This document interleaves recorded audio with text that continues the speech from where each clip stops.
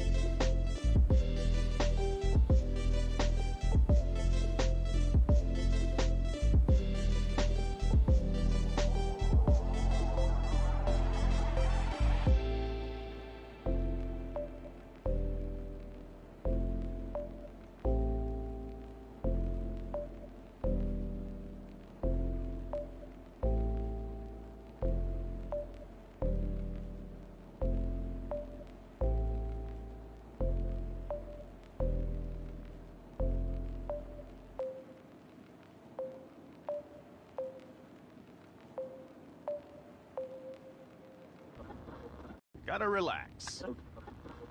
This is Earth Radio. And now here's human music.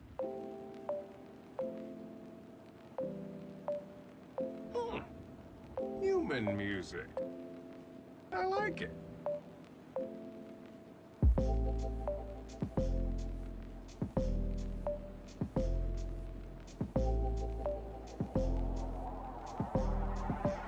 I like it.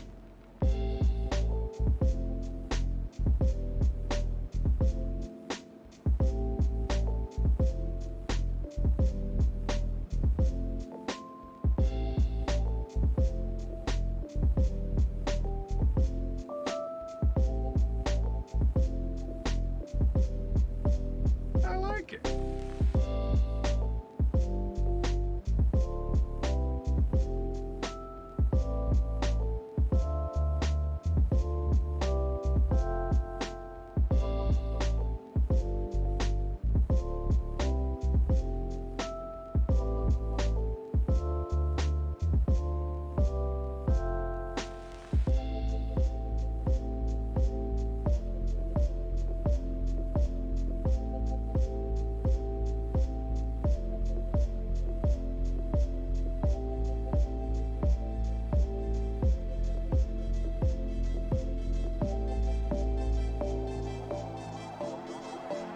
I like it.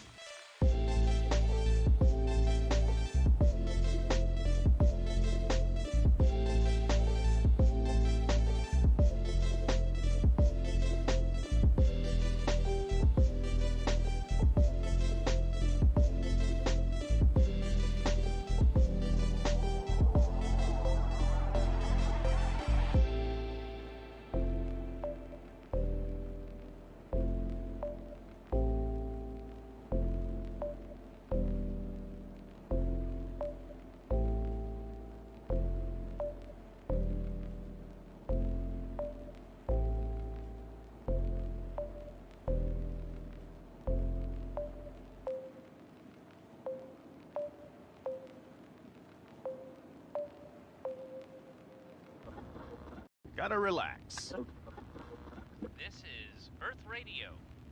And now here's human music.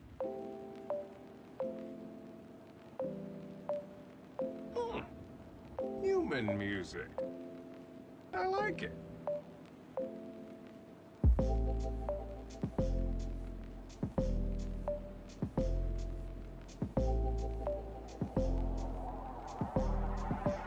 I like it.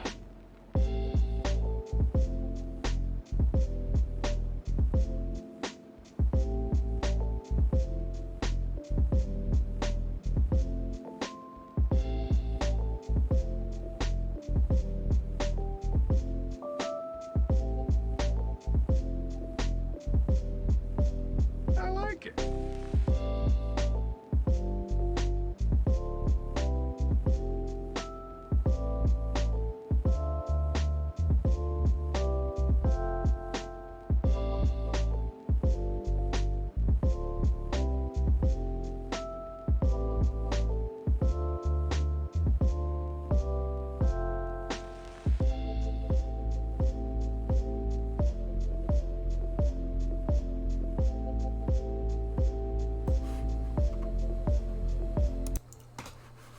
Hello, ladies and gentlefish! How are we all doing?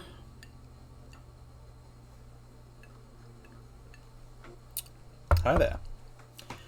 So, we've just had our merch store. There we go. In the chat there, it's getting to be the last time before you'll be able to get it shipped by Christmas. So if you're in Australia, like this next week, so this week and next week, is basically when you'll need to purchase to guarantee it turns up before Christmas. I can't guarantee after that. There is new merch. It's just arrived in the mail. It's literally today. just arrived in the mail today. We have a lovely Bottled Storm tote bag. I'm so excited to use. Ooh. I dig it. It is very good quality. The printing is amazing, which makes me think that the print for the shirts is going to be just as good, which is exciting. Sorry. No, it's fine. Lizzie Bell is here in the background. Hello. And she's struggling to get to the No, kettle. I'm fine. And we're playing Stream Raiders. So I'm gonna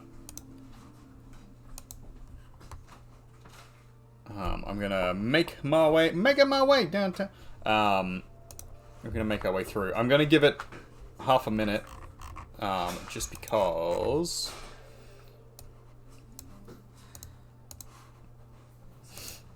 Just because the next one's a difficult one, and I want a few more of our viewers in, our friends in. If you are joining the stream late, here is the Stream Raiders little do. That didn't work because I can't spell properly. There we go. And we're going to be doing Christmas prints today. So we're continuing on from where we were, working on our table. We got distracted last time because Cog came in.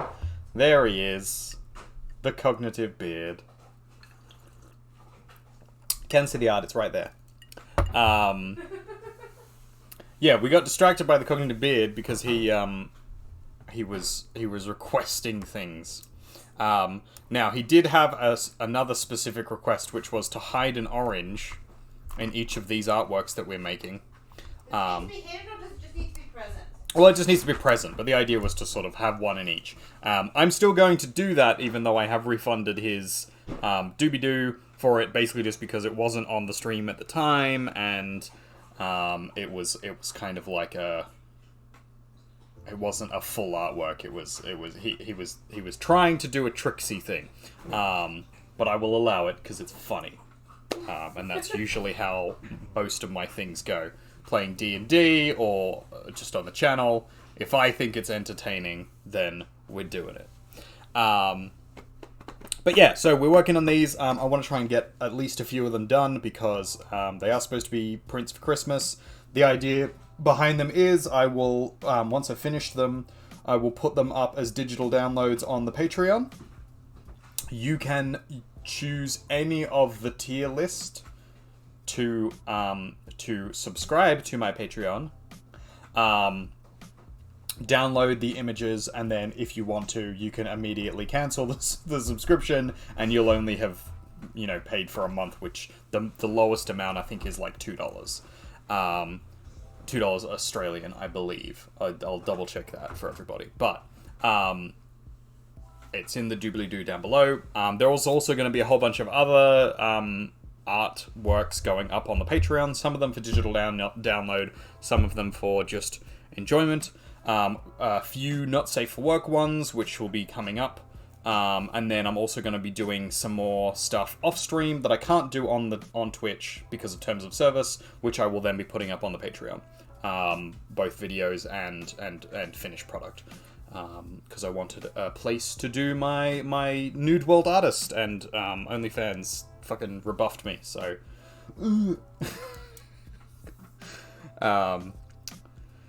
So yeah, that's a thing that's happening. That's coming up. So if you would like to have any of these as prints cards that you can give to your friends or family or whatever, I'm gonna format them so that they actually do fit on a card, and you can just print them on some high quality paper or take them to like Officeworks or your equivalent. Or alternatively, though it's going to be cutting it fine for anybody who is not like immediately in New South Wales. I will make a couple of high quality prints of some of these, and you can purchase them. I will figure out a way to do that on the store or something, on my Etsy maybe. So yeah, that's going to be a thing, but I can't guarantee they'll arrive by Christmas. So if that's what you're going for, you're better off downloading them and then doing it yourself, basically. It'll also be cheaper to download it yourself.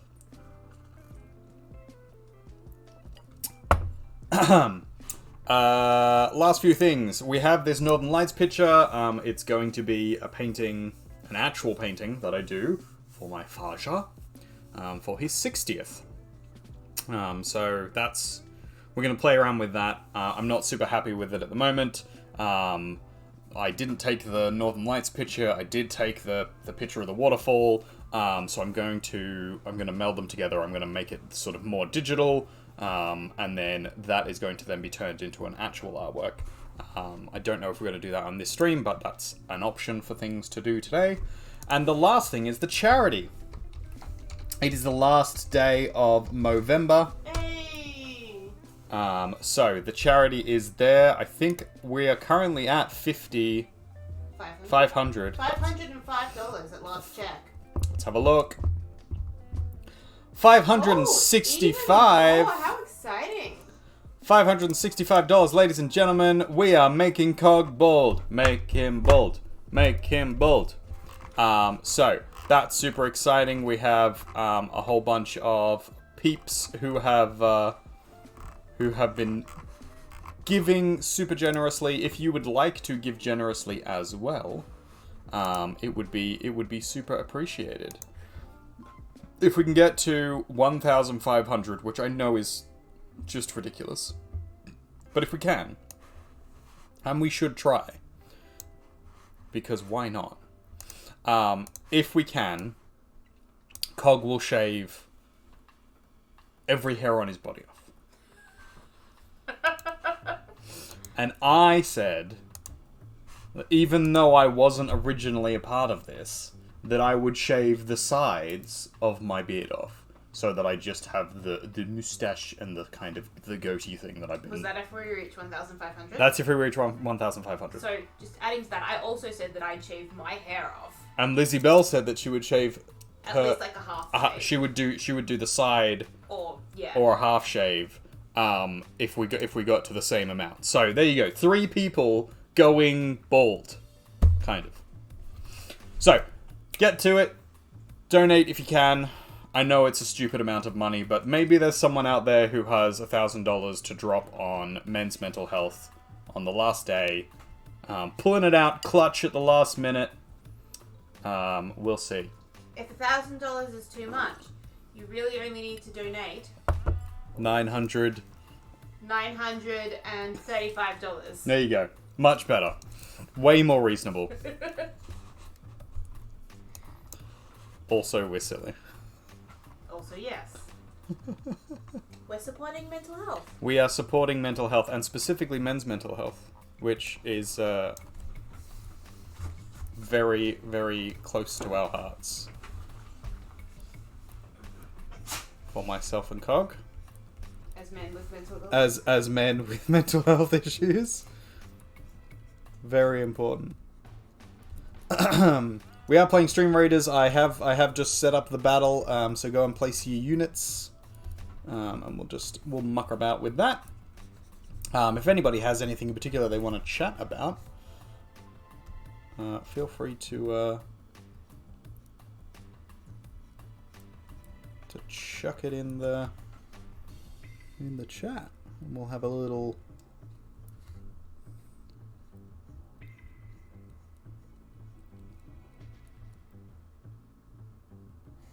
Yes, we are past the 1/3 mark.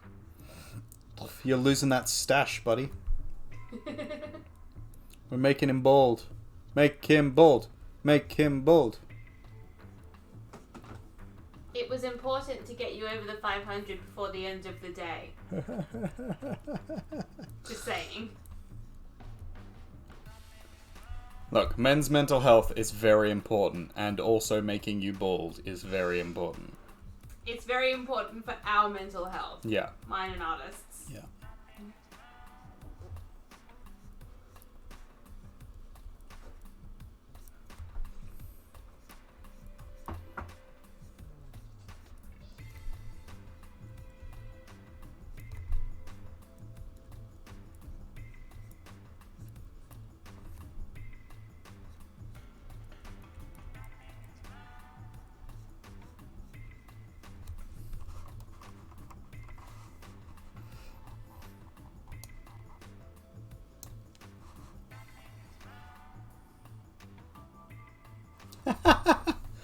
Yes.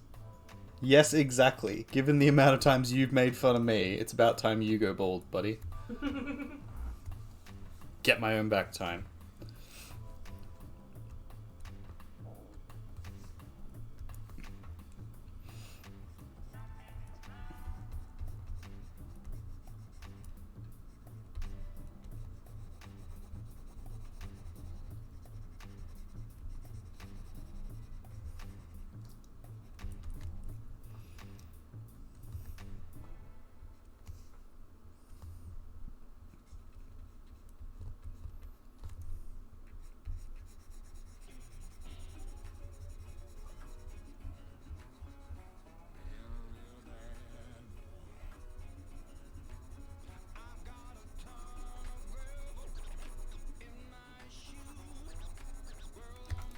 Probably turn this music up just a bit.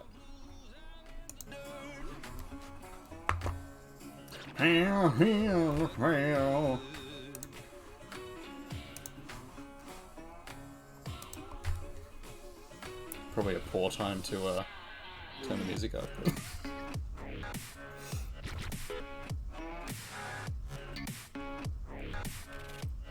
I only added this to the playlist because I was like, it's funny that it's so different to all the other songs. And now every time it comes up, I'm kind of like half vibing to it, half being like, what the fuck is this doing on my playlist?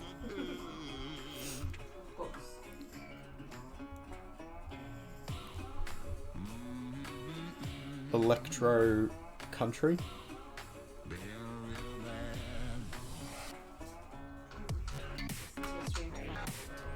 Yeah. Apologies.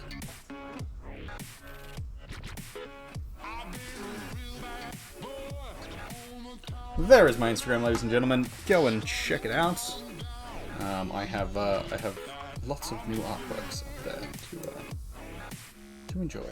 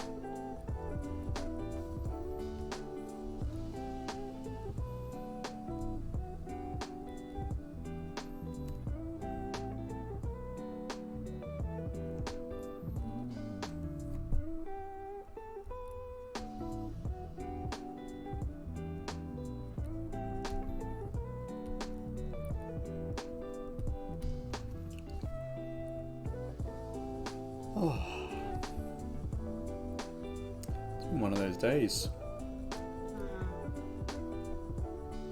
Quite tired. I've been teaching. It's always a tiring endeavour.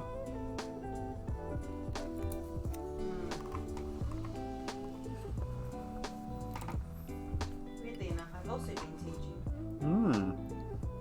Suddenly, I too am an educator. Question time. How was your day been? My day was not bad, actually.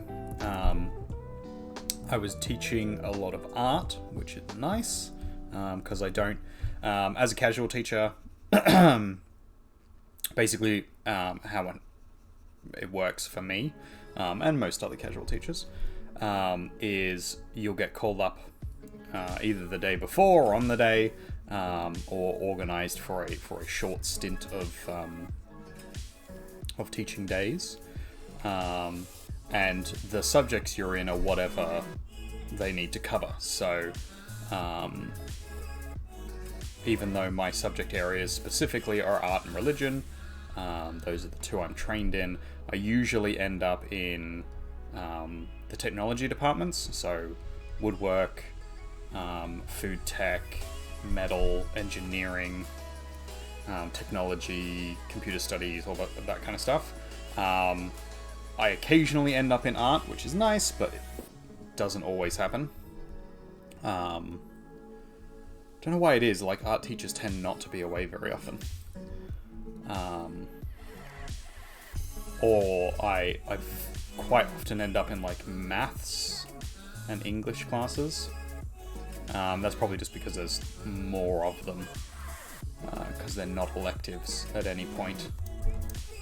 You kind of have to do some aspect of math or English all the way through your schooling in Australia, specifically in New South Wales at least.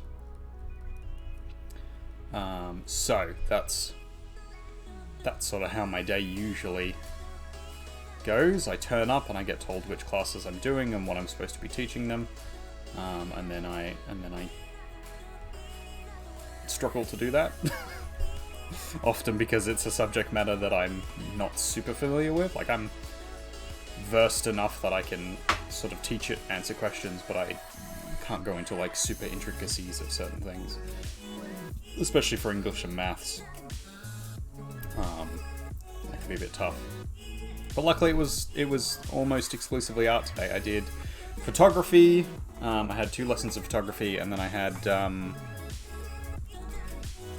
a couple of just standard art classes, which was good. And then I also had a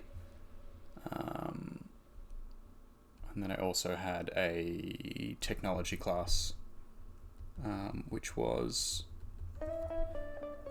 weirdly enough, they let me in the shop, which doesn't usually happen. Hey, Makinana, how you going? Thank you, Cog, for shouting out Makinana. He's doing some awesome playthroughs of, I believe you have Violet, Pokemon Violet.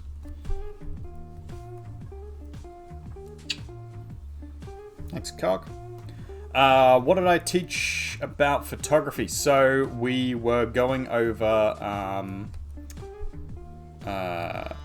like the difference between design photography specifically and like artistic photography. So we were looking at advertisements and how you build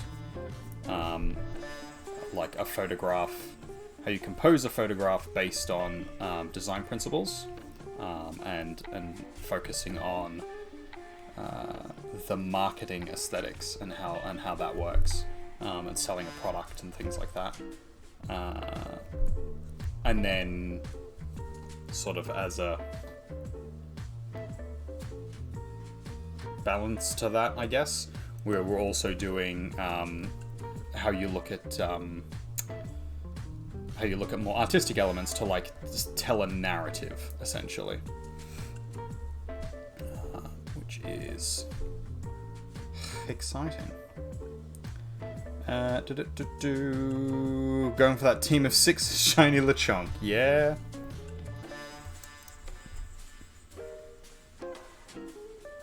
Looks like a fun run.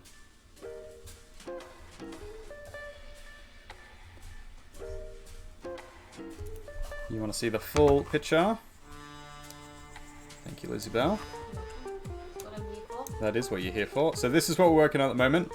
It's going to be a like a Christmas card. So down the bottom here, it's going to be, you know, like the true meaning of Christmas or whatever down the bottom, just as a snarky Merry Yulmus.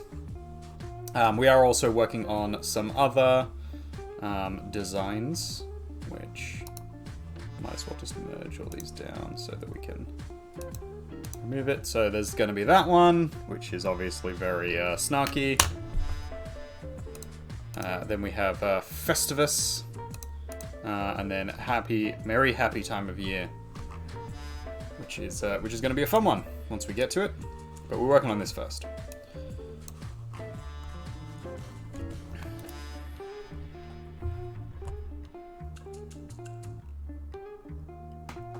I don't know what the where is in relation to Cog.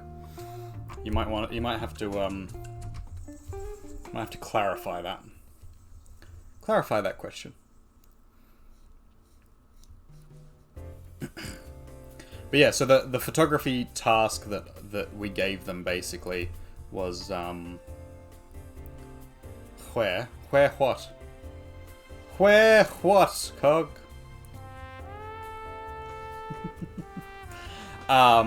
The task that we gave them was to take photographs of hands, and they had two sets. One had to be 3 pictures that told a narrative story that used artistic elements, and then we had the second set, which was 2 pictures, and they had to sell a product specifically. So they had to use all the elements of like advertising and design to try and make what would reasonably be considered a like a marketing campaign. And so they did a little bit of Photoshop elements. They did a little bit of like staged photography, which was good. They had a few different people standing in as models as they was taking photographs. We didn't get through a lot of the task, mainly just because it's the end of the year and they can't be fucked. But that's where we're at. Unfortunately, a lot of them are at the point where their exams are finished, they've gotten their marks and their reports back, and so they don't care anymore. And so most of them have stopped trying. A few of them are still into it, especially the ones who like specifically enjoy the subject, but most of them just... This stream is sponsored by Lizzie Bell. She's definitely human. I am. Taking selfies are what the younglings do best. Yeah. Well, actually, specifically being on, like, Snapchat and TikTok is what they do best. So we try and avoid them doing that, and instead get them to do tasks that are adjacent to. Yes, we have 13 minutes left on the stream Raiders. Thank you, Cognitive Bard, for the link. We're fighting the good fight on the stream Raiders.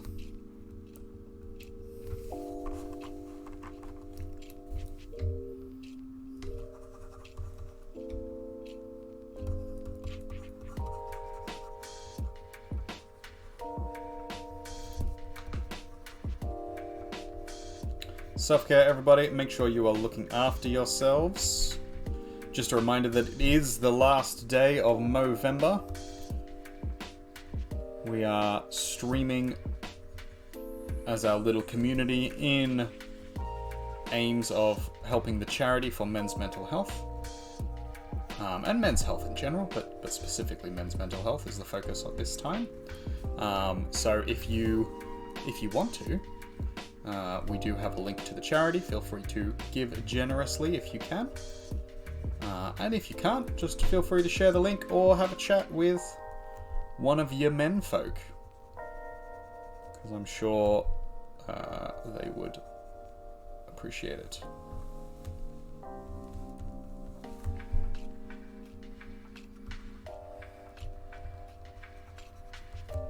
men's mental health is very important.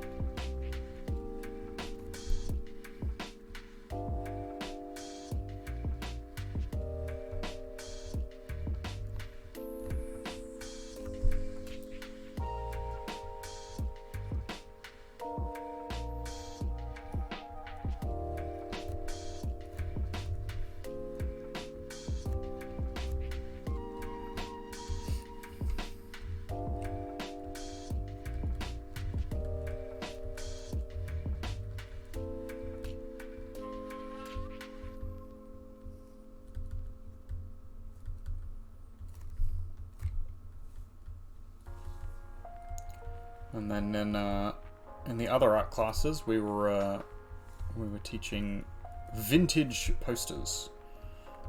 So they've been doing a series of vintage posters based on like circus and theatrical poster releases, which has been interesting, nice. Some of them are really good at it, some of them not so much. Doing some tea stains on the posters to make them look a little bit more realistic and vintagey, giving that vibe, and then using a lot of watercolors, and then pencils to do like highlights and things. And yeah, some of them turn out amazing. One of the kids has kind of gone all out and like frayed the edges a bit, and then like burnt one of the corners, and then has put like coffee stain rings, and like crumpled and creased certain sections of the page so that it looks like it was like a folded up handsheet. It's pretty good. They're also just a very talented artist, and their work looks technically impressive in terms of its drawing skill as well. So that assists the whole feel of it, really.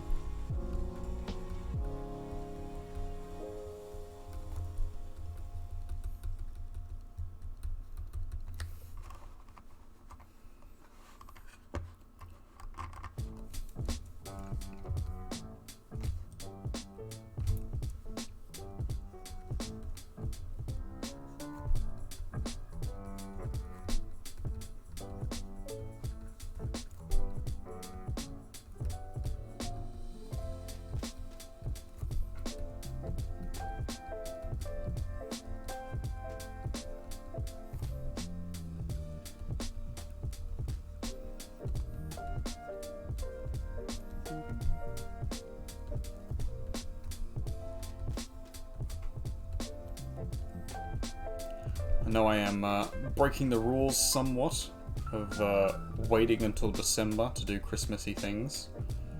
Unfortunately, if I want to get these done in time for other people to be able to use them, then I have to do them a little bit early. But now they're ready for next year's Christmas. You print your own Christmas cards. This is it. So the idea is, and I'm after this is finished and in the new year, once I've got a little bit more time, we're going to swap over to doing the next series of major holidays. And this time, rather than doing them around the time of year, I'm actually going to do them ahead of time, and we won't have to do the mad scramble to try and get them done and then still not get them done in time and then feel bad about it. Cog, my work has had Christmas decorations out for like 3 weeks already. Oh, I need to find a Christmas shirt for tomorrow. Well remembered. Oh, thank you. Yeah, my school has had Christmas decorations up for 2 months.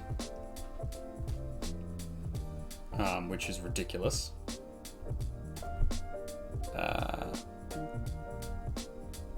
And the decorations have been up in the stores for since before Halloween, so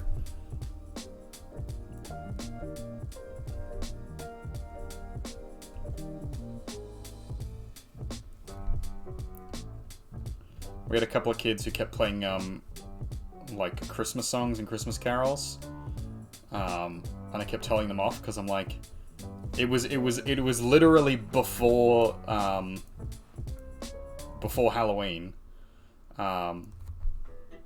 as in like well before Halloween, because we were away for October, and I was like, it's not even December or November. I believe it was still in September at the time, and I was like, you cannot play Christmas carols now. It's too early. And then I came back, and it was like the very start of November. And then they're like, oh, it's November now, we can play it. And it's like, it's been Halloween. And I'm like, no, it's not December. Fuck off with your Christmassy bullshit. And then they kept calling me a Grinch, which, fair enough. It's hard to argue with that when you're yelling at people for being happy. It's a very grumpy teacher thing to say. You have yours out? Eh. We never took down our tree. And by that I mean I painted a tree on this very long sheet of cloth. It doesn't have any decorations on it. It's literally just a tree. Just a tree. It is just a tree. But that's... In the Christmas spirit? Yes, that is in the Christmas spirit. Very good. Lizzie Bell just brought out a shirt that said, "This is my Christmas shirt" on it.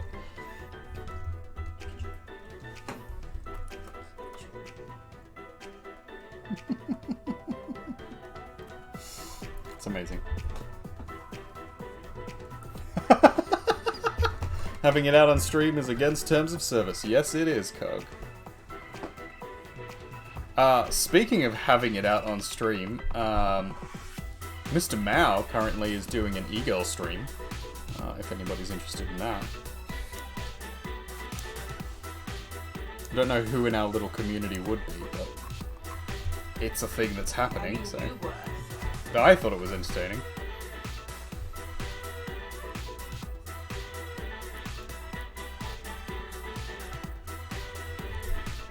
He was testing whether or not it would get him more views, and it is apparently working quite well. So apparently that proves it. Being an e-girl is how you make money on the platform. All streamers should just be e-girls from now on. Where's your e-girls? E-girling? I'm not you. It's here. I'm not a streamer. You will be. We're gonna make Mandatory? Lizzie Bell stream. She's gonna be the bee streamer. She's gonna stream exclusively games that have bees in them. Not just bees. Not just bees, but like any. But you can only play a game that has a bee in it. Really? Yeah, that's the rule. How many games have bees in them? A lot. That's Minecraft. I'll just breed bees. That'll be my entire Yeah. existence. You can play Minecraft. You can play Apico. Yep. You can obviously. play Stardew Valley. You can play... Does Spiritfarer have bees in it? Is there a bee character in Spirit? I've never played it, so I don't know. I got Spiritfarer because it was on special, and I was like, yeah, why not? We'll have a cozy game, and I'll either play it off stream just for myself, and then like do the whole, oh, it was super sad and cry about it, or I'll play it on stream, and we can all be sad together. If we're limiting me to bee content, I can't play Never Alone on stream. I don't think. Does it not have bees in it? I don't know. I can't remember. Alright, fine, you don't have to do But bee it's like exclusive. set in somewhere super snow. It is set in the snow. just miscellaneous the snow.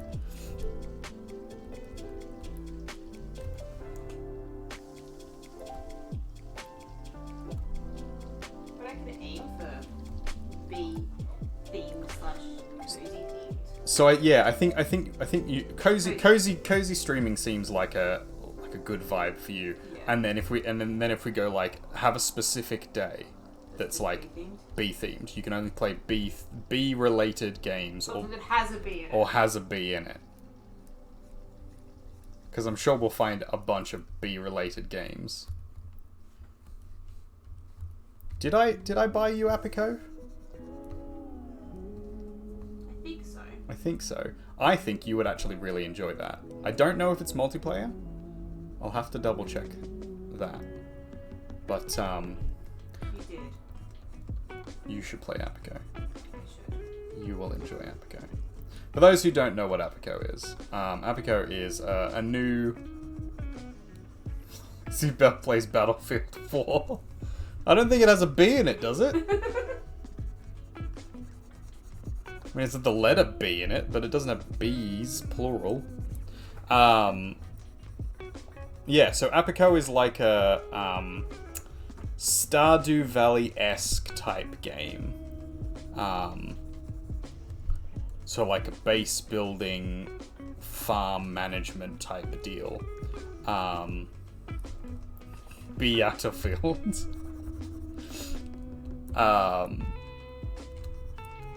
Yeah, so it's kind of like farm management sim. And it's specifically all around bees. It now has butterflies as well. But you're basically breeding different bees in hives to try and restore the bee population of this area, this little island that you start on. And I haven't got very far, so I don't know what the whole storyline and stuff is. But it's got some quite interesting mechanics. So that's a thing. And Lizzie Bell will at some point play it. Whether or not she plays it on stream is another question entirely. So we're battling! Battle! Let's open up webpage. That's on the wrong thing. There we go. Oh, it's only Cog and Lizzie Bell. Alright, well, let's try. Oh shit, sorry, I forgot. It's alright. The battle begins.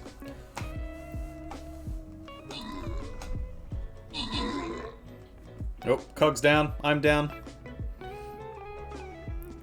Lizzie Bell's down. Oz Noz. Lizzie Bell's back up. Oz Yes. Momentarily.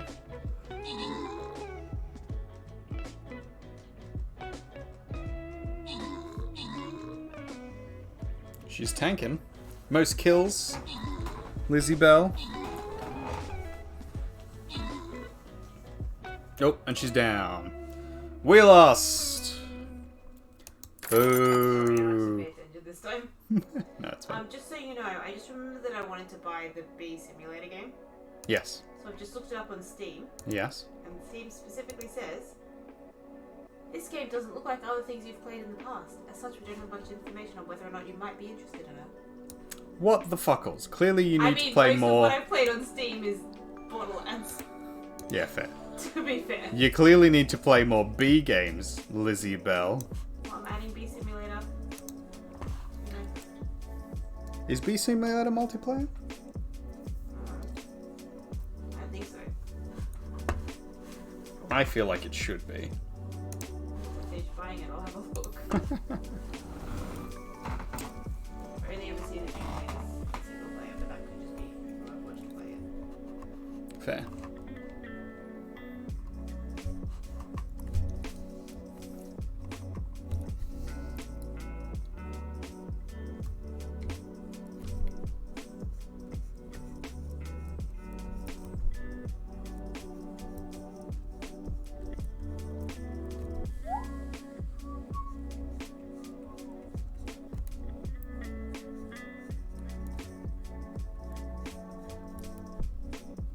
Always wanted to try my hand at making one of these cups. It's like a traditional wooden cup from some European culture that I can't remember. There's a few different places that make a similar sort of cup. It's all carved out of one piece of wood and then beeswax sealed. You can play. Or resin sealed. Oh, well, I'll have to get it myself then. We should all get Bee Simulator and just cruise around Being bees. being bees.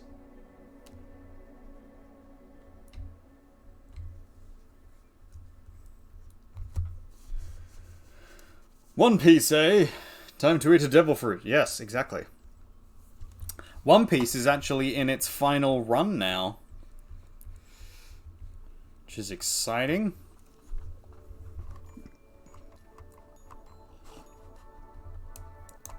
I kind of feel like I probably should have paid more attention to it, but the fact that it's, what is it, 1,000 chapters? Or 1,000 episodes, or whatever the fuck it is. There's not a chance that I'm ever going to catch up with that. I momentarily tried to start catching back up with Naruto, and just the time on investment on some of these long-running anime series. I don't know how people do it. That's the Critical Role guy. Well, that's it. I have to catch up on Critical Role as well. I've not finished the second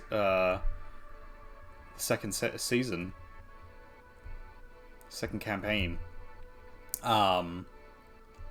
So I'm behind on that as well. That's a time sink as well that I've got to put in.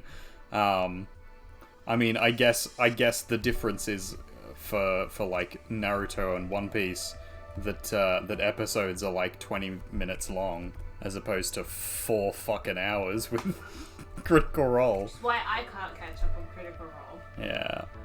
My brain doesn't let me. I will probably end up doing it over Christmas. I got distracted by podcasts and Overlord.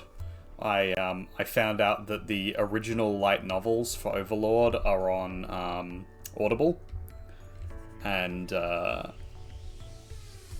so I was like, "Fuck yeah, let's start listening through those," because I've been watching the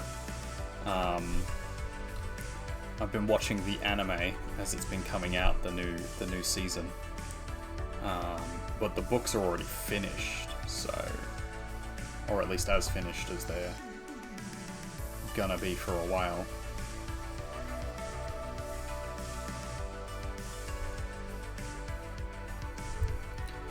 Da, da, da, da, da, da. So you're saying you'd be winning audiobooks and redeeming them? I could be. I've been trying to. But I'm busy, and everybody else is better at words than me. I keep saying that I will willingly win and give him my audiobooks. Because I don't want the audiobooks, I just want to win words.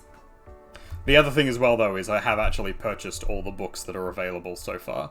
So, you wouldn't be able to purchase me an audiobook, because I've already got them all.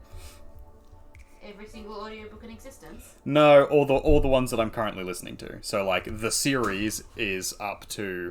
There's 12 books in the series, and they have currently done up to book 8, I believe. No, book 6, I believe, in audiobook form. And I've got that. I've got all 6 of them. So, but as soon as the rest come out, I will then have need of a new audiobook. I do also have my own account, and we end up just, you know, using our monthly points.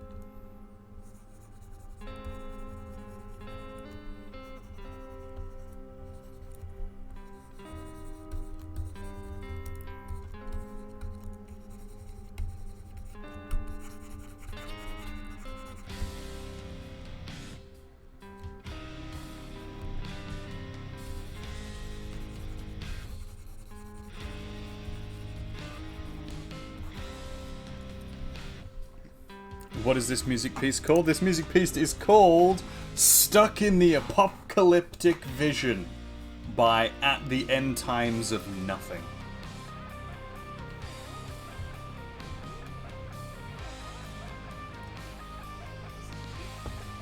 It is so edgy. Hey! Wink wank.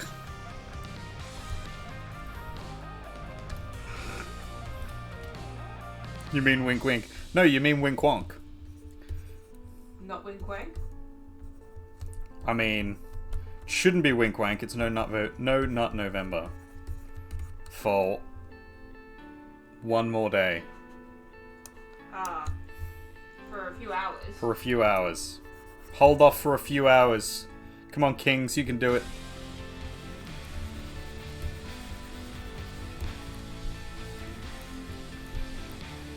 Reminds you of 28 Days Later.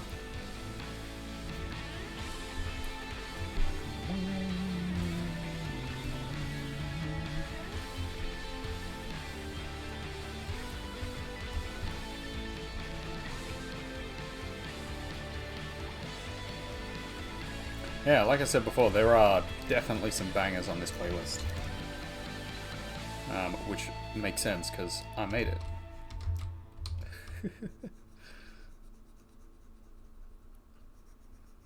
Speaking of bangers, Club Halifax has just released a new single. Oh my god, did I miss their release day? And I'm a terrible sister. it's fucking awesome, and you should all go and download it. It's on Spotify. If you have Spotify, it's on Facebook, Club Halifax. It's also just like around if you want to check it out. But yeah, good shit. Go and get your fill. For those who don't know, it's no, November isn't real. You go against the grain. Fair enough. Yeah, for those who don't know, Club Halifax is Lizzie Bell's brother's band. And they're amazing. Yeah, they're legitimately Very rude. amazing. There's nothing that her brother is not just amazing at as soon as he picks it up. So It's unfair. very rude, honestly. He's a drummer, technically, in this band, though. Yeah. And drumming is his main musical. But, like, he can play literally any instrument. He can sing. He is, like, a pro at tennis. He writes music. He can probably fucking write novels. He better not take my thing. I'm sure. So pissed off. I'm sure he's a talented artist. I have no idea.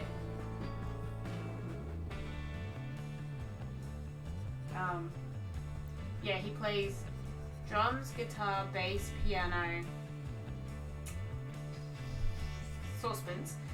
Saucepans. piano, accordion, harmonica, Yep. trumpet. I think he learned at one point. I don't know if he's ever done anything with it. And that's all that I know off the top of my head. Yeah, and he could be hiding extra instruments that he also knows how to play. It's incredibly rude. Yes, Club Halifax killed the boy. If you're ever in Sydney, they do gigs around. Got a couple coming up this month. They do have a couple coming up. I believe they're in the city in Newtown. Doing shows.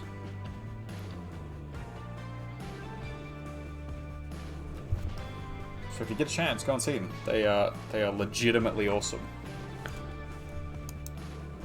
Highly recommend.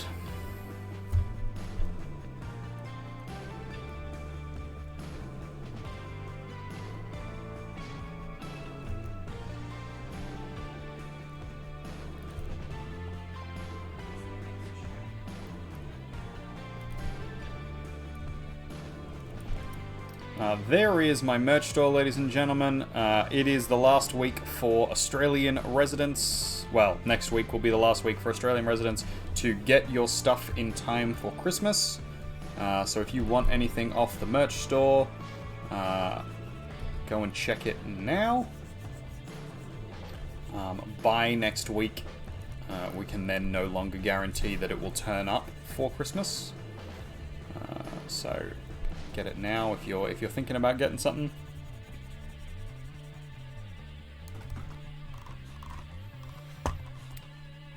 It would help the channel, and I'd super appreciate it. So, like, love from me to you. Oh, did I mess the camera up? Apologies. Haven't been looking at it. We've got 17 minutes until the next raid battle. We've got a few people in there. Jimmy the Guzz, Lizzie Bell, and Cognitive Beard. Oh, shit. I do not have ADHD. You definitely have ADHD, my love. I need to keep the screen open, or otherwise I just forget. There is not a chance that you don't have ADHD. That is not what I meant to do. That is what I meant to do.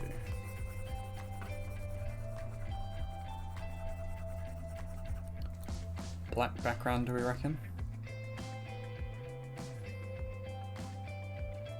And then like a goldy text. Yeah, that's festive. That is festive.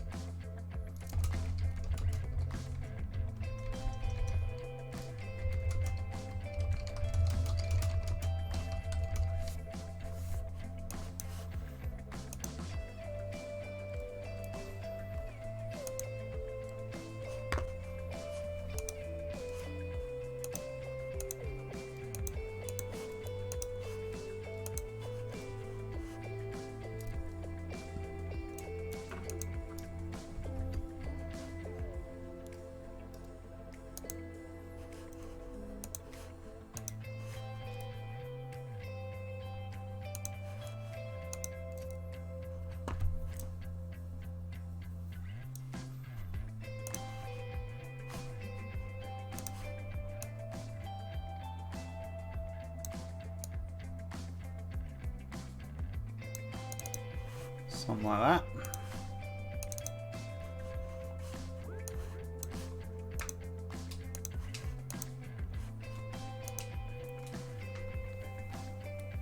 What do we think for text? Algerian?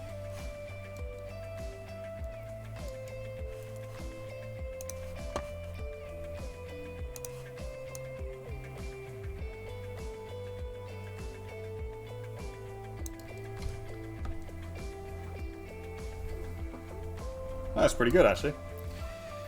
I don't mind that.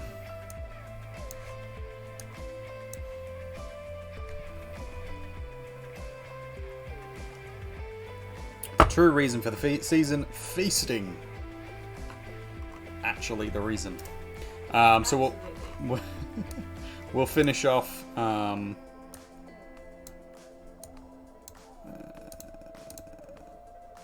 so that's text layer 1.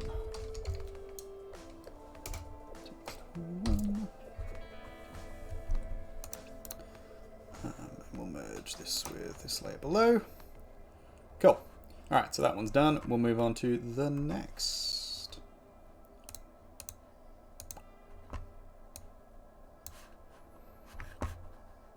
More snarky bullshit.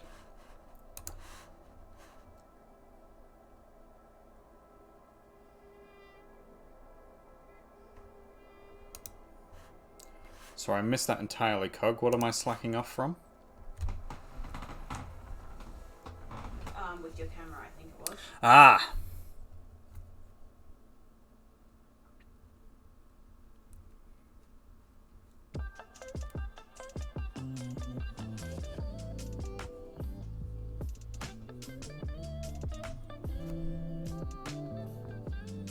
No, I was just not paying attention, is the problem.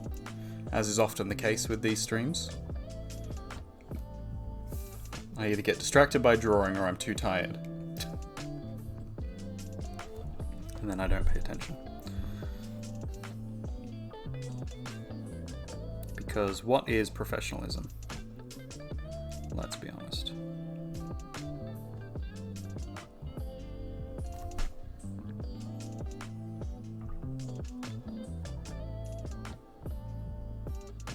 Well, here we go. We can crowdsource some information from the lovely fans of the channel.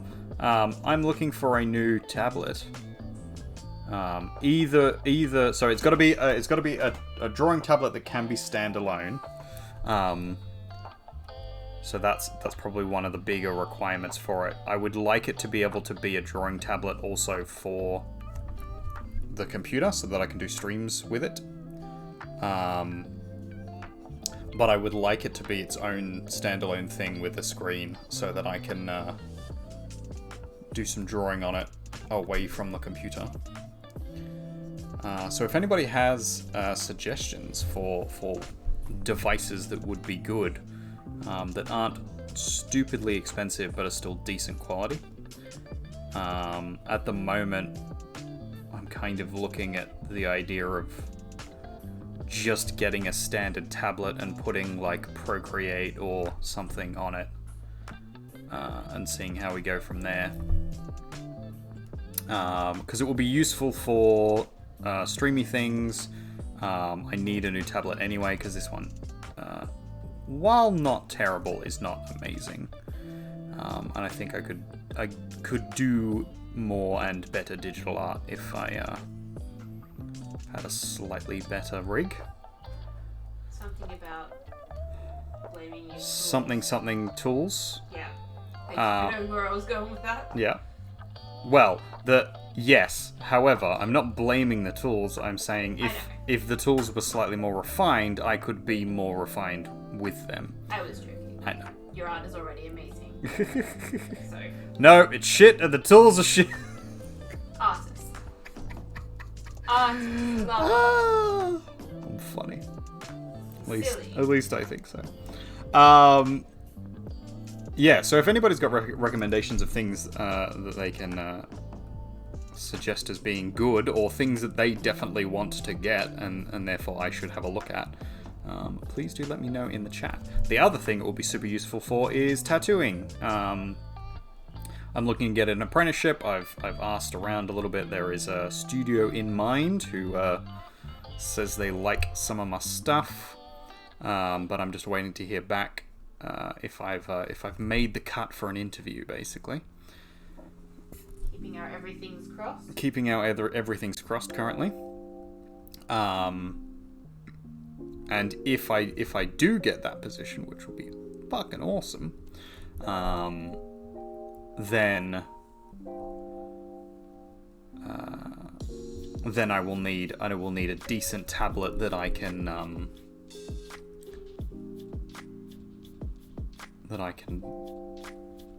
do tattoo designs on, and I'll need to be able to do that away from a computer and then show it to someone in person, like with the tablet there. So the drawing tablet I currently have is not going to cut it, unfortunately, for that, which is fine, but it just means expense. So for my birthday and for Christmas, because they're so close together, I figured I would pitch in along with other family members to get me something stupid expensive.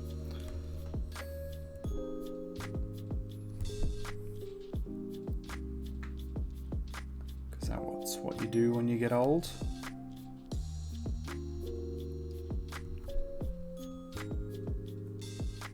You purchase things that are work related as presents. Ouch.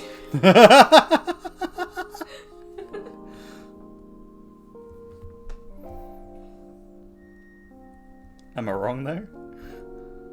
No, that's why it hurts.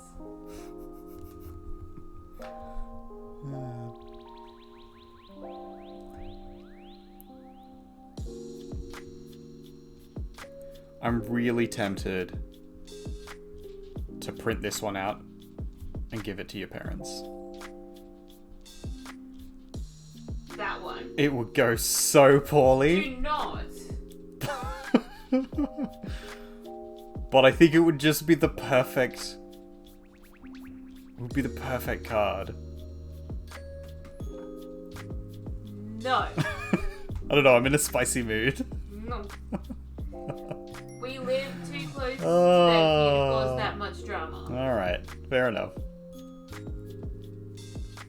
I'll have another excuse by the time we move to Melbourne. Maybe. There you go. I might not. We'll see.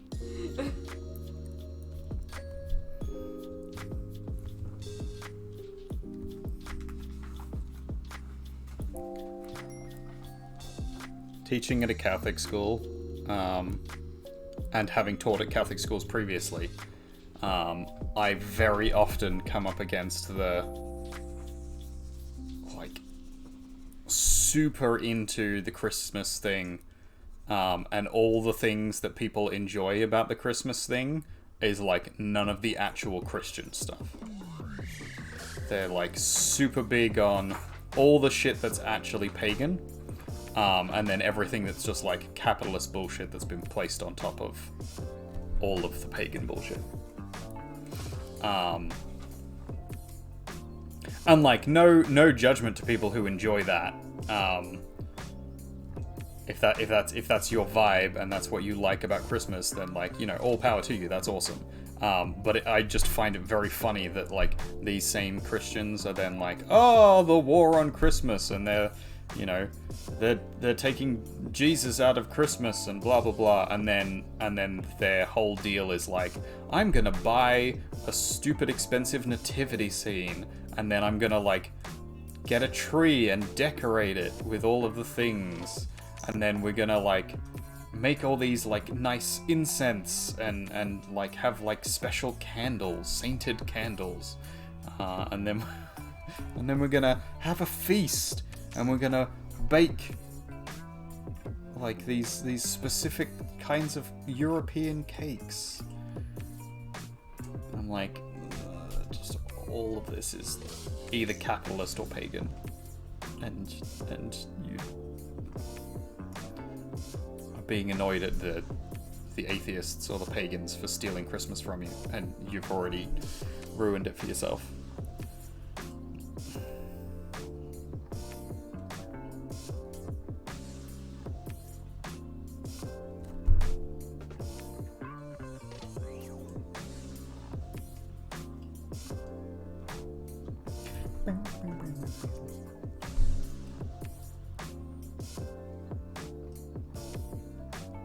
Speaking of Christmas, what is everybody doing for Christmas?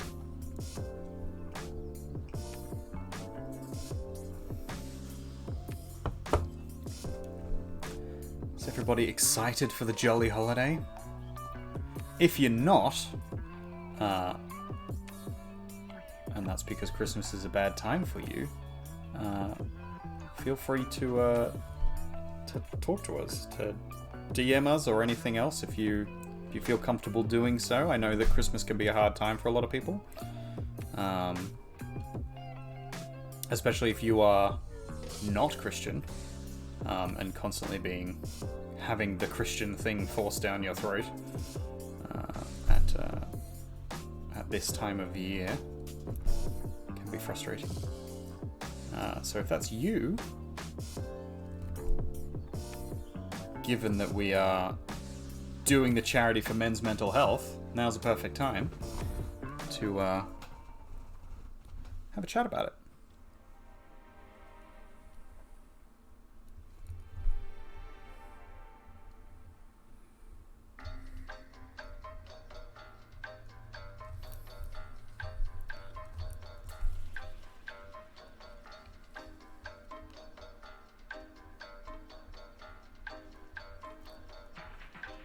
That is one of my main reasons for making the sassy Christmas cards, which is what we're doing this year. We have a lot of friends who are either pagan or atheist, who end up having to deal with the whole aggressive Christian thing.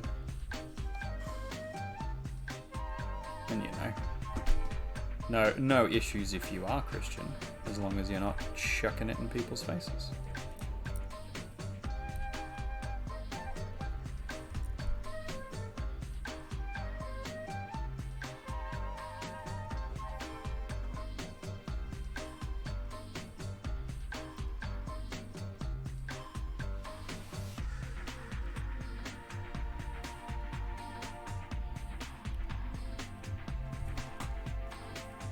Good life advice anyway, just sort of broadly speaking.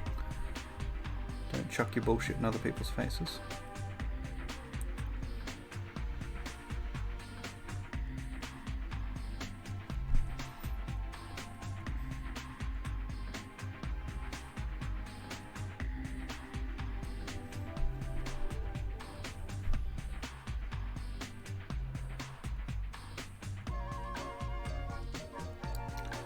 We have 2 minutes until our little raidy battle is going to start. So, last chance to get some units in if you want to. Last chance to join up if you like. I'll have a look in a second and see how we're doing.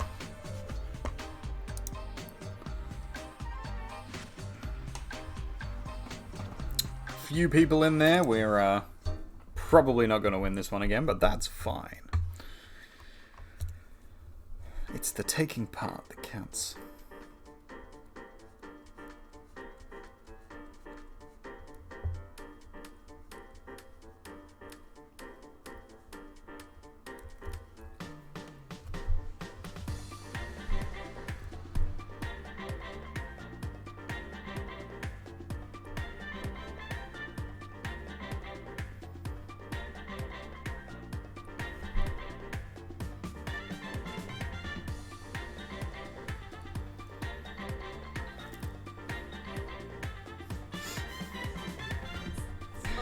Hey, I've been listening to it on repeat at work. I'm doing too.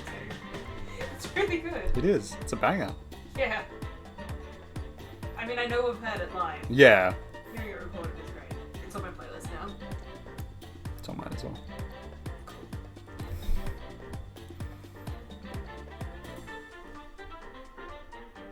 But then it's stopped the rest of my playlist because it's literally no theme whatsoever.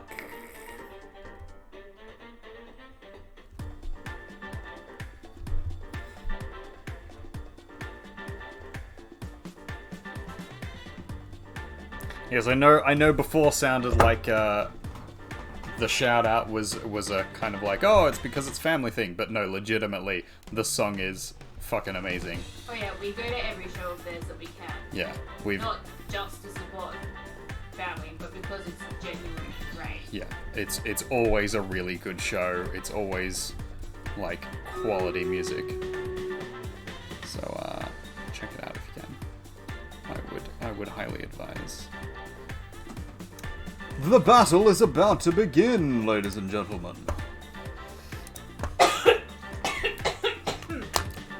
Helps if you breathe. Lizzie No. Bell. Breathing was the problem then. Inhaled with saliva. Well, while Lizzie Bell is dying, we'll see if we can survive. Wasn't a good omen, was it? It wasn't, I'll be honest. Oh, and we're not doing good to start with. Sorry, I'll pay more attention. Actually, no, I won't pay more attention next time because I'm going to bed in like 10 minutes. Yeah. Oh, and that's a solid loss. Oh no. Rip. Alright. Maybe we'll start from the start. With very easy. It's a very good place to start. Because I think we're more likely to win this one. Just here. So let's do that. I can upgrade my butler, which I will do so. Cool. Alright. get to it, ladies and gentlemen, if you so wish. Should be a little bit easier for the start here, so we're more likely to win these ones. And that's how you guys get shit as well, not just me. So I'm trying to make it so that we win. I am trying.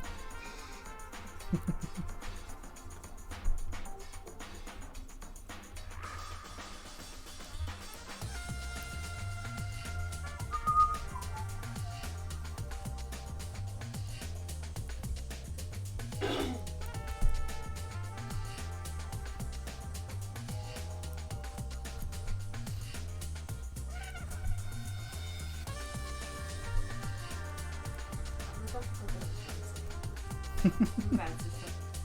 You're not a bad sister. You're allowed to be busy.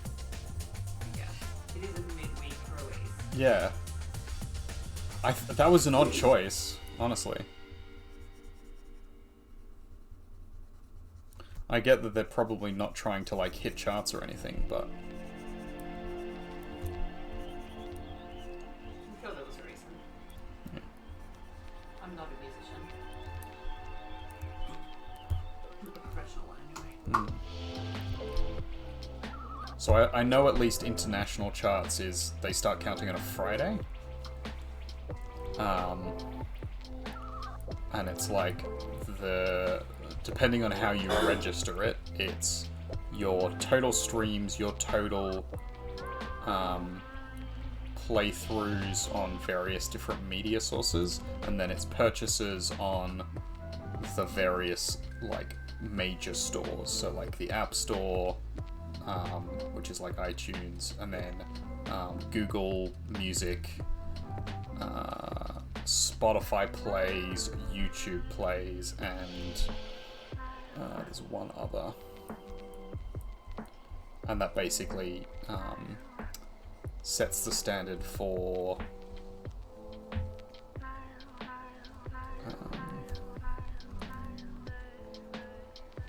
like your top 40 charts or whatever, your top 100s.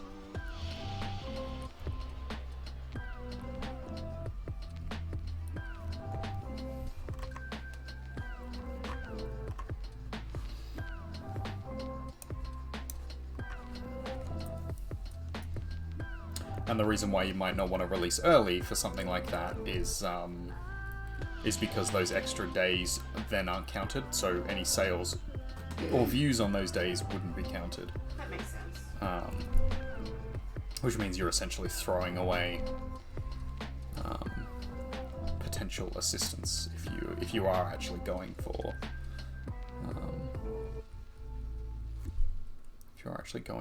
a chart placement.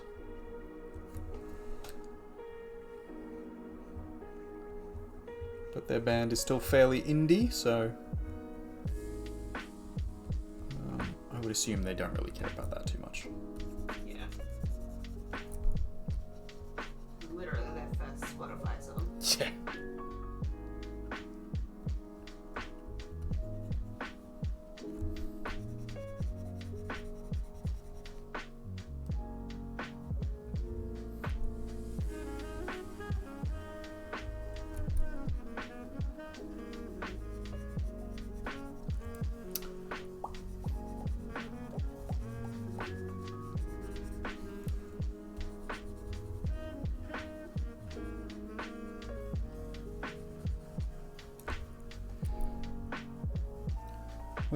When the new year kicks in, I'm giving myself a little art challenge, alongside All the other art challenges. alongside all the other art challenges that I give myself constantly and struggle to finish.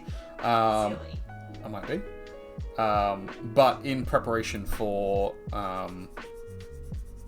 a tattoo apprenticeship and just tattooing in general, I'm going to try and create a whole bunch of Flash designs and sort of simple designs that I can sort of merge together to create tattoos in future.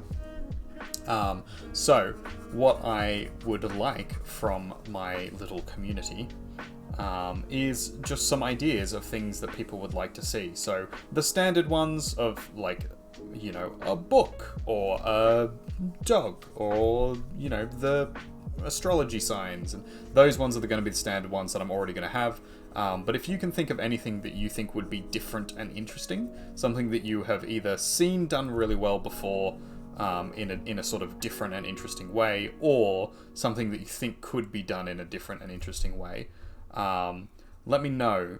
Because basically the idea I have is I'm going to make a bunch of simple designs, sort of 3 or 4 for each sort of thing, and then I'll be able to, like, digitally throw them together to make a rough draft of a design. So the idea being, like, a treasure chest, and I'll have, like, 4 different treasure chests in different arrangements. And then if someone comes up and is like, I want a treasure chest that has, like, a mermaid or something coming out of it, I can just Photoshop in the existing chest and an existing mermaid, put them together and be like, okay, this is a rough approximate of the design idea. Like, do you like this? If they like it, if the client likes it, then I can customize to make it look like for just them. But I want a whole grouping of different concepts and ideas that I can pull from, so that I'm not stumped when someone comes in and is like, I want X. I want a I want an X-Man who is a unicorn. And I'll be like, well, fuck.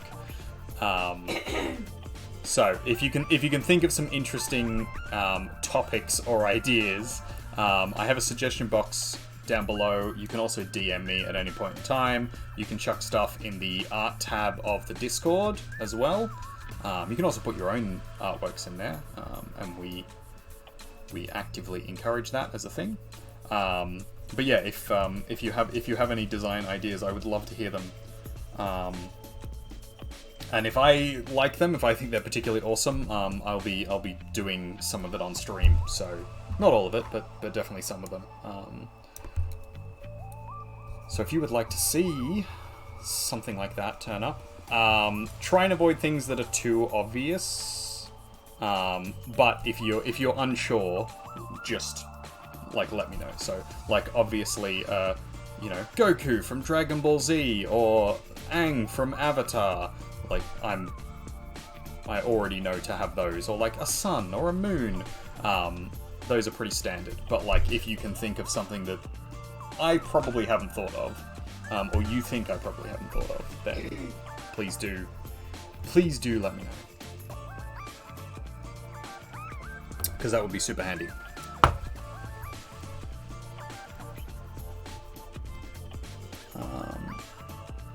It will also assist me if this apprenticeship falls through, which will be super disappointing, but may still happen. And if it does, I will be prepared for it, and I will be prepared for it specifically by creating this Flash portfolio, essentially, of like all these reference images for tattoo designs. That I can then take the best of and put them into a portfolio and be like, here is my working portfolio, and then here is my portfolio of like tattoo Flash designs, which I think will work quite well to be a prospect marker.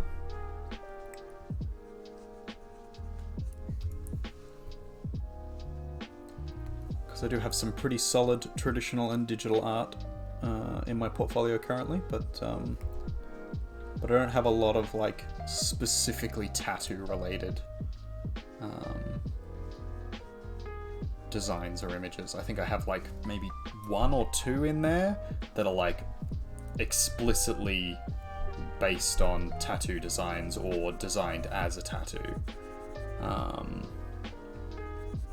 Or maybe 3, I think. And then the rest of them are just like artworks that I had already done.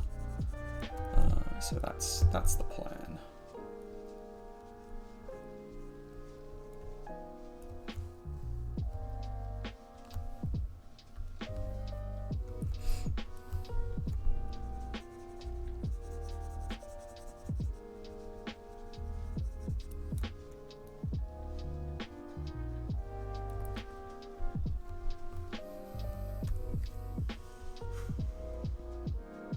insert here.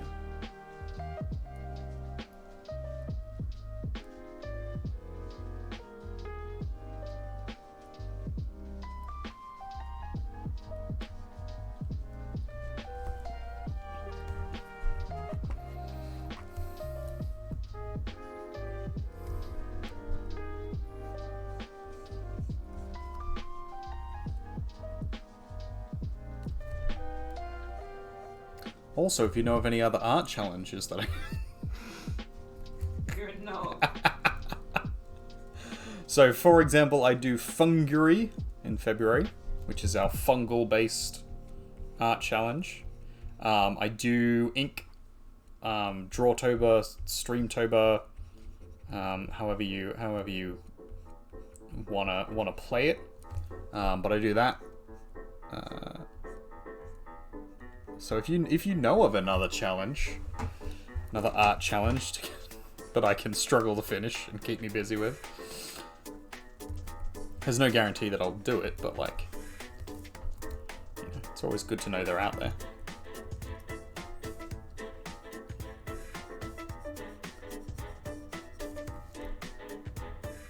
My trouble with a lot of the art challenges is that, like, they're all around the same time because they're basically inspired by each other, so a lot of them are very similar.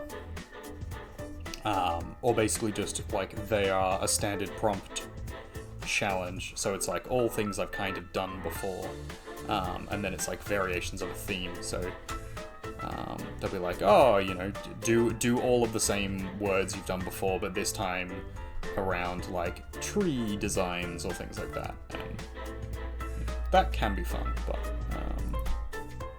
kind of want something that I can do, like, each year, so that I can show progression and stuff.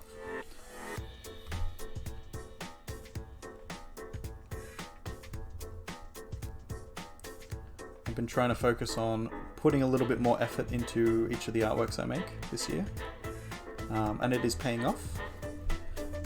Where before a lot of the stuff I did for streaming or just like putting up was not quite like just doodles and fuck-arounds, but like they definitely weren't like finished, polished pieces. A lot of them were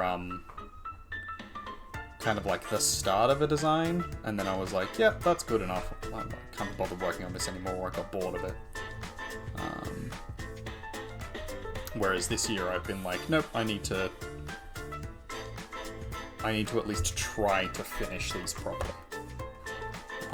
And my quality of work has gotten significantly better, which has been good.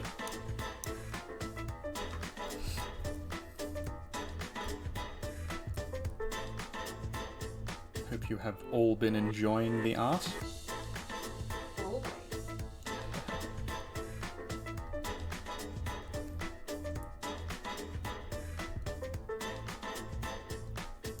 I'm going to continue to do a few more portrait studies. And then after that, chuck my my DMs and commissions open. My commissions are already open. You can commission me at any point in time, but specifically for portraits. People want portraits done.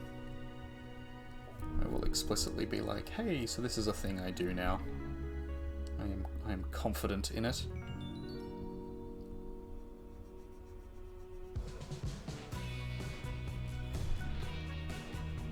Not quite there yet, but we're getting there.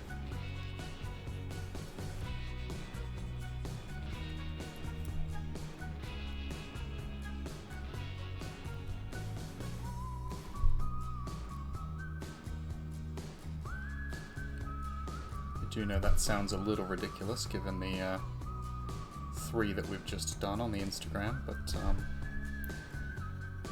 I'm not at a point where I could confidently say that I could just do any portrait, so until that's the case, I'm not going to explicitly say to them that's something that I'm doing.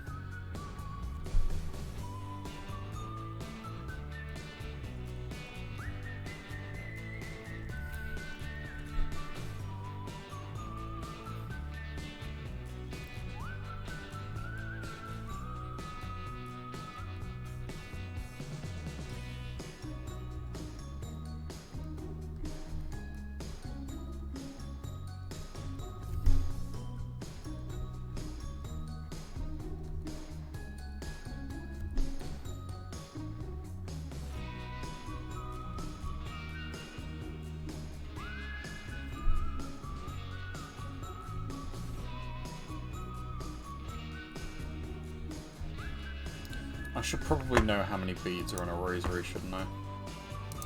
Before I start drawing it in.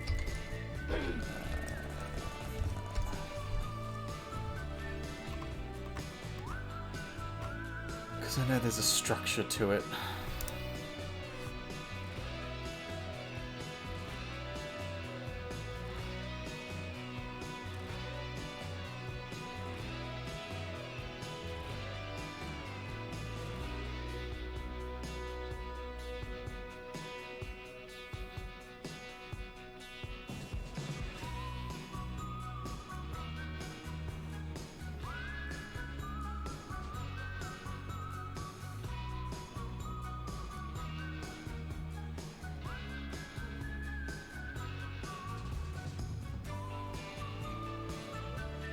So, for those who don't know what rosary beads are, that's probably a good starting point, actually.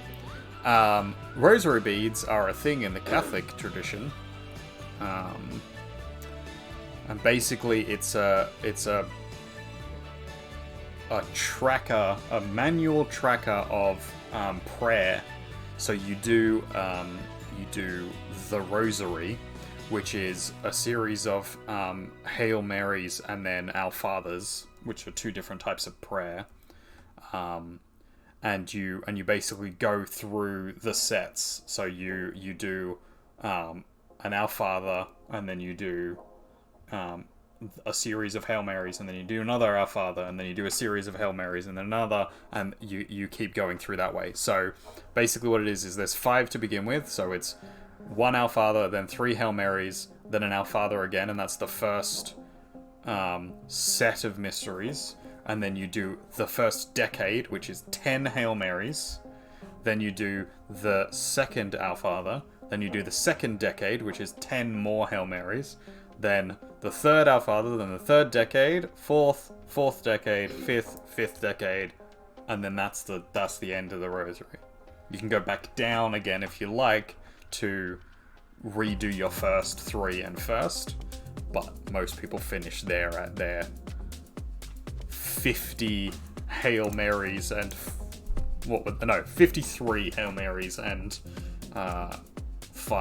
6 Our Fathers, if that's a thing you want to do.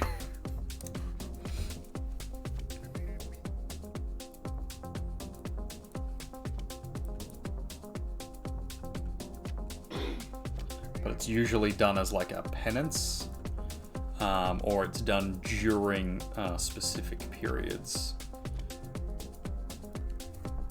as like invocations of Mary.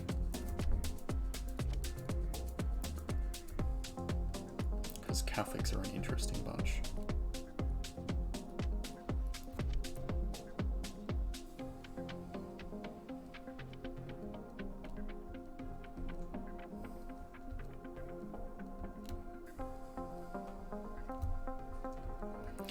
Ten minutes until our little raid battle.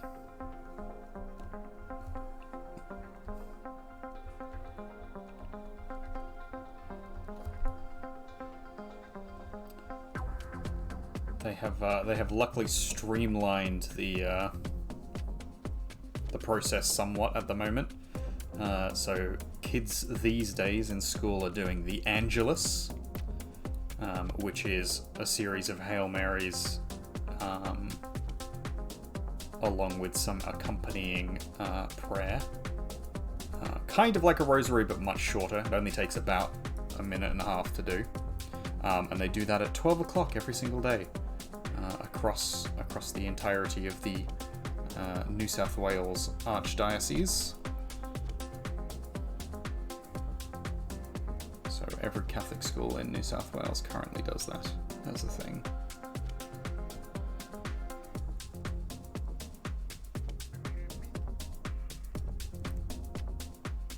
And if you are wondering, no, the kids don't take it seriously.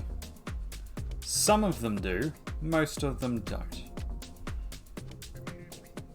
And kind of fair enough.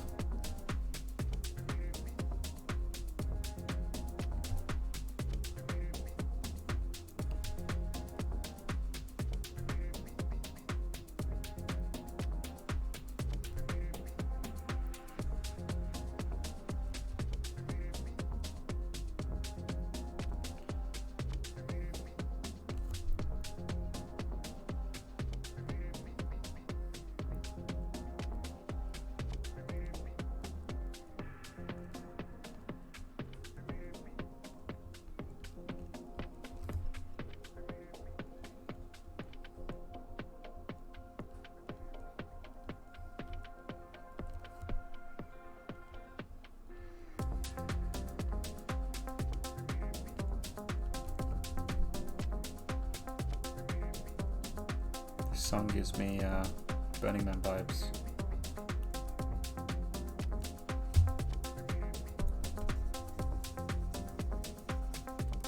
It's good, I'm enjoying it.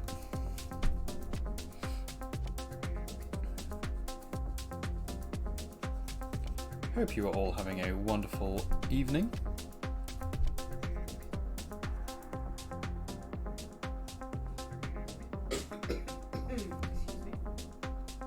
You're excused.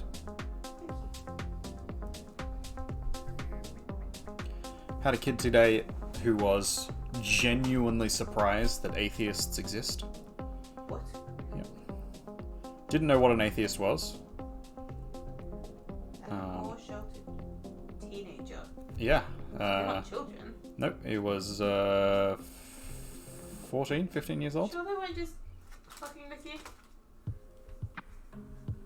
They seemed genuinely confused and like kept asking follow-up questions, which generally doesn't happen when they're just being a shit. Because they do often be shits about things. They'll ask stupid questions like, "Oh, what's a homosexual, sir?" That usually comes up at some point. And then afterwards, it tends to be a lot of stupid giggling, and then the question they actually wanted to ask, which is, "Do you support the LGBT?" And I'm like, okay, so you did know what a homosexual was then, if you know what that term acronym means. But this kid seemed genuinely confused as to what an atheist was, because his friends were kind of like, yeah, it's someone who doesn't believe in God. And he's like, but how does that work? And I was like, well, someone who doesn't believe in God, like they don't have a belief. They don't believe that a God exists at all. A fair few of them statistically gay? Yeah, probably. There's a few in the school that I would think probably have an interesting dilemma to come up against at some point in their near future. But they are all at a Catholic school, so you know, they might suppress it for quite a while, as is often the case with Christians. Repression is a thing.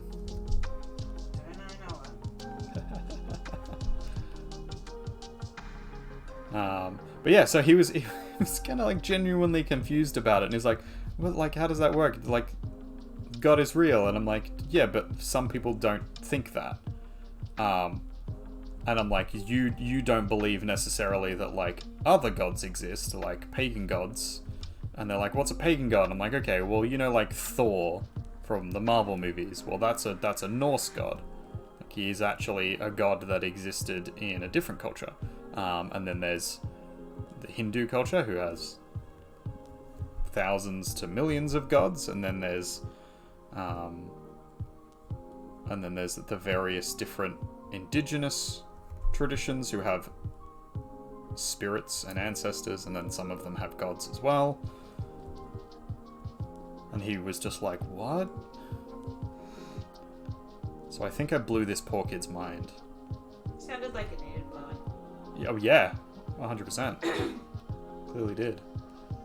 But he was just so confused that an atheist could exist. He's like, but we read the Bible. And I'm like, yeah, people don't believe the Bible.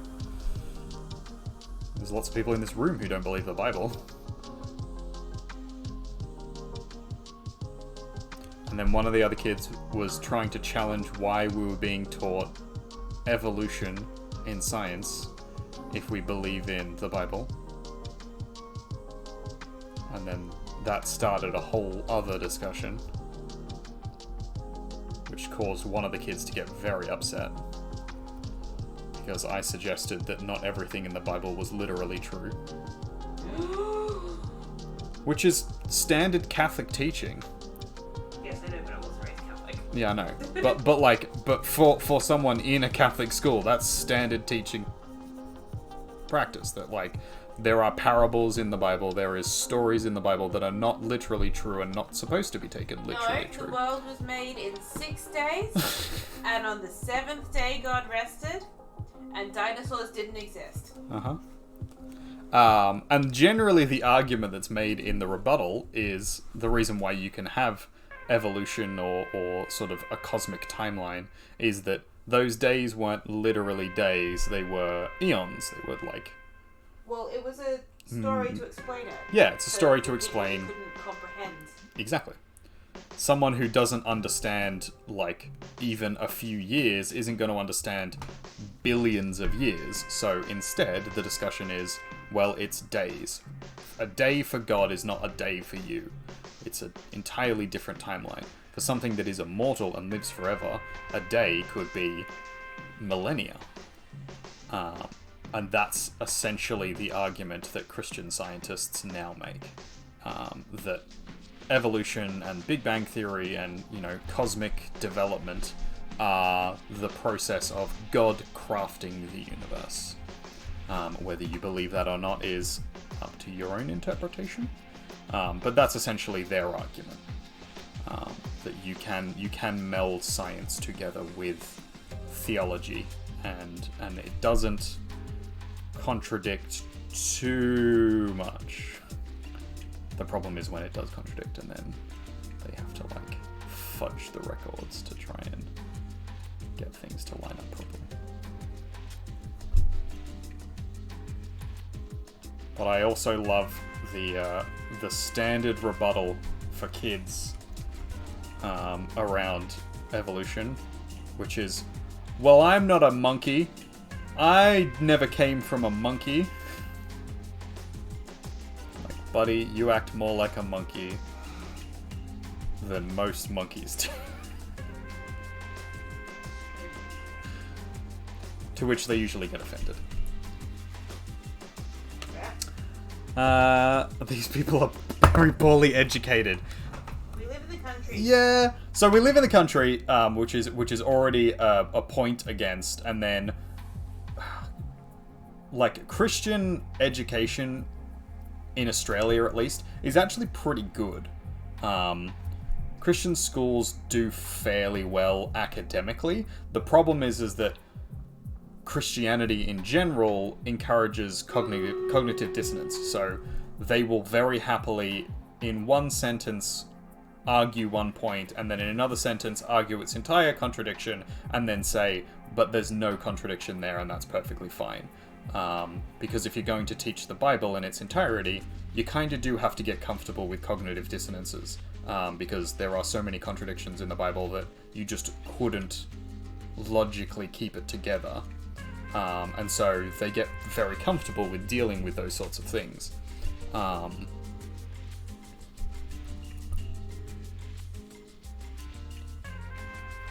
so it makes...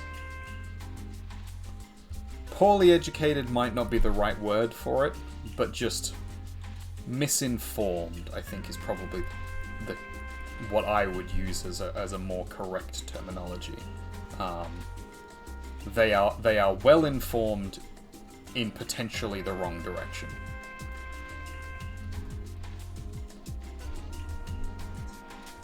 It is battle time. Thank you, Lizzie Bell. You were just waiting for the battle. Oh, there's a picture of the rosary. See, there's the structure of the rosary. The decades as you go around. So basically, you're doing a Hail Mary as you do each of those beads. Close out from that because we don't actually care.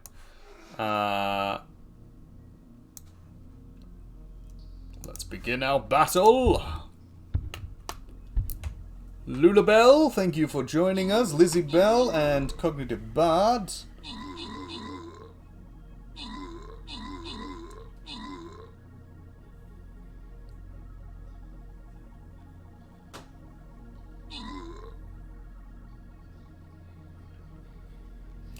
Fight on. Bard has 7 kills. Lizzie Bell has 3 assists.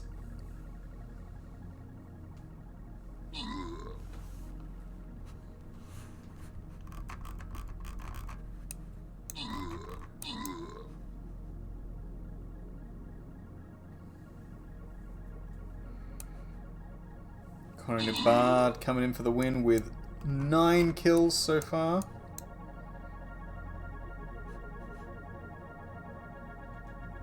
Oh no, Lizzie Bell's vampire is dying. Oh no, my vampire. Cog's Spartan, his epic Spartan, is doing well.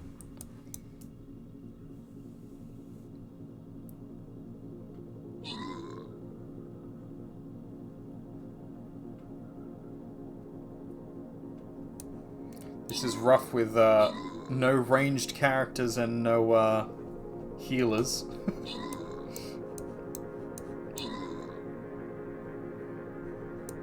This is a busy map. There's a lot of shit on this. Alright, it looks like we're gonna win. We've got 2 things left to kill.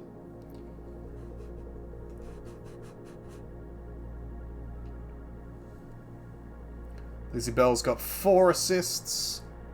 Cog has the most kills with 14. Followed by Lulabelle. Don't know what this character is. Where is that? A saint! You've got a saint, Lizzie Bell! I thought it was appropriate. It is absolutely appropriate. Rosemary. Rosemary. I've been rosemarying. It's time for bed. I've been putting some rosemary about the place. I mean, that's important. Rosemary is a very important herb. Mm-hmm.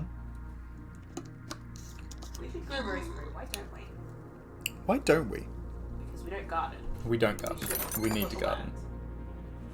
Over the holidays. Alright, random rewards. Cog and Lizzie Bell, congratulations. And everybody gets 5 coins. As we're going for the most communist socialist solution there. Everybody gets equal coins. And let's begin once again our battle. So things are going to come out of this guy. I think if we start over here. In this corner. So give that a go, ladies and gentlemen. We're going to continue on with our art piece. I think we're going to try and finish this one, and then we'll probably raid out to someone else. If Mr. Mao is continuing his sexy stream, we might raid into him, but we'll see how we go. Oh, bonsoir. Mon amour. Why do I have legs? Why do you have legs, lover? I don't have a back. It helps keep your head up. Does it though? It does. Well, it's not very good at it. It does. Your head's up. Hurts. Well, didn't say it did it without hurting. I just said it keeps it up. Well, maybe it should learn. It should learn. It's not gonna, but it should. Well, no. That's no point.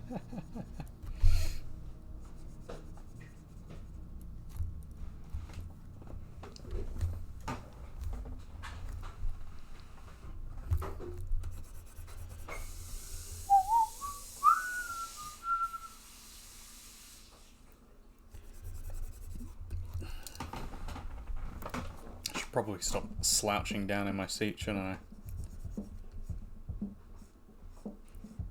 Someone needs to redeem posture evaluation. Well, I've just reevaluated my posture, so they don't need to, but if they want to, that's what the redemptions are there for. I did also just hydrate, so.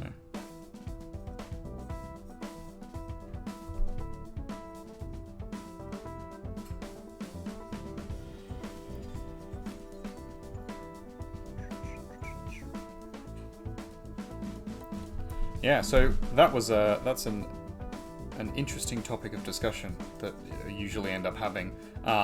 If a student is being particularly annoying, and I think that they are like cognitively capable of working it out, I will give them an essay question, which is.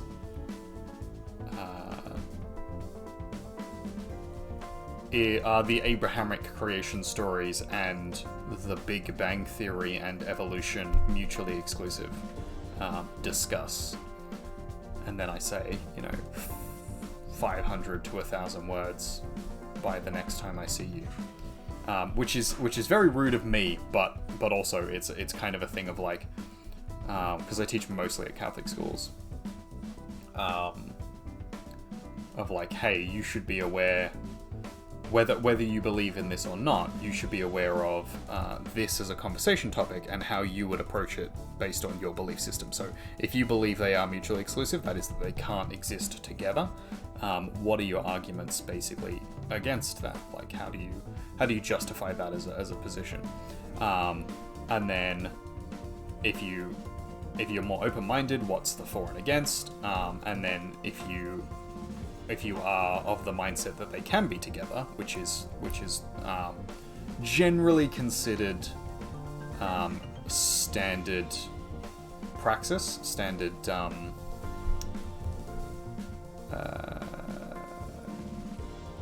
catechism, Christian belief, theology, generally accepted.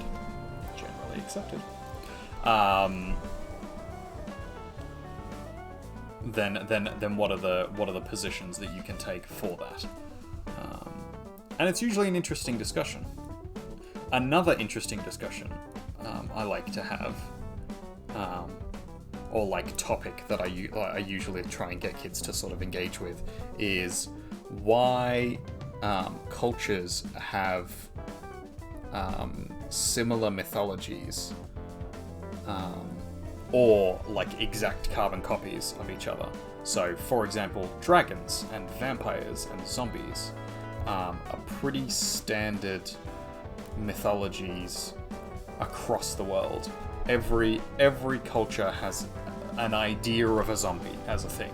Every culture has an idea of a vampire. Every culture has an idea of maybe not necessarily a dragon as we would recognize it, but some kind of great lizard beast. Usually one that is antagonistic in nature. Whether that's sort of socially or physically, they exist across cultures, especially across cultures that have never interacted with each other, and so suggesting reasons for why that might be is a good way to look at like human experiences, differences in culture, things like that. And usually the kids have to do a little bit of research, so it's encouraging them to kind of engage with things that they probably haven't engaged with before. A lot of old cultures made wolf people and vampires to be same entities quite often. The Vagolf. Yes. So, yeah, but specifically, because there is a difference between the shifter as a character, the idea of like a wolf beast creature, and then the humanoid cannibal creature. So like the idea of the vampire is specifically a bloodsucker in common mythology, but prior to that point it was like a cannibal, something that was humanoid or human that ate human flesh or human bodies or drank the blood of humans, whether it's recently deceased or currently alive. And then separate to that as a concept was the shifter, the beast character, who was, depending on what culture you're in, was either a good thing or a bad thing, but generally speaking was considered to be dangerous because in their bestial form they no longer had the sort of humanity aspect to them, so they couldn't differentiate between you and someone they knew and a stranger, or like prey and you, and that's very common across a lot of a lot of cultures, especially a lot of indigenous cultures, they have some concept of a bestial shifter, and then they have some concept of a human or humanoid that becomes like a hungry human eater, specifically human eater, not sustaining off really anything else. And they have various different like depictions of these and various different attributes, and like things are different, things are the same. But it's interesting that those concepts are common across all cultures. In the same way that like most early cultures, or most pagan faiths, so that is non-Abrahamic faiths, have some concept of like a sun god, a moon god, a god of fire, a god of earth or mountains, a god of forests, a god of like the hearth, specifically like home and home fires, as opposed to like the fires of a mountain volcanoes, or the fires of like the outside, or the fires of the sun, or whatever. Usually have their own gods, and then you have a fire of the hearth, the fire of the inside, the one that's used to cook. And the fact that all of these things are standard across cultures is an interesting discussion. It's an interesting thing to engage with.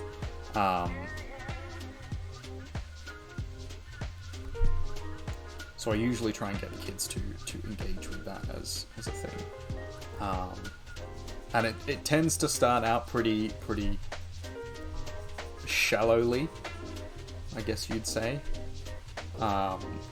Because obviously they don't know a whole lot. They know pop culture, and then they might know a little bit about their own specific culture, and then that's pretty much it. But yeah. You had to do a research piece on that idea in primary school. Wow. There you go. Yeah, I think by high school you can sort of grasp it pretty well, but in primary school it's an early one. How'd you go in primary school? Did you get an A? Did you get full marks?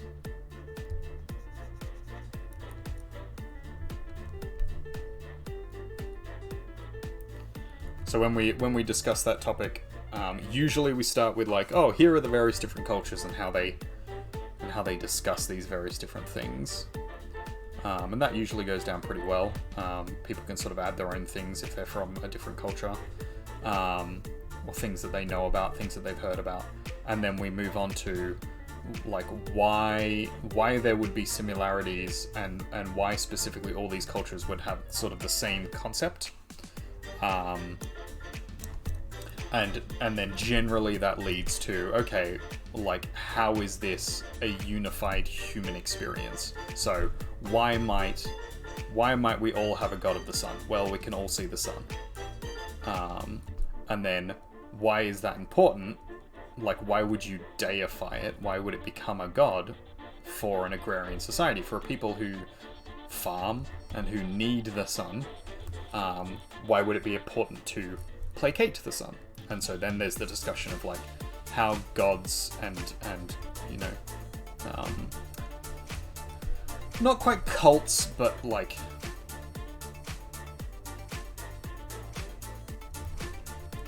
god cults in the pagan sense. So I tend not to call them cults when I'm teaching about them, but that's essentially the idea. So you would have like a cult of a particular pagan god. And your town might worship that particular god. Generally, Thalids?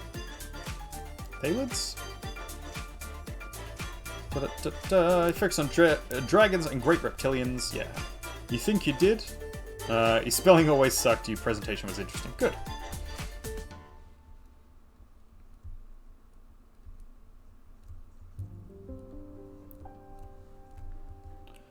Yeah, so I've heard some interesting arguments. Some people are like, oh, well, the great lizard thing is that, like, there was dinosaurs for much longer than we thought. And then there's others that are like, well, they found fossils, and so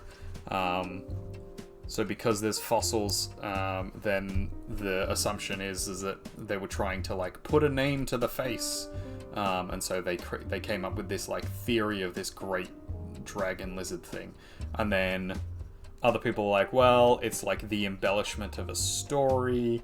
So like someone fights a large lizard or a bear or some kind of megafauna, and then that over time the story kind of like twists and twists and twists until eventually in the retelling it's a scaled fire-breathing dragon, where previously it was just a like, oh, it was a bear, or oh, it was like a scaly creature that I never really got a good look at, and that's sort of generally the argument that gets made for it, which, you know, is an interesting one. And then obviously you get the, well, dragons are actually real kids, and God love them. They really push that. Which, you know, I am on the mindset personally that like there's nothing suggesting that they couldn't have existed. We don't have any like good fossil record to suggest something like generally the argument.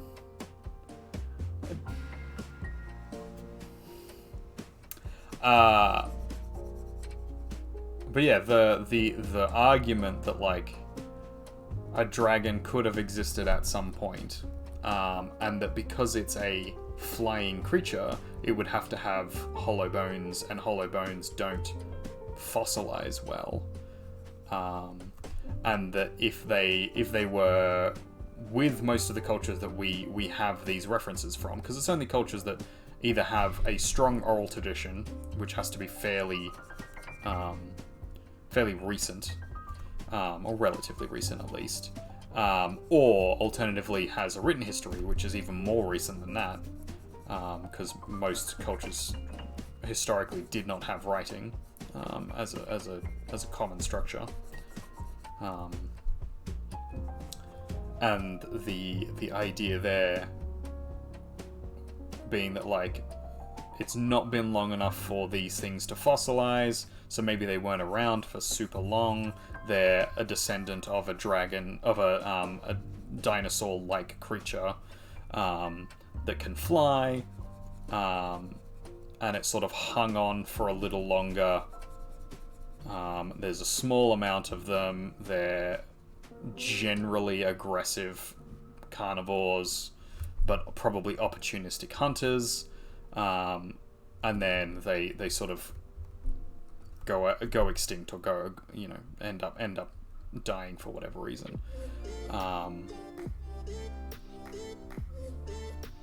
Which, you know, I find that to be a compelling argument. There's no evidence for it, so it's one of those, like, it's not falsifiable. Generally aggressive carnivore.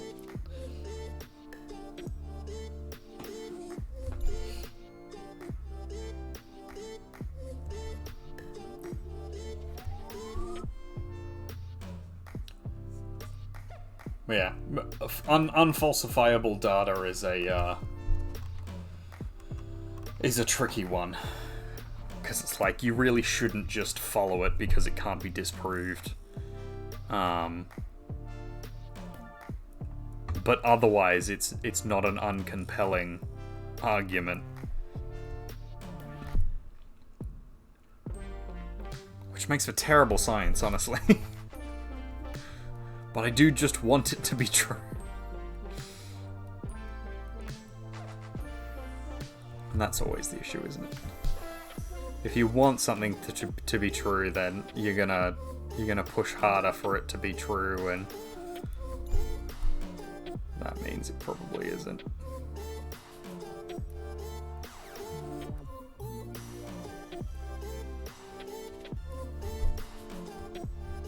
Thank you for pricing a unit, Cognitive Bard. Much appreciated.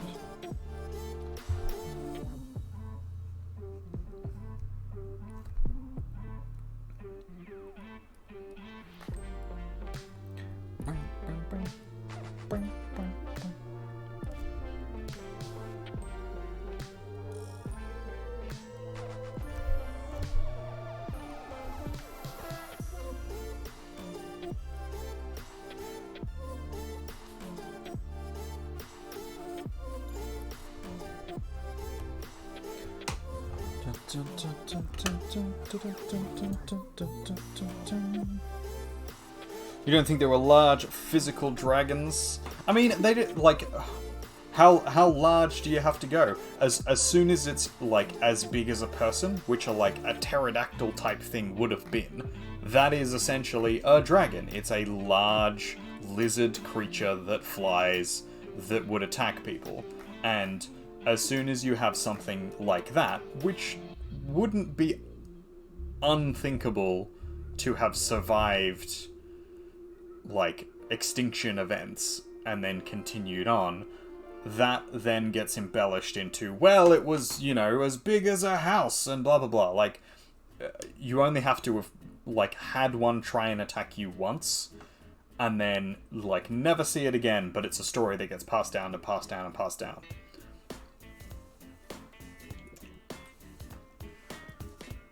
So megafauna birds absolutely were a thing, but specifically a scaled creature.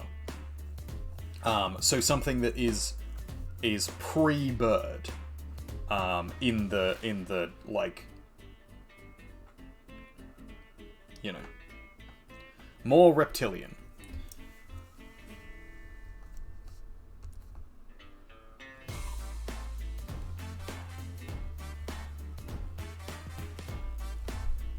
But yeah, so that's the idea, sort of, at its approximation, that there were creatures of some kind that were like megafauna, that followed the general structure of a dragon-like creature. That wasn't itself, you know, the fire-breathing dragon. Maybe they, you know, spat acid or you know, like vomited a bile something. Or maybe that's just entirely a you know, a remnant of the, you know, Chinese whispers style discussion about it.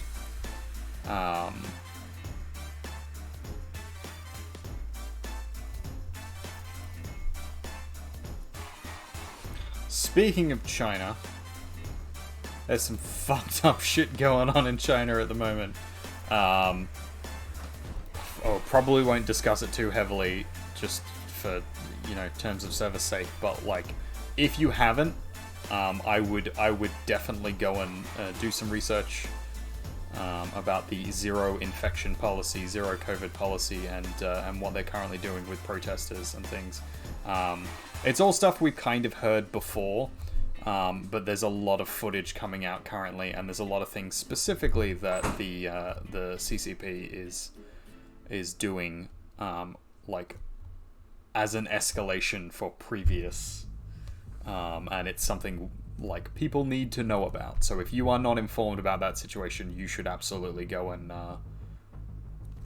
give it a look.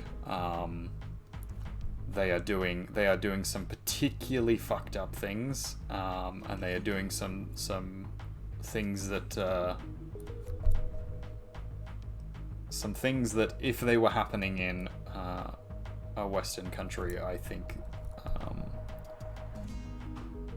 there would be like criminal proceedings for whoever had done that. So yeah, just go and do some research for yourself, and stay informed, because that's an important thing, and we shouldn't let these people get away with shit like this, because it's bad times. Also, if they ever try and institute anything like that here, you need to be aware of like how far some people are willing to take it. For example, people being welded into buildings with no food and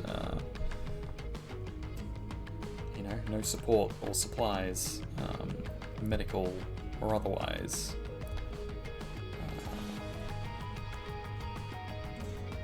Like, if it ever gets to that point, we're in trouble. And I know it shouldn't have to be said, but apparently it has to be said because it's currently happening elsewhere. Yes, I know red button issue, but like, it's an important one. I think the bigger red button issue, which is something that I'm actually not going to discuss any further than just mentioning it as a thing, but the Qatar, depending on how you want to say it, the whole thing around the World Cup and what they have done to be able to build all of the facilities, what facilities they actually built and how they did that, and then what they are doing to the people who have essentially come as tourists into their country, because a lot of people don't realize that when you go to their country, their values and laws definitely apply, and not the Western ideals of like human rights and women's rights and those sorts of things.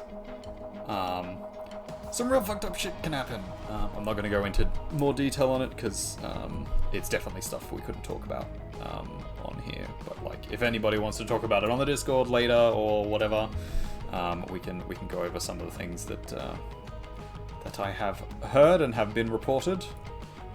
Because it's bad. It's bad. It's the kind of thing that's like makes me never want to go there, kind of thing. Similarly to China, I don't think like I would want to go to China because China is a beautiful place and because Chinese people and Chinese culture is very good, but like the government and the way they treat people, especially the way they treat like foreign people as well as their own people, it's bad.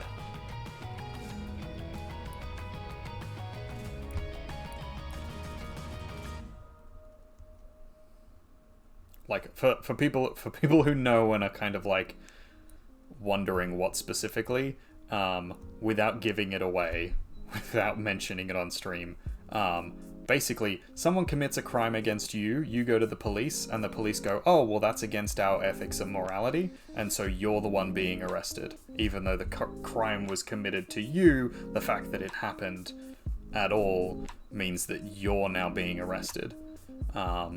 That's happened, like, right now.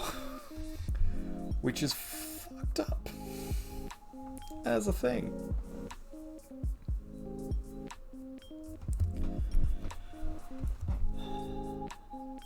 But it is, like, so it's a cautionary tale of, like, you know, be mindful that, like, not every country is the same, not every culture is the same, and not every law is the same in every culture, and you can't expect your laws to be upheld in other countries. So if you're traveling, for example, you have to be super careful about, like, you understanding the culture, you understanding the laws in the other country, and what you are and aren't allowed to do. Like, for example, in Singapore, you can't have gum. It's a finable, and depending on how much you have and what you do with it, potentially arrestable offense. And that's, like, pretty standard and inane as a thing in our culture. But then it gets even more crazy when you get into, like, theocratic countries that have laws about, like, what would be considered moral issues. So a good example is, like, sodomy and homosexuality. In quite a few countries, it's still illegal. And, like, if you're suspected of that, it's not like a slap on the wrist, or a, like, you know, don't do it again, blah blah blah. It's like, no, you, like, it's the death penalty. You are being unalived. You are being swung from a rafter, basically. Or, like, extramarital sex. So, like, if you have a girlfriend, or, like, a long-term girlfriend, and you're not married, and you go to a country where they have quite strict laws around extramarital sex, you can be arrested for, like, just living in the same space, as like cohabiting. You don't even have to have actually done anything, but like if you rent a hotel room with someone that you're not married to of the opposite sex, police can come and take you away, which is crazy. But like different standards of morality, that's, you know, different culture. You've gotta be aware of it. It is the risk you run as you travel to other places.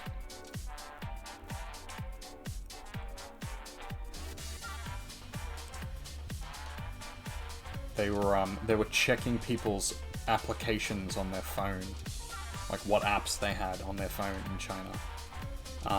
And if you were found to have what is considered an illegal app or a prohibited app, they took you away.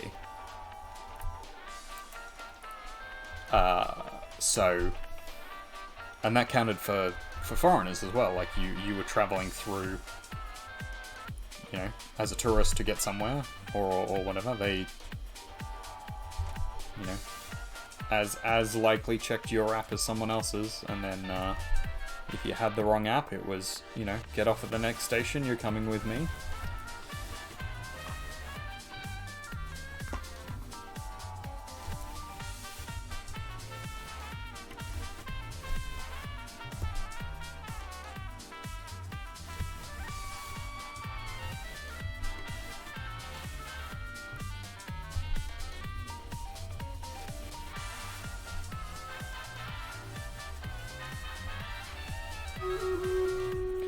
The battle is about to begin, ladies and gentlemen.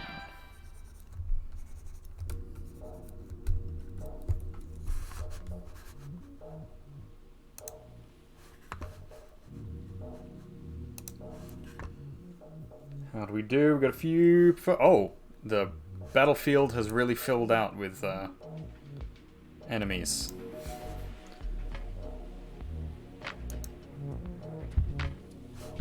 Alright, let's see how we do with this one. 47 enemies to kill. And there's 9 of us. Hey, Lizzie Bell got her first kill.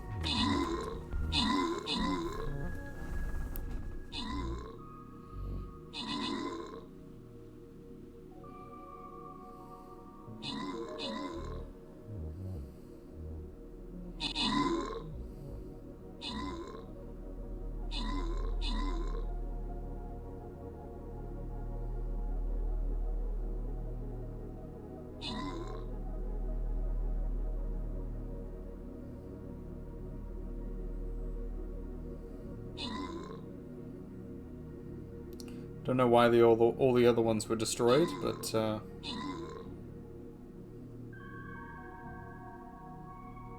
interesting. We're struggling to fight.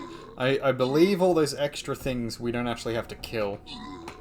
It's just these small ones that we're right next to, and then all the rest of them will disappear in a second. But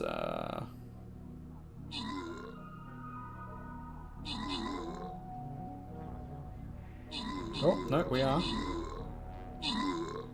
Oh, they're super low hit points. That's fine. Wilhelm scream.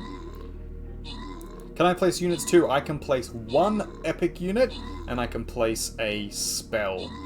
So I've been placing a defensive spell to help us survive for a little bit longer. And I've been placing this butler tank character because he buffs and he is tanky and lasts a while. So, hey, Lizzie Bell and Cognitive Bard, congratulations on winning those rewards. Everybody gets 5 gold once again, and we're going to move on to the next battle. One's a slightly harder one. Yeah, I wish I could place more units, but unfortunately I can only place the one. So I have to place like my butler is my highest currently. Oh, that is not what I wanted to place. I want to place the butler.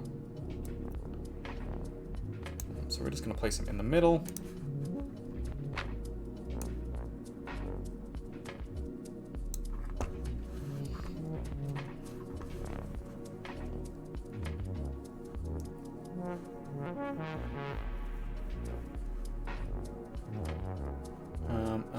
And I would like some supporty characters, if we can. Not a whole bunch, but a couple of supporty characters would be nice. Now, actually, you can just see what I'm doing here. I have a couple of quests that I need to complete. I need to purchase a scroll from the store, apparently.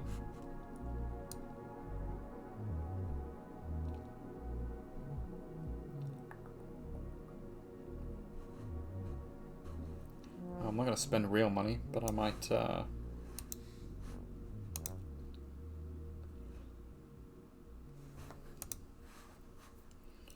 upgrade me archer. Collect the thing here.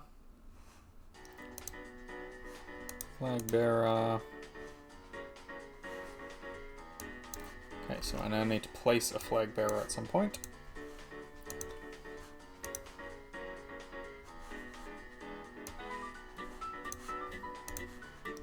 Cool. Alright, let's get back to the drawing.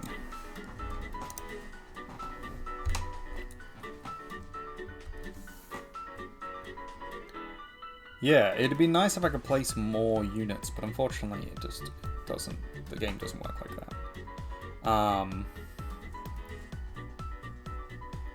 So when I play as a player rather than as a captain, I can do all the same shit that you guys can do.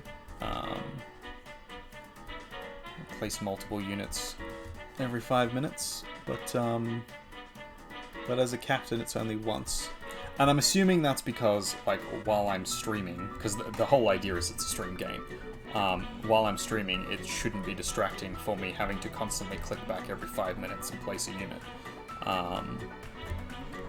From that standpoint, it kind of makes sense, and I don't have an issue with it. But it does mean that, like, when there's less people assisting us, we're less likely to win, because I can't supplement with my own units.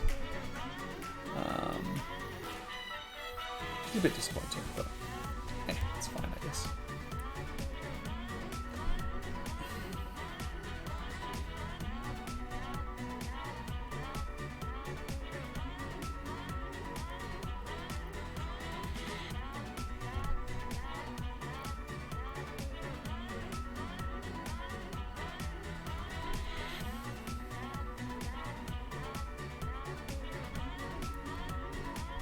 The students at school are still continuing with their weird obsession with Andrew Tate.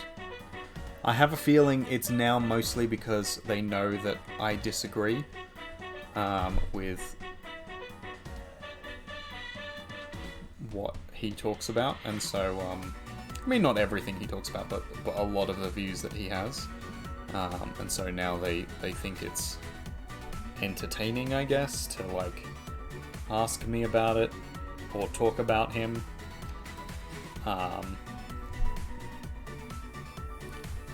Generally speaking,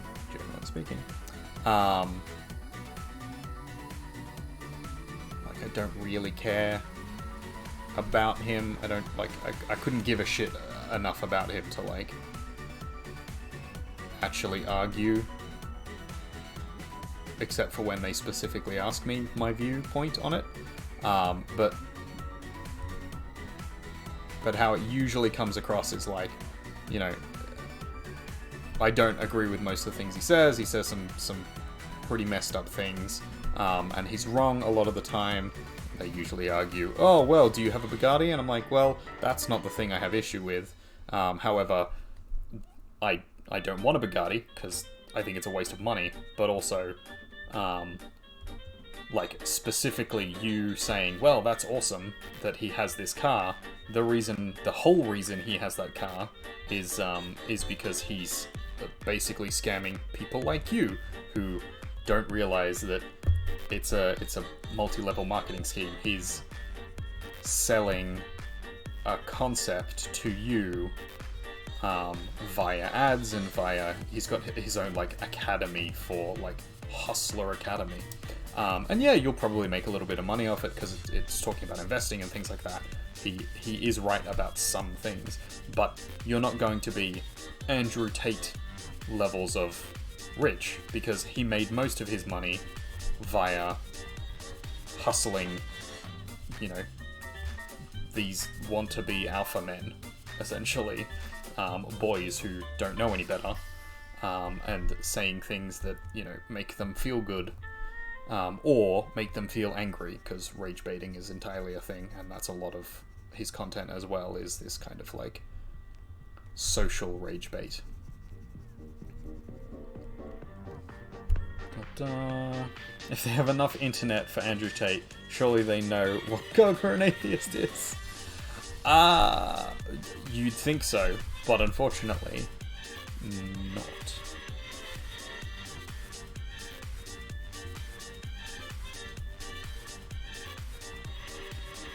Also, these are different students. Different groups of kids. Some of them know way too much about the world. Others know very little. So I have a feeling that's sort of mostly upbringing and stuff. Which, you know, fair enough.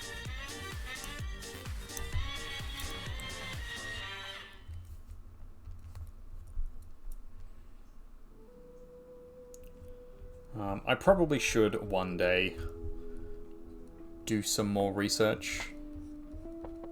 I've been putting it off because I just don't care enough about the bloke to really like look into it. The few times I've ever heard him actually like talk, he's just said like the stupidest shit. And I've been like, just on the face of it, this is logically wrong. Like, it's clearly just, you haven't thought this through properly.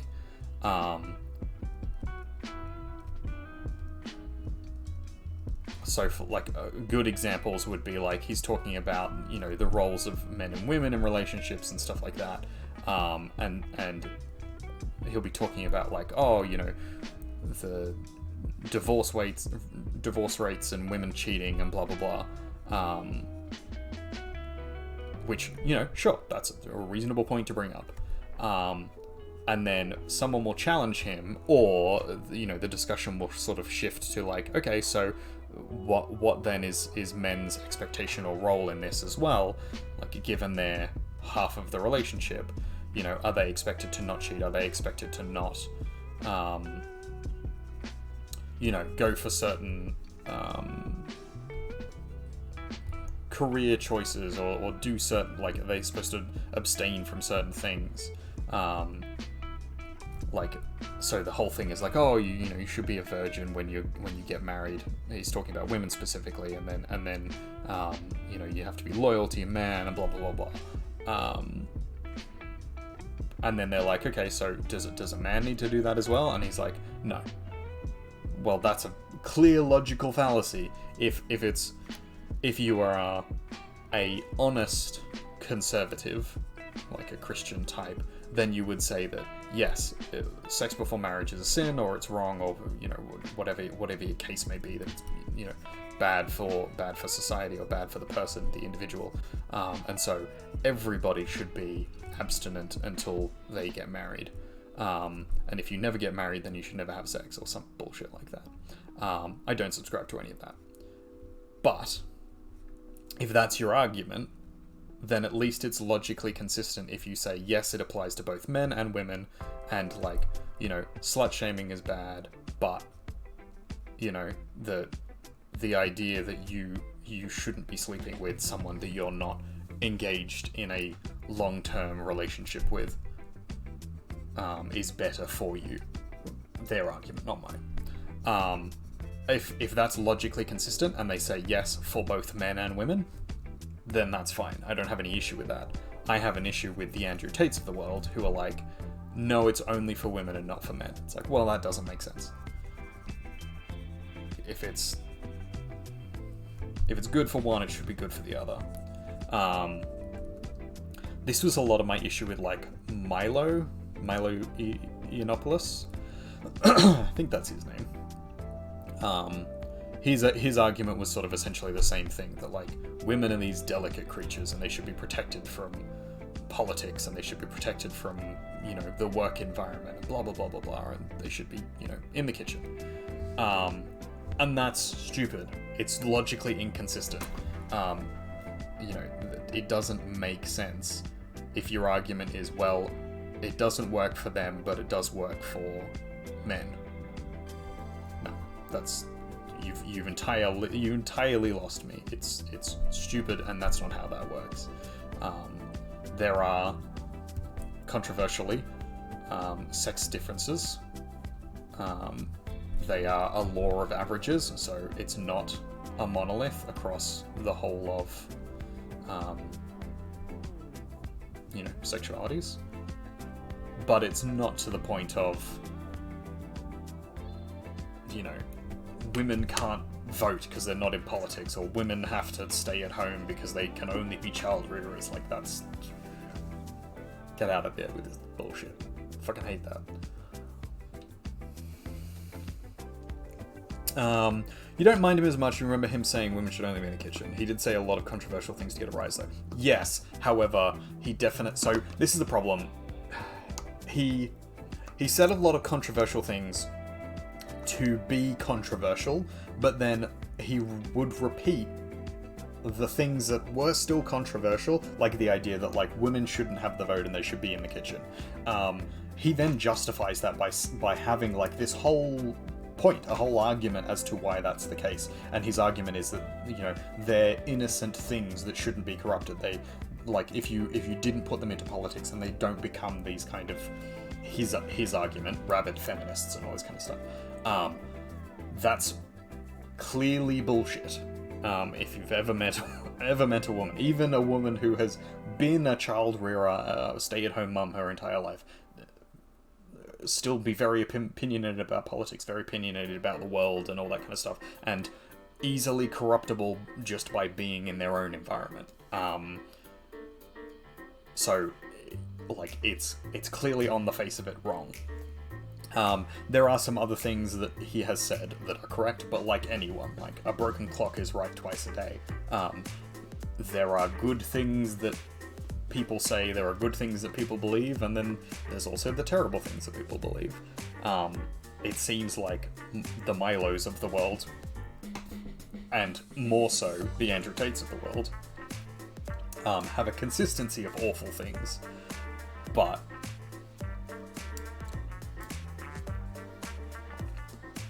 you don't know about that argument, you look it up, but it got cancelled.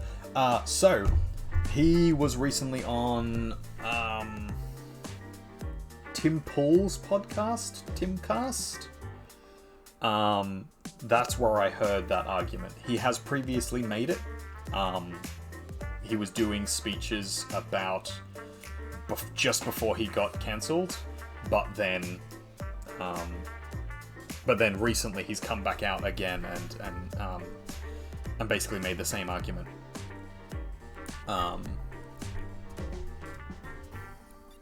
And it wasn't a good look, or at least I didn't think it was a particularly good look. Not that I was ever really a fan to begin with, but you know. You specifically remember him rallying against false use of the term Nazi, and you were all for that. Yeah, like I said, like a broken clock can be right twice a day. He had some good points to say. I think a lot of the stuff he said was like unnecessarily inflammatory for the sake of being inflammatory, or, which is its own problem, or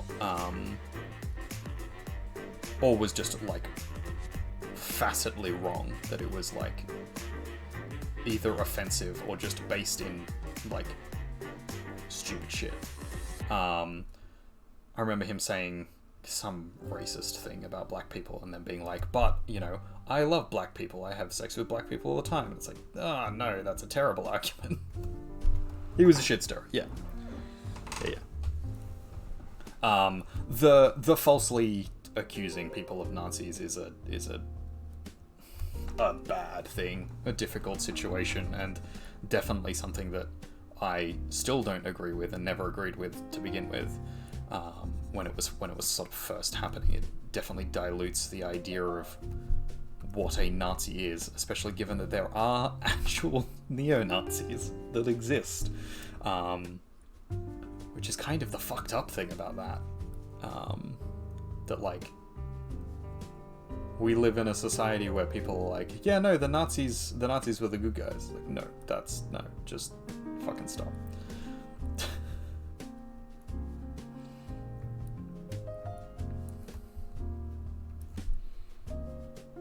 But that is a thing that some people believed.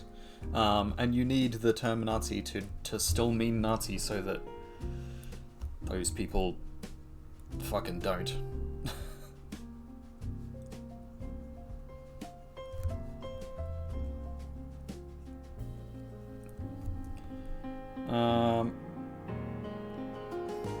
You remember telling someone that sometimes it made you chuckle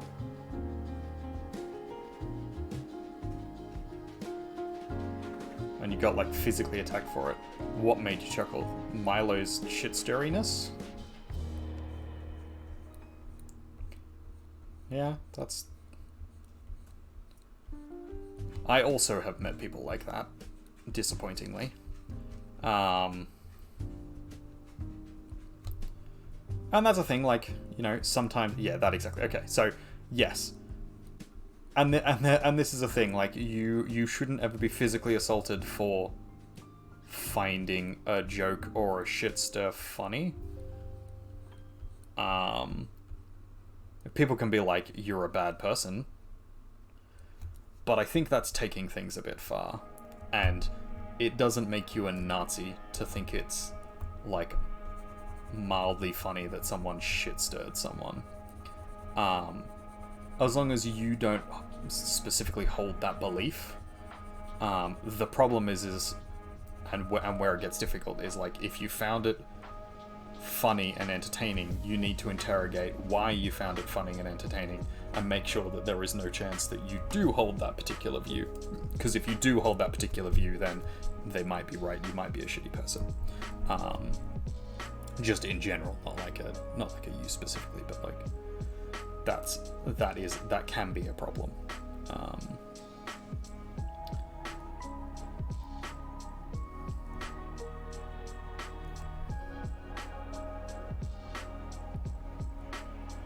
So,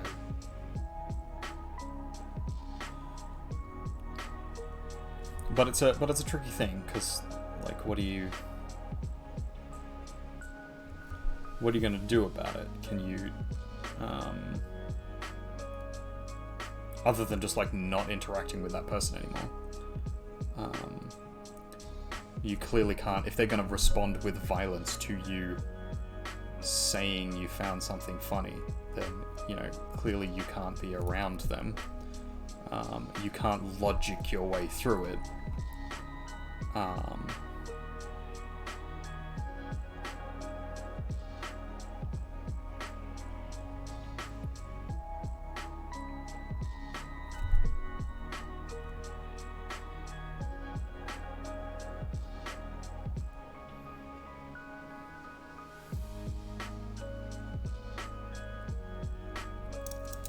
There's a mosquito in this room. I can hear it buzzing about in my ear. You were gonna say usually laughed at him ripping on other shitty people, which sure isn't mature of you, but you wouldn't call it morally wrong or judge yourself harshly for it. You still laugh at most of it. Perspective is a thing. Yeah, exactly. But so here's the thing, and I have heard a very good point for this recently. The worst kind of, or the most satisfying form of judgment or violence is judgment or violence that is justified morally. So the fact that you find it morally reasonable or not judging yourself because the person he was being an arsehole to was also an arsehole means that you are morally justified, or you feel morally justified, in watching that person get ripped on and then being like, oh, well, it's funny because they were an arsehole first. So it's the moral justification that's the issue. And that even though the other person was shitty, the behavior is still shitty, and therefore, like, it's still kind of like, it's a grey area. It's still a bad thing. But it's like, how bad of a thing is it? And that's up to your own interpretation. And it's different for each person, obviously, but there is a big issue with society at the moment of using moral justification for things like violence or things like insulting or deplatforming or things like that. They're like, well, if the other person is wrong first, if the other person is a bad person, in quotes, then anything that happens afterwards is funny and justifiable. And it takes all of the nuance out of a conversation. You call someone a Nazi, then suddenly everything is justified against them. If you say that, you know, they're a crazy leftist who wants to, you know, harm children or whatever, they're a groomer, and so that's perfectly fine to, like, call them all sorts of mean names or, like, dox them or whatever. And I'm not saying you feel like this, but, like, just that's the problem with the society we're currently in, is that's acceptable at the moment. Like, that line of thinking of, well, he did X, and so my response of Y is now morally appropriate. And, like, it shouldn't be. If someone else says something, that doesn't mean it's justified to hit them. If someone else does something first, that doesn't justify you doing it in response. Like, you can argue that, like, there's a moral aspect to that, but there were whole crusades in the name of moral justification, and people have been genocide and slaughtered for that same line of thinking. So it's a difficult one to draw. Externally, it's a ripple effect. If you do this, then that happens. If you walk around in the street shouting profanity at people, one of them will likely hit you. Externally, that is absolutely hilarious. The reactive behavior is not alright, but the laughing at it is. See, and that's the thing. Not necessarily. Screaming profanity is a bad thing. Hitting the person is a bad thing. Laughing at someone else's misfortune is a bad thing. You can argue that they're different levels of bad, and that's fine. And you can say that, well, they probably deserved it because they were, you know, shouting profanities at people, and so someone was going to hit them, and so it's fine to laugh at it because they were just getting what was coming to them. But, like, from a non-ambiguous moral standpoint, all of those things are wrong. Like, all of those things are things you shouldn't be doing. And that's essentially the point that I was making, that, like, the issue we have at the moment is this kind of moral standard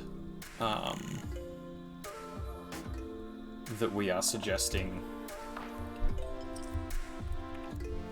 that once someone does a bad thing, then anything that happens afterwards is okay or justified, and that it's, or not necessarily that it's justified, but like that it can be justified, that it could be justified in a sense because they did the bad thing. And then you get into the dangerous zone of, like, okay, well, what's bad? Because morals are fairly subjective. They're culturally, at least, subjective. They change depending on which group you're in, and they're enforced differently in different groups. And so all of these things are issues that you would potentially have to come up against.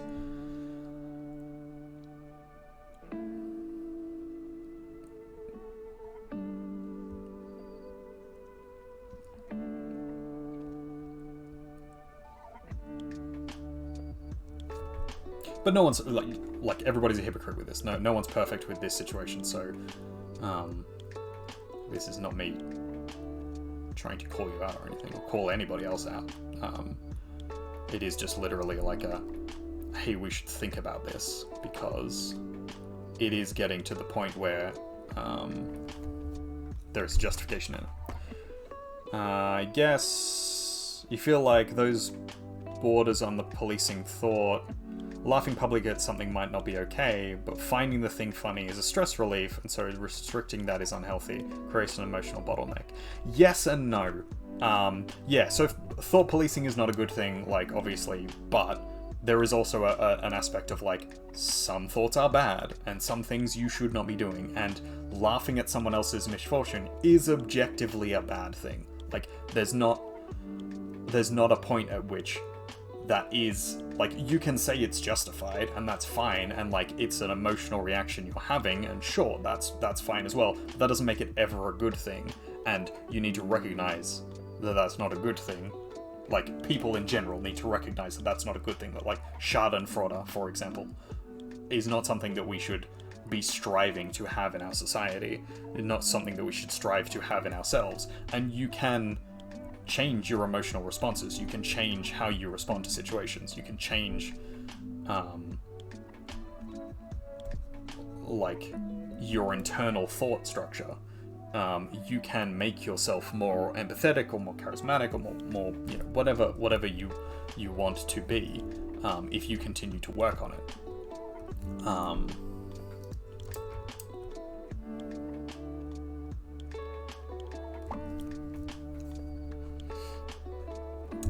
How am I gonna flip this?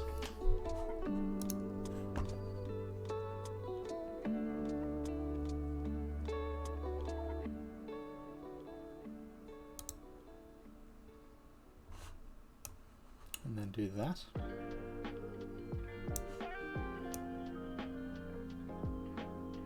That works, I think.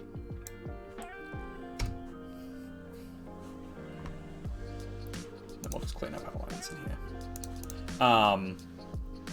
Yeah, I don't know. It's a hard one of, like, you know, if it's your subconscious response to something, like trying to repress it is not a good thing. But at the same time, like, we know objectively that it's not a good response to have. So, like, just saying, well, it's an unconscious response, and so I can't do anything about it, is itself, like, a cop-out.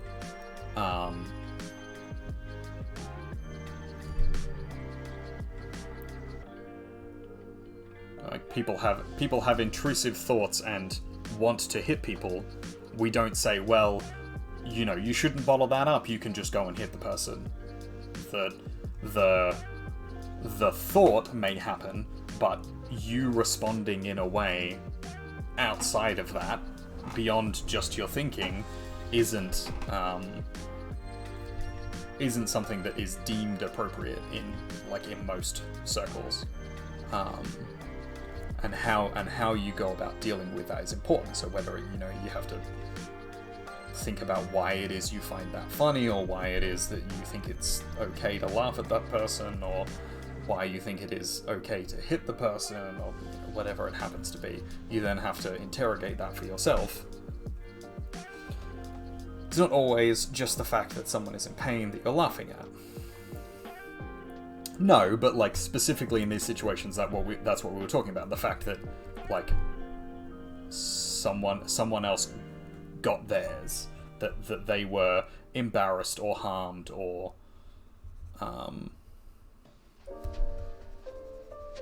because if it wasn't that that you were laughing at, then there'd be no problem laughing at it. But it was the reason specifically people were laughing at it, in Milo's case, was because people were getting upset and triggered, or that they were, like, in the liberals' sense, on the other side, the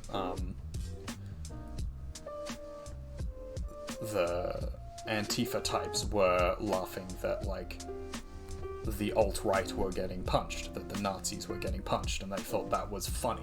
So it was the fact that they were getting theirs. You know, the fact that it was harmful was kind of secondary to the point of, well, they deserved it, and so that makes it entertaining. But that mindset at all, thinking that at all, is itself the morally wrong thing. That's the bad thing, that you shouldn't think that way. And you can stop yourself from thinking that way. Because the whole point is that you have, like, dehumanized someone to the point at which it's entertaining that they got harmed, rather than it being, like, concerning or upsetting.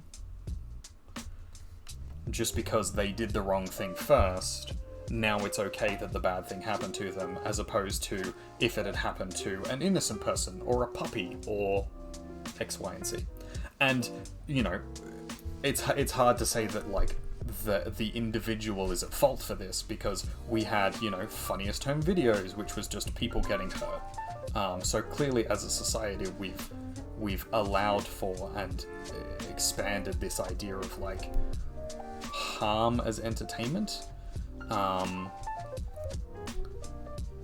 But it's not a healthy mindset, and it's not a moral thing. Like, that is not a good thing to have or do. Anyway. The idea that it's not ever okay to hit someone is an objective morality in itself.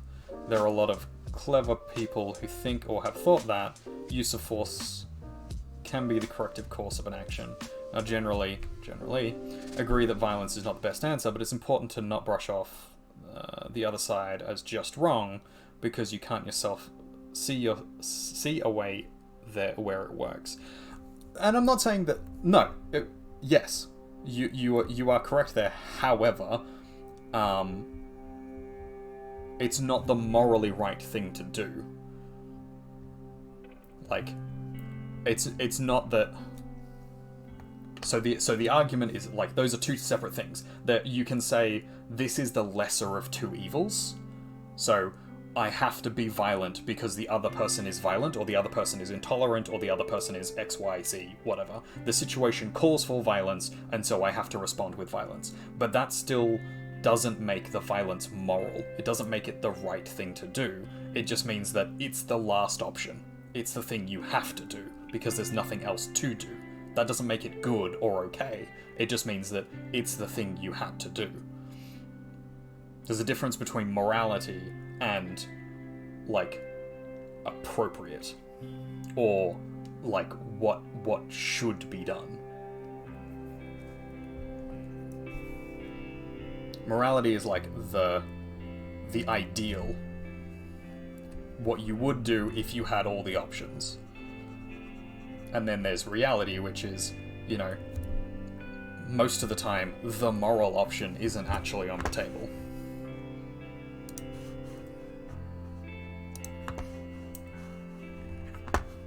It's just you and me, Bard, you and me against the world. Let the battle begin. Yeah, I know I'm talking in very idealistic terms here, so, like, it's not lost on me the nuance of, you know, the situation sometimes calls for violence, or there sometimes is a situation in which, you know, laughing at the person who did the bad thing is the thing you end up doing. But the idea that, like, it's morally okay to be violent, or it's morally okay to laugh at someone else's misfortune, is wrong. Like, that's it just is the bad thing. But people still do it, and that's fine. It's just not the best. Hey, Gladiator's back. It's never good or okay to have to react to someone's poor attitude, violently or otherwise, by that token. Yeah. Pretty much. Like, but that's my point. If someone else reacts poorly, the moral response would be to verbally discuss with them why it is the poor action, why it is the wrong thing to do, and then from there solve the issue. But you can't always morally do that because some people are illogical, some people, refuse to have a discussion, some people don't have the cognitive ability to have that discussion, etc., etc. The moral action is the thing that you would take in an ideal situation if you could. The actual reaction may be vastly different from that, but recognizing that what you ended up doing is not the ideal and is not what you should have done is important.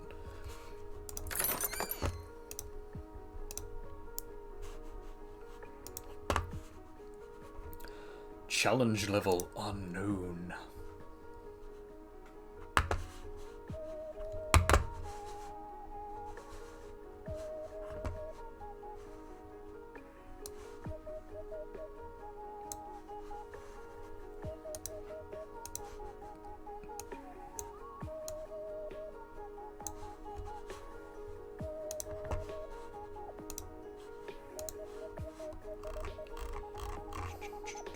Hey, I can get a healer, finally.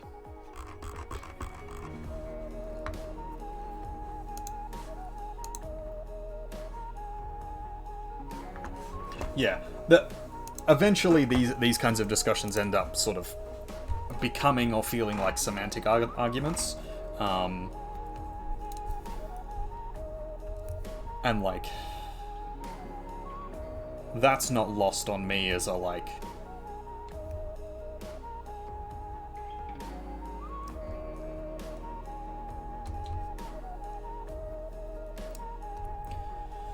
What's the moral reaction to an agitator running themselves into a wall?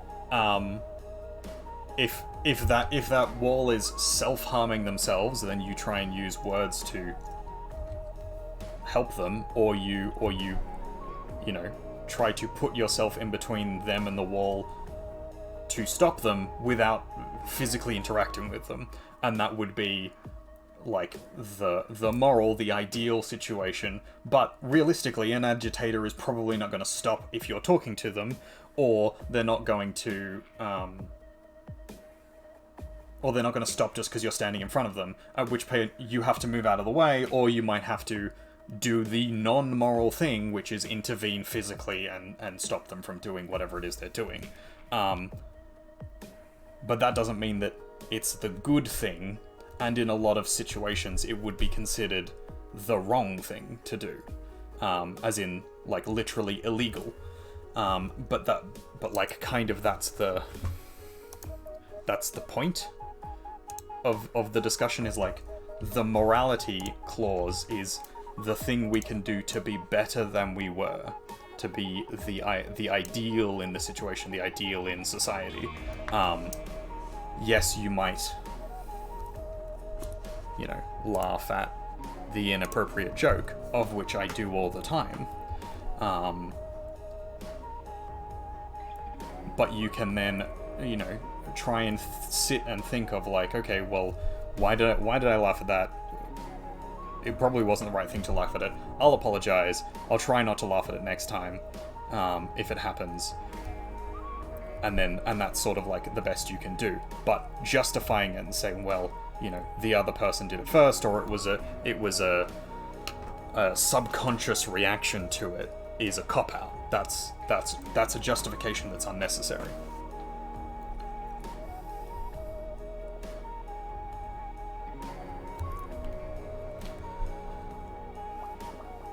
Because you imagine most reactions that aren't indifference would be in some way negative, anger, sadness, disappointment. They don't have to be negative, anger, sadness, or disappointment, though. And even if they are, even if your initial response is anger, sadness, negativity, etc., that doesn't have to be what you then respond with.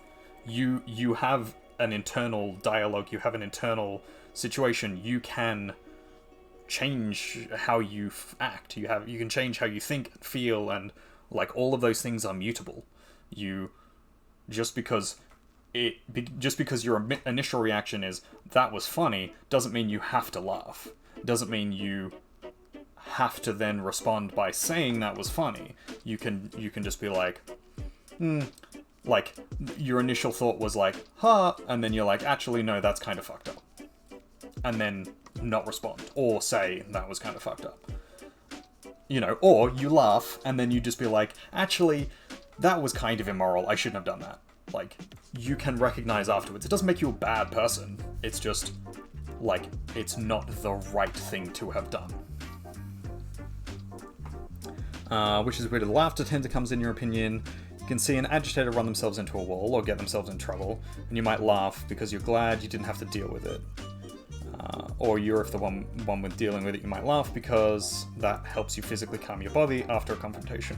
All of which are definitely good things for your health. Yes, but they're still not morally good things.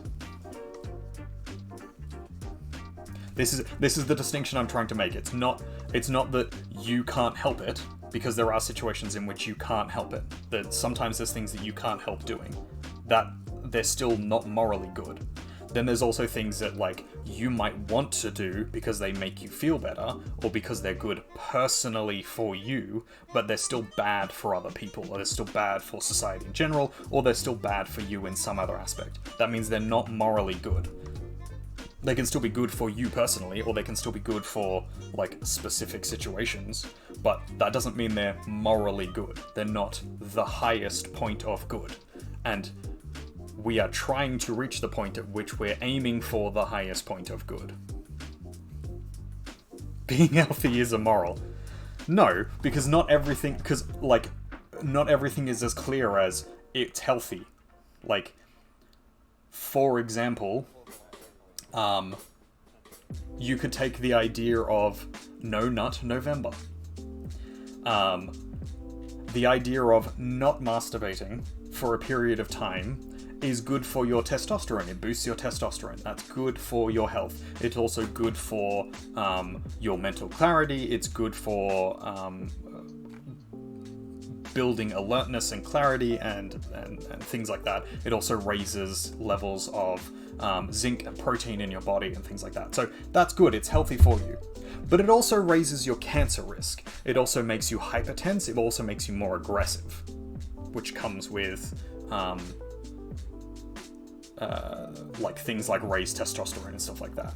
On the other side, if you're masturbating all the time, that's really good. It lowers your it lowers your stress levels. It lowers your tension. It can help with mental health issues. It can help with depression because it's a dopamine release. It's good for your endocrine system because it's good keeping all the hormone systems cycling.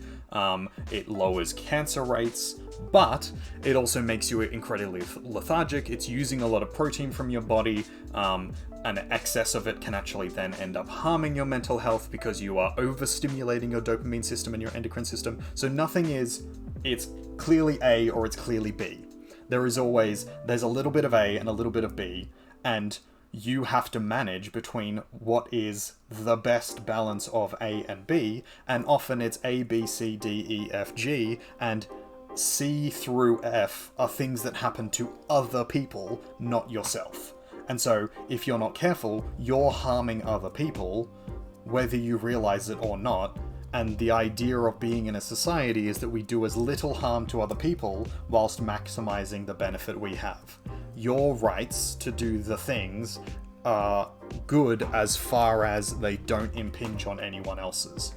You laughing at someone else, whether you mean it to or not, can harm them. It can make them feel sad or bad or whatever.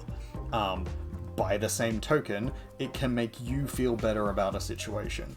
But also, it's not like it's also can be bad for you personally. If you're laughing at someone else's misfortune and you consistently do that and you are consistently judging that that's an okay thing to do, then you're wiring your brain, because that's how brains develop, it's over time and consistency of doing the same thing over and over again. You're wiring your brain to say, it's okay to laugh at other people's misfortunes. It's okay to be happy or to feel good about someone else feeling bad. And that's a bad thing. So it's not a clear one-to-one, it's good or it's bad. And it's not a clear, like, you're a bad person if you do this. It's just, there is a moral imperative to try and do the right thing. And while you can't always do the right thing, you should be striving to try and do the right thing. And just because something is, like, subconscious, or something is, like, something that you initially respond with, doesn't mean it always has to be something you initially respond with, and it doesn't mean that it's always okay just because you initially responded with it. If your initial response is to have a racist thought about someone, that doesn't mean you then go and be racist or say the racist thing. It means you go to therapy, or sit in yourself and say, okay, why do I think this thing about these group of people? And what can I do to no longer think this? Because if you keep letting yourself think that and be like, well, I can't help it because, you know, that's how my brain works, then it's always going to be how your brain works. But you can teach yourself not to do that. You can teach yourself not to think that. Or, if you never manage to teach yourself not to think that, because that's hard, it is a difficult thing to retrain your brain, you still need to, at very least, recognize that it's morally a bad thing, and that your reaction should not be to then say or do the racist thing. You can think it, and not thought police yourself, and that's fine. It's your choice, it's your brain, you can do what you like in there. But you shouldn't then externalize that to other people. And if you do once or twice, you know, it's not the best thing, but you're not a terrible person because of it. But you shouldn't justify it and let it just keep happening, is my point, at least. But like I've said on many, many occasions and many, many streams, that is my personal opinion. I am not the arbiter of truth, things, and all things moral philosophy. I have studied a lot of moral philosophy, which is why I feel like I can discuss these things.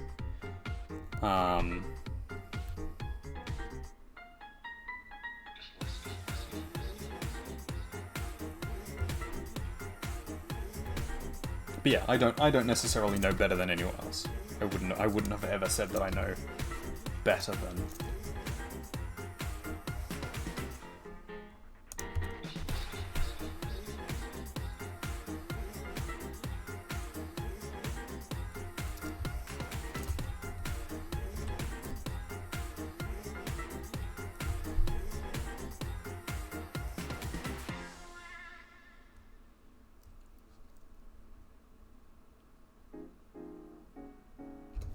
And it is definitely a tricky thing as well, of like, you know, where do you draw the line between policing your own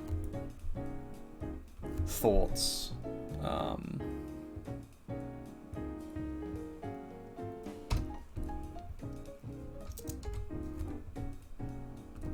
versus like recognizing when something is just inappropriate.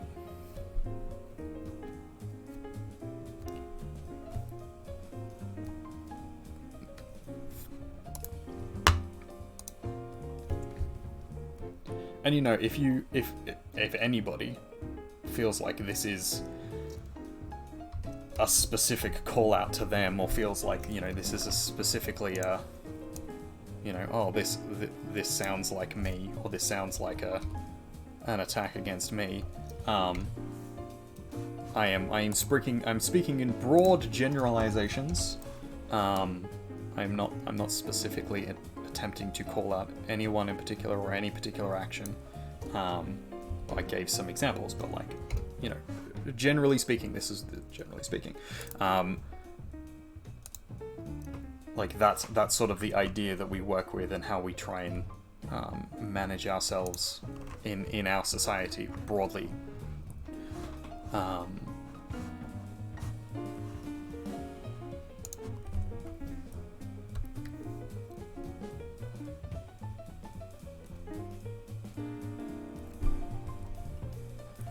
So yeah, it's not me criticizing anyone in particular. I know it started with a discussion about you, Cog, but it's not me shitting on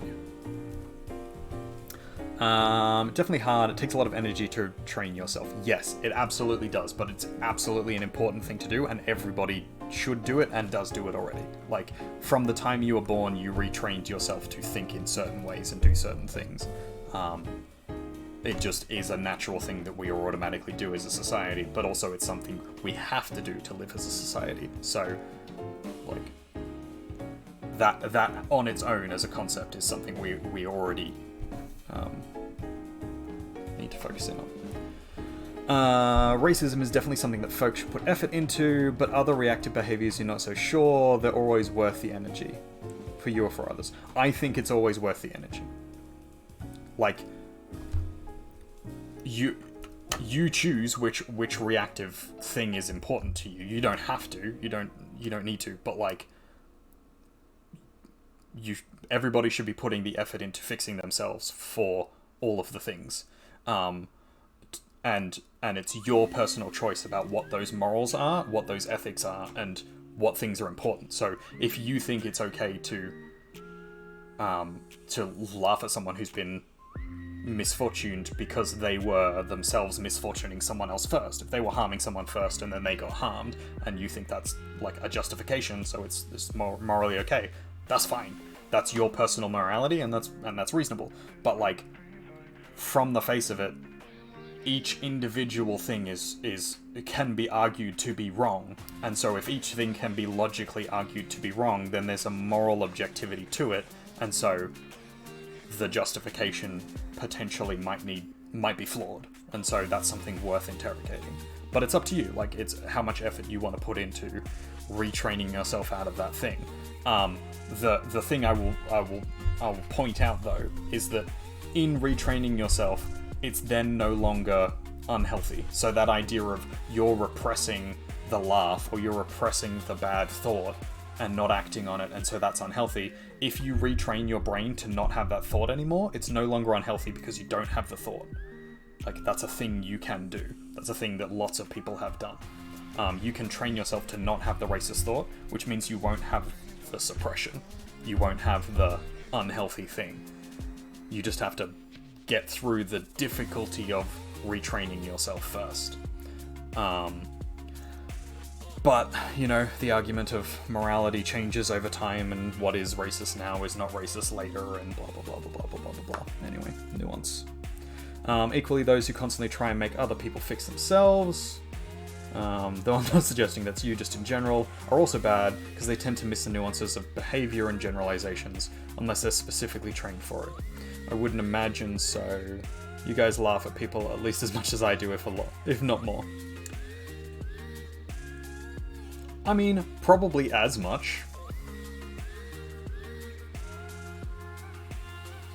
Like I said, everybody's a hypocrite. Everybody does these things, but like, trying to do better is important.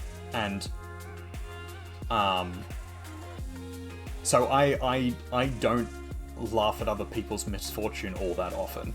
I've specifically tried to stop myself from that, but every now and then it still happens, and it's very dependent on situation. I tend not to find it funny. So, for example, if someone's like, "Oh, this person said X thing, and then they were a Nazi, and then they got hit," like, I don't find enjoyment in that, or I don't find that particularly funny. But like, every now and then there's like still an unconscious thing that happens, and I'm still working on that as a thing. Because it takes time and energy, and eventually we'll get there. But also trying to do better is the point. But it's whether or not you want to put in the energy to do that. You don't have to. It's not a failing on your part if you don't want to. Just broadly as a thing. There is a problem with people trying to fix everyone else, and that's specifically like tone policing and policing behavior or thought process, because things change over time, and morality changes over time, and ethics changes over time, and stuff like that. You can't rely on someone else's ethics. You have to rely on internal logical consistency, and you have to rely on your own moral basis. So the first part is does it logically make sense that this is a good thing to do or a bad thing to do? And you logic your way through it. You justify it through the various different mechanisms that you have at your understanding to say yes or no, A or B. And then the second part of it is you have an internal morality that you have gained from somewhere. It's probably a series of different external moralities that you've jammed together. So it's part of it is probably a little bit of Christian morality, part of it is probably some natural morality, the idea of like nature as a teacher for morality and ethics, and then you probably have a little bit of like specifically Australian colloquial ethics, which is like Australian society as a thing, and what we as a society accept or don't accept, broadly speaking. So Australian society is a little bit racist. It's a little bit violent. It's a little bit self-destructive. So our morality is going to reflect that. Then we have the Judeo-Christian foundation of our country, which, you know, says that, you know, stealing is wrong, and murder is wrong, and adultery is wrong, and, you know, those basic principles. That's the second set of morality things that we have. And then you might have your own, like, natural morality or something that you've logicked for yourself. You jam all those together, that's your internal consistency morality. And then you have logic morality, which is, you know, I argue A, and because A, then B, and then because B, C, therefore should make sense. Like, if hitting someone is wrong, generally speaking, if it's bad to be hit, if it hurts to be hit and it's bad to be hit, then hitting someone else is a bad thing, and that means that regardless of what the other person did, hitting them should be the wrong thing to do. And regardless of whether they hit someone else or hit you first or whatever, that like hitting them is still the wrong thing to do. And then you could argue, but if they hit you, you might need to hit them back, and then you get into the like the logic argument of A versus B.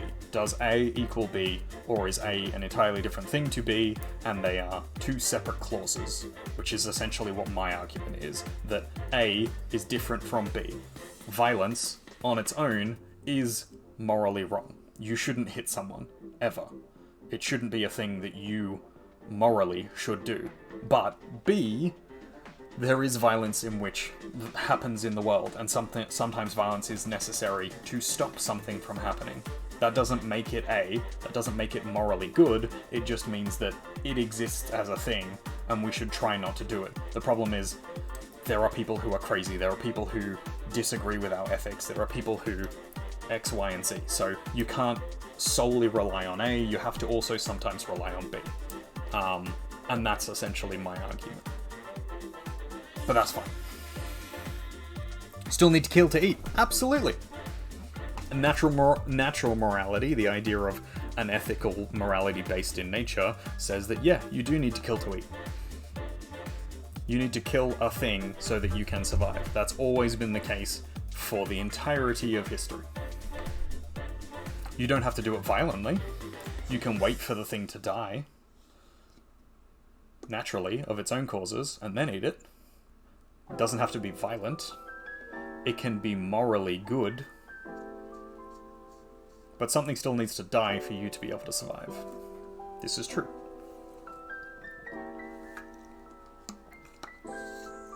You could farm something,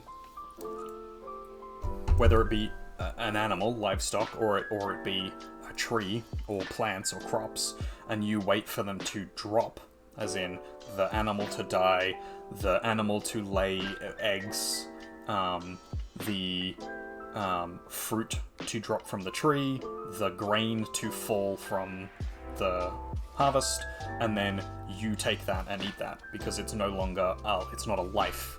You haven't killed something, but something had to, you know, die to get to that point.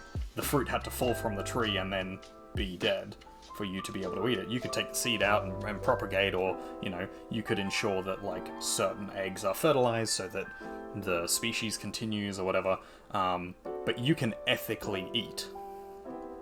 You can morally eat. Or you can do what you need to survive and recognize that it's still a bad thing. I can go to the shops and buy meat and eat it and still recognize that factory farming is wrong and we shouldn't do it. Still recognize that killing an animal is not the moral thing to do, but also I need to eat.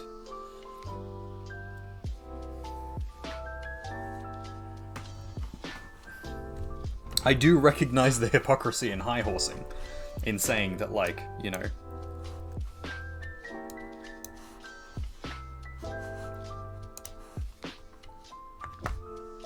the irony is not lost on me. But just because hypocrisy exists doesn't mean it's then okay to just ignore the other things. Justification one isn't the other. Animals, plants, bacterium, something needs to be destroyed. I mean, bacterium is... If you're getting to the point of bacterium as being the living thing, as soon as you're ingesting it, it's still alive inside you. Plants and animals, like, they can die of natural causes and then you eat them. You don't have to kill them. And it's not destroyed because it's always going to die anyway. It's going to be turned into something else and then goes back into the cycle of the system. It's still, you can ethically do it. There is a point at which you can have moral consumption. You can't do it en masse. That is entirely different thing. Like, a society of millions of people can't ethically eat, but an individual could ethically eat. If you owned your own farm, if you owned acres of land, and you farmed in a way that you only harvested things that had already dropped from the tree or from the plant, you only harvested non-living things from animals, as in you took animals that already had died of natural causes and you ate those, and then you took like excess milk, excess unfertilized eggs, because they're never going to grow up into anything else, so you can safely eat those without it being ethically destructive. Those are all, like, morally good and reasonable things. And we should strive to do that. Absolutely.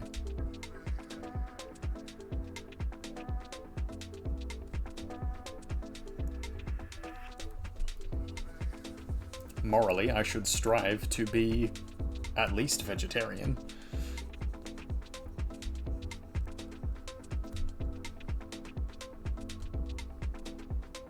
I struggle, and I will one day get there, I'm sure, but for now, I struggle.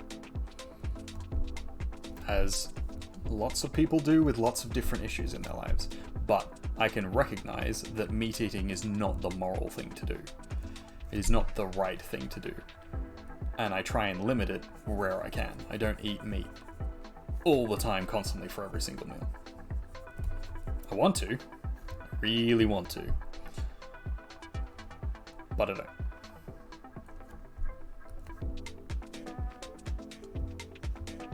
And yeah, I've been an arsehole about it, but I try not to be.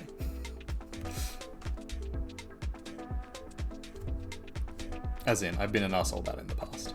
To vegetarians and vegans and things like that.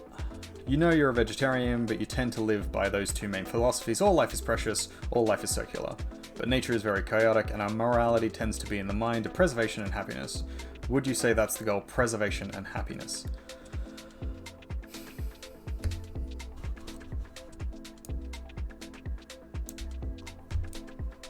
Vegetarians and assholes have been vegans. Vegans and vegetarians have been assholes to me. Yes, but that doesn't justify me being an asshole back to them. I can still recognize that it's morally the wrong thing to do, even though I did it. It was a moment of weakness, and I should not have done it. I will probably do it again, but I can recognize that it was the wrong thing to do. Brain disorder, correct vegan to arsehole. I'm tired, and it probably dyslexia'd, but maybe? Possibly?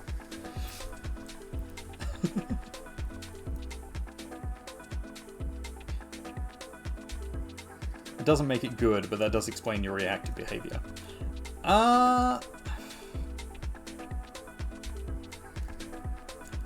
Yes, however, I wouldn't use it as a justification, and that's the difference. Because a justification means that it's okay. A justification is trying to explain the behavior in a way that you then don't have to deal with it. You don't have to not do it anymore.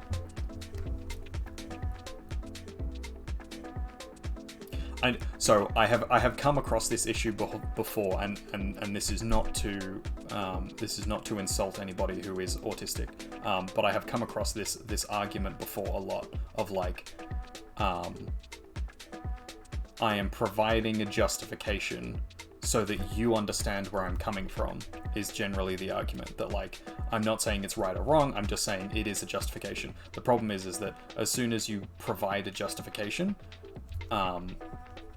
then the result, usually, not always, but usually, is that then nothing is done about the problem. On both sides. And that might not be the case for people who are autistic. However, in my, like, broadly speaking, but in my experience, a lot of what ends up happening is someone provides a justification for an issue or a situation, and then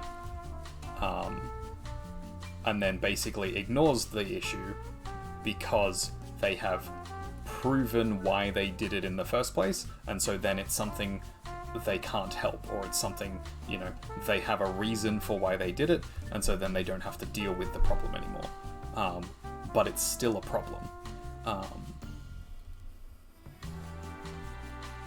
But like I said, this is essentially a semantic, broad moral argument about what is the right thing to do versus what actually happens. And like, no one's morally perfect, no one's going to do the right thing all the time.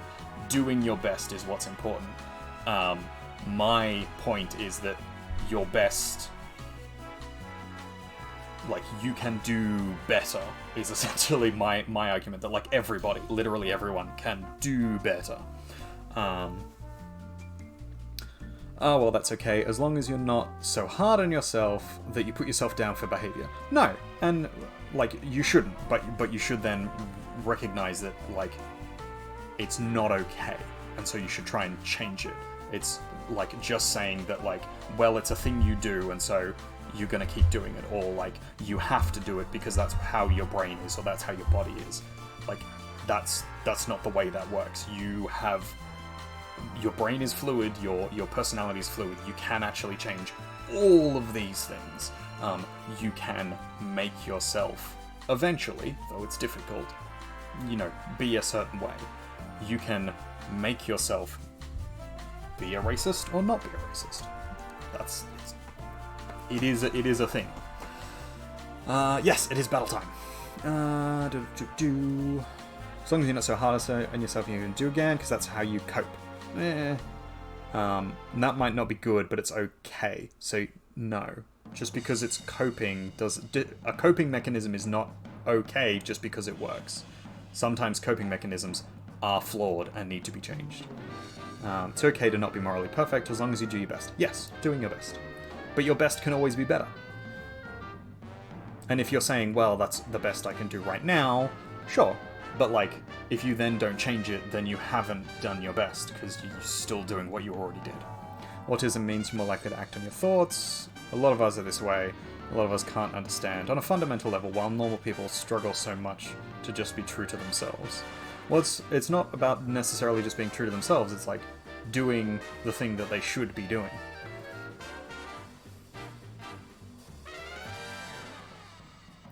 There are things that we're going to keep doing, and I don't think we can change all of them.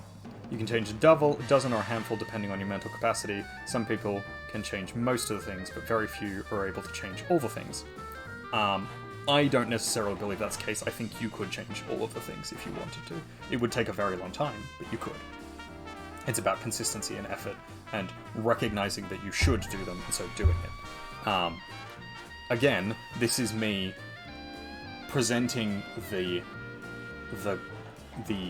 ideal situation, the best situation, and not what is actually happening. Because, like I said, I'm still a meat eater. I recognize that there's hypocrisy in the world, broadly speaking, but, like, also in this argument that, like, you can't do everything, you can't be everything. That's fine. I'm not expecting everybody to be or do everything, but also, like, recognizing that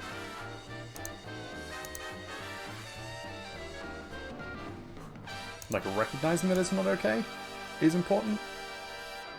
Because most people don't recognize that it's okay, and that's where it's an issue. Now I have a thing to do a flag bearer, so I'm going to put the flag bearer down up here, and then just vibe around here. And this is all, like, broadly hypothetical speaking. I'm not talking about any one person in particular. Because I know people get funny about these moral arguments. Like, oh well, you're saying I'm not good or nice because I don't do this, or I don't do the thing you want me to do. It's like, well, no, that's not my point. I'm not arguing that. What I'm arguing is, just because you did something or you could do something doesn't mean you should do something. Just because your brain acts in a certain way now doesn't mean it's the way it always is going to be. Because you can change it. You can go to therapy. You can do all of the things to change your mind, to change your initial response to things.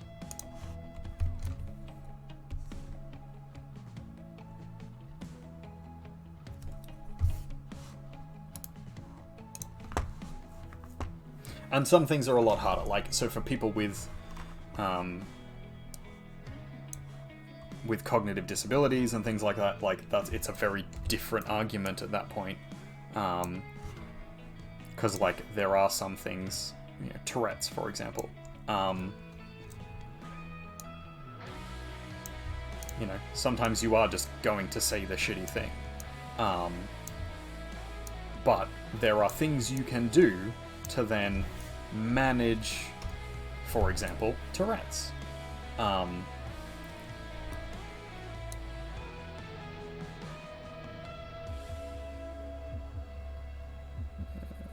we go. Just saying, well, it's my brain, and so there's nothing I can do about it, so good enough. Or being like, yeah, it's bad, but, like, that's my brain, so I'm not going to do anything about it, is a cop-out.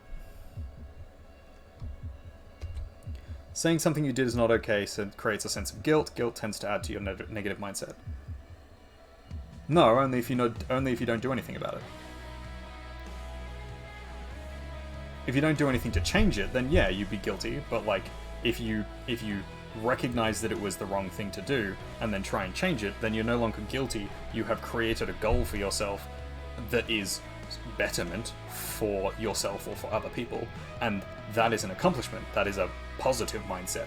You then have gained something rather than having lost something.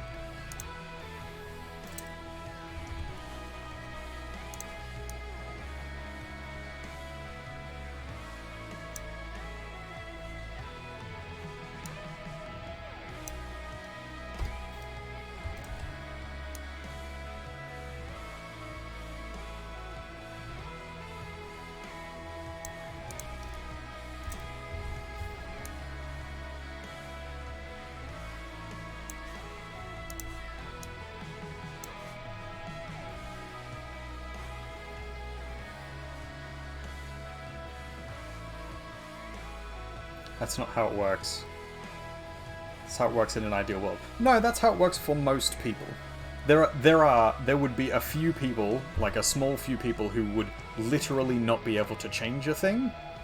And sure, you can argue that that's fine for those specific people. But, like, for example, Tourette's. Like, swearing as a tic is a bad thing. You can train yourself as someone with Tourette's, literally something that is entirely subconscious that you cannot help. You can train yourself to not swear and instead have a different tic.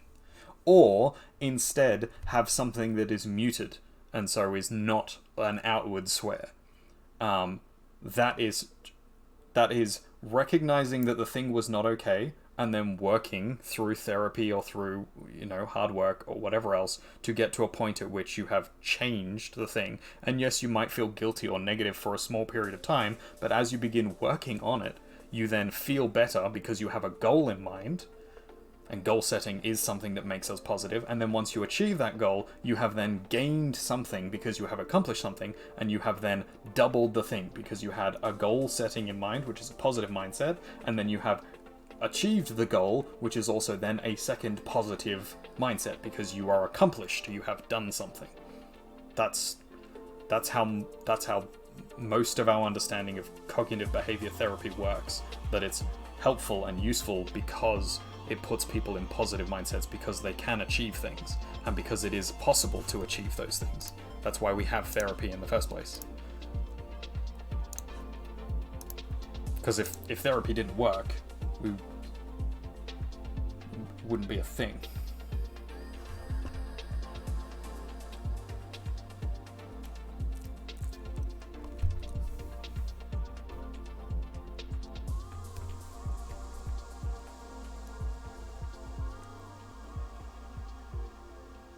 Like, it's not easy. I'm not saying any of this is easy. I'm also not saying that's anything that, like, everyone should have to do it. I'm saying people should strive to do it, and it's the right thing to do.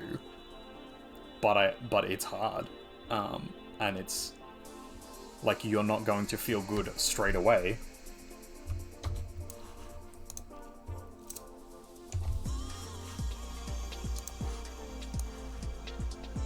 In the same way that, like, working out, like going to the gym.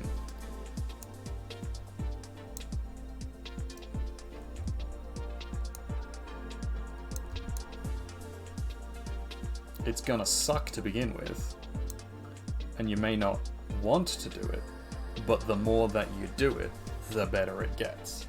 The easier it gets, the better you feel, the more you have a sense of accomplishment. That sense of accomplishment then develops into, like, a sense of confidence in the self. You can make yourself better. You can continue to do the better things and push yourself to be better. And that is morally a correct thing to do. To be the healthiest you can possibly be is morally good. Gym is a great metaphor. Your experience, and you have to admit you have a few less years, but your experience with therapy and setting goals is that the healthier methods tend to create small achievable milestones, and then your use of terminology is important. Yeah, absolutely. Small goals is important, and not being... So, yes, and this is why I said before that, like, your method is akin to going to the gym because it's not okay to be overweight, and that's objectively bad. No, it's not, because it's a good motivator. Shame is actually a very strong motivator. If you don't want to be overweight because it's unhealthy, so for example, for me, I am overweight currently. My BMI is too high, so I recognize that is providing me with detrimental health outcomes. I am more likely to have heart disease, I'm more likely to have cancer, I'm more likely to have all these issues. That is objectively a bad thing for me to be overweight. It is not okay for me to be overweight. Morally. But I'm not going to sit here and feel guilty for being overweight, because the reason I'm overweight is because I'm teaching, and I'm making art, and I'm eating good food, and I am enjoying my life. I don't feel bad because I'm overweight, but I recognize that it's not the right thing to do. So, I exercise, and I'm on a diet, and eventually I'll get to the point where I'm healthy. In quotes, healthy.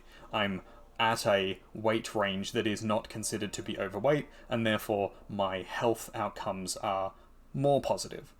In the process of that small milestone journey of getting to being the right BMI, the healthy, in quotes, because, healthy at all sizes, But on the process of getting to that point, I am going to have good things that happen as I set goals and achieve them, and once I get down to the BMI, I am going to feel better because I have reached that goal.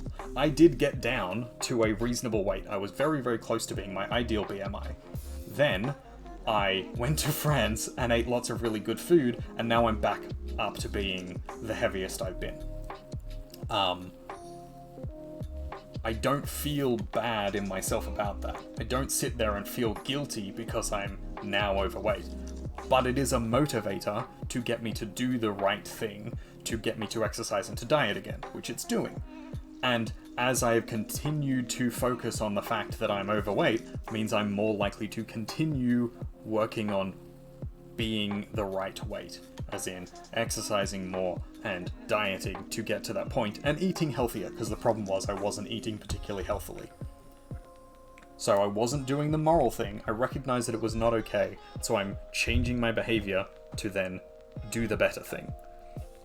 The thought process of I'm fat might make me feel a little unhappy at times, but if I do nothing about it, I'm always going to think that, and it's always going to be negative, and there's no benefit. It doesn't get better just because I'm like, well, I'm fat now, and I got fat because I was doing the things I was already doing, and I was eating because I couldn't really control myself because it was in front of me and I wanted it, and so that's okay. It's justified because, you know, I needed to eat to live, and the food was there, and it was the food that was available, and it was cheap.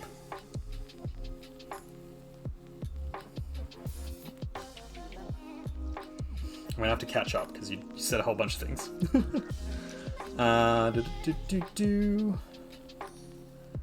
But if you're constantly telling yourself that, you need to not be thin.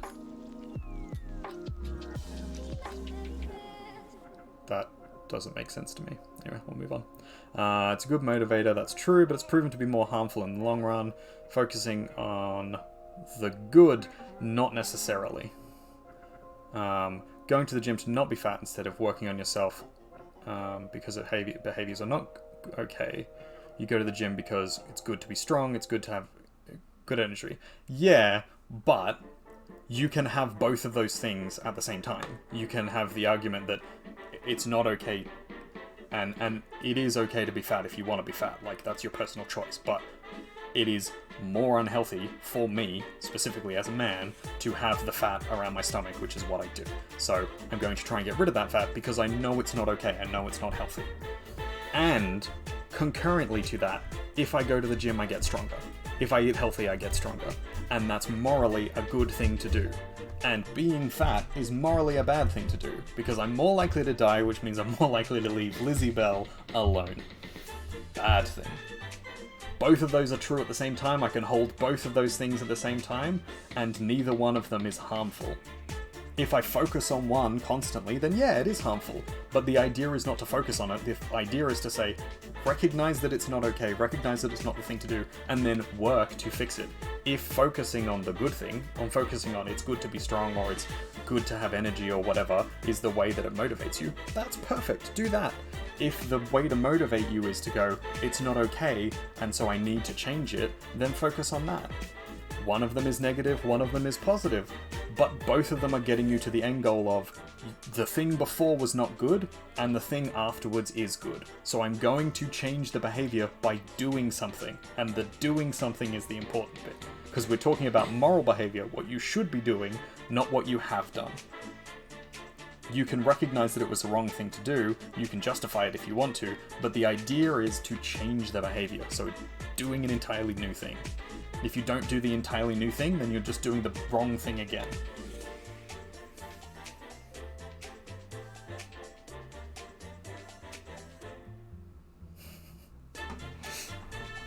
Okay, I've caught back up now. Yeah, I entirely get where you're coming from, but like the problem is that very often becomes the cop-out of the argument of, well, I can't help it because that's how my brain works, or I can't help it because, you know, it would be unhealthy to focus on X, or it would be unhealthy to do blah. The problem with that thinking is The problem with that thinking is then nothing changes. And if nothing changes, then it is essentially like doing the wrong thing, because you know it's the wrong thing, and then you continue to do it. And again, I eat meat, so I recognize that sometimes you do just do the wrong thing. I eat meat because there are health benefits to it, and because there are good things to it, but I know it's the wrong thing to do, and so I try and do it less. And I have been cutting down on the amount of meat and what types of meat I eat. I'm still not perfect, I still don't do all the right things, but I'm working on it. And eventually I'll get to the point where I don't eat meat at all. I will be a vegetarian with Lizzie Bell. Hopefully one day. The shame of eating the meat and recognizing that an animal had to die and had to suffer is a good motivator for me not to eat the meat. Thinking of all the, good things for the planet, if I don't eat the meat, is also a good motivator. I don't feel cut up. I don't sit and, feel awful or marinate in the awfulness of the fact that I eat meat. But I recognize it's the wrong thing, and I move towards trying to change it. I am slow in trying to change it, and that's perfectly fine. Everybody moves at their own pace, everybody does their own thing, how they want to do it. But in terms of the objective morality of it, I should be moving towards eating less meat or eating no meat at all. So I'm doing that. And that's the point.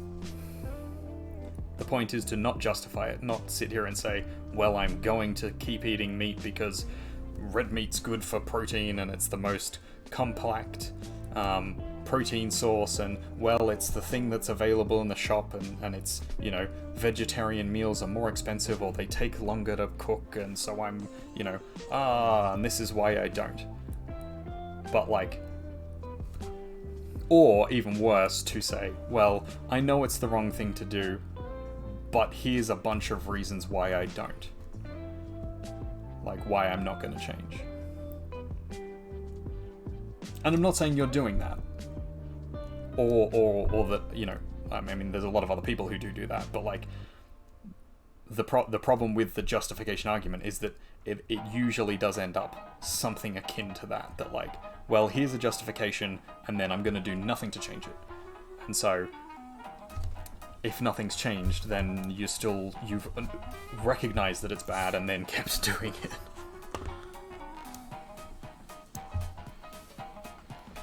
Hey, there's my Instagram. There is my merch store if you like my insane ramblings. You don't have to be a vegetarian if you can respect the sacrifice that is made for your meal. That's all that matters in your opinion. No, I don't agree with that. You'd possibly like more vegetarians in the world, but it's not okay to eat meat. So, here's the disconnect between us. I think eating meat unethically is morally wrong. Factory farming is definitely wrong. Abusing animals is definitely wrong. Killing an animal to eat it is morally wrong. You have taken a life for the benefit of yours. That is a morally wrong thing to do. But we need to do it to survive most of the time. Or at least for the convenience of our current lives. It's still morally wrong. It's still the thing you shouldn't do. Ethically, the most moral situation for eating meat, in which it would be okay, is you only eat meat if the animal has already died, either of natural causes or via some other means. So for example, if another animal kills an animal and then you take the meat. Or if it dies of natural causes and then you eat it. Or, the other thing is, if there is a protein source, so for example, eggs. Eggs is not killing things. You don't kill a thing if you have eggs, unless the egg is already fertilized, in which case there's a weird argument around conception, and we're not getting into that because that's an entirely different discussion, which is probably against terms of service, I think. The carnivore is the one defending veganism. Not veganism, vegetarianism. I think the idea of plants as like sentient life is a difficult one, and I think ethically you can't really make the argument for like not eating plants. There is a moral argument you could make, and it's a very, very silly one, but like you could live just on like plant droppings, as in the fruit that drops from a tree, the grain that drops from graining plants, or like after the full life cycle has finished of a particular plant, and it has sort of naturally died on its own. You could harvest that. Current idea is that the animal shouldn't be taken advantage of morally, which is the rawest form of vegan philosophy.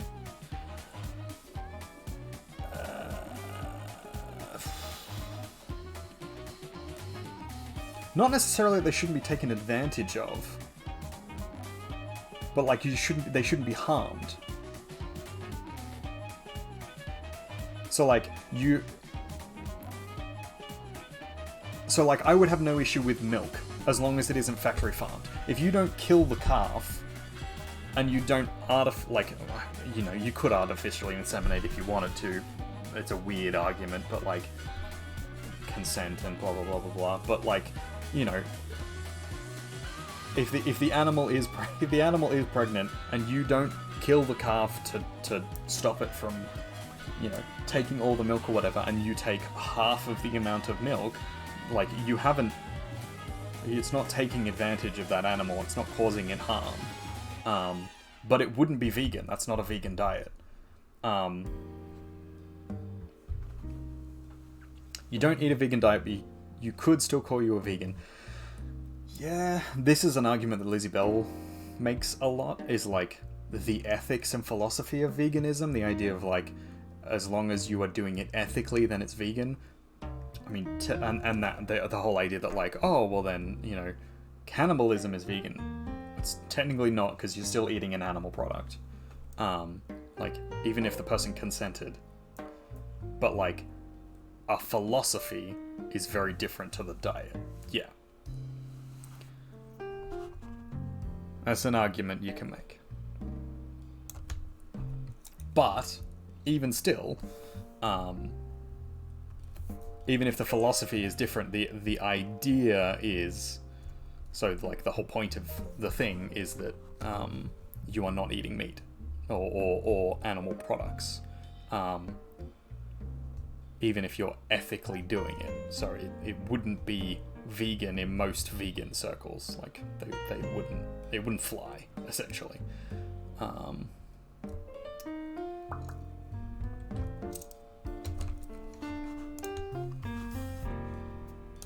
But hey, I'm not a vegan, so you make whatever argument you want about vegans. Actually, that's not necessarily the case. I think there would still be a lot of vegans that would disagree. How do I...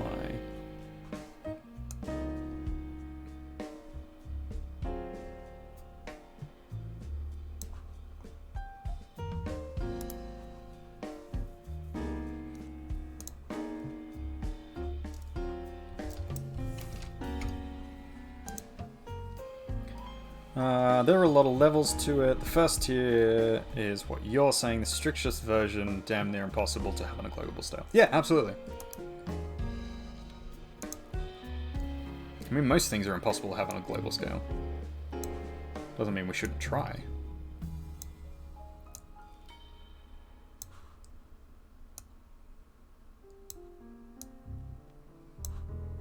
Which is essentially getting to my original point with the morality thing, was like, just because it's difficult doesn't mean you shouldn't try. The gym thing, just because the gym is difficult doesn't mean you shouldn't try and do it. And there are a whole bunch of reasons you can make that, like, well, you know, going to the gym is difficult, and it's it can be detrimental to your joints and your bones and your blah blah blah. Yeah, all of those things, definitely. And also, it would be healthier if you went to the gym.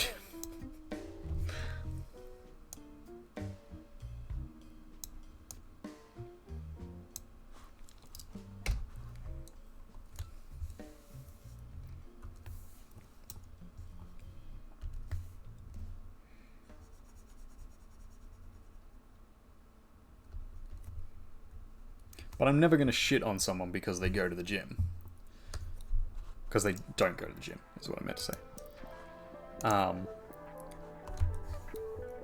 Just because I think it's a better thing to do, like, morally speaking, or for your health or whatever, doesn't mean I would ever say someone's a bad person for not going to the gym.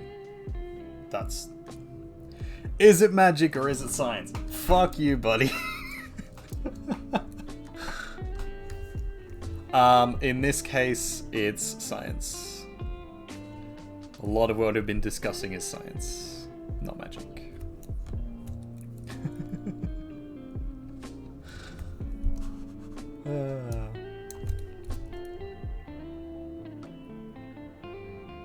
Yeah, I think this might be where the confusion is coming from,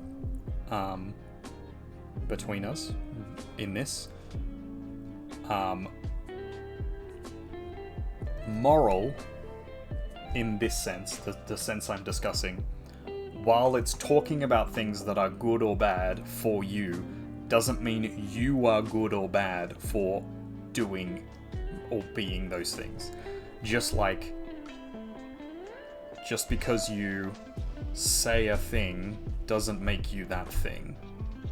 Just because you pray once or twice, or you go to church once or twice, that doesn't make you a Christian. You're not a bad person just because, like, you hit someone, for example. That doesn't mean that you're necessarily a bad person for life and forever. And even in that one situation, if it's justified, in quotes, that doesn't mean that you're a bad person. It also doesn't mean you're necessarily a good person. But the argument is that there is a moral reason to not do that. There's a moral reason to not hit someone. And so you can recognize that hitting someone was the bad thing to do. It was the wrong choice. And so in future, you can try to not do that again. It's not a judgment on the individual, it's a judgment on the action.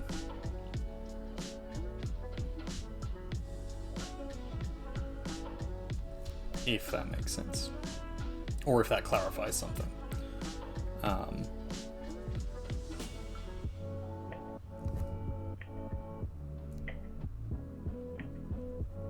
Like, the example, and it would be a good example, is the person with Tourette's.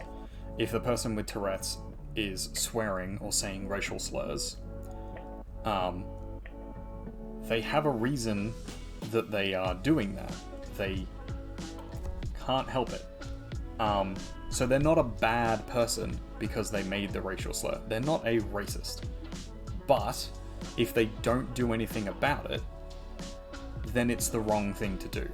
If they don't try and change it, if they don't go to therapy to try and have the tic be changed by whatever means they can, and it will be a long and difficult and arduous journey to do so, if they're not trying, that's when they're a bad person.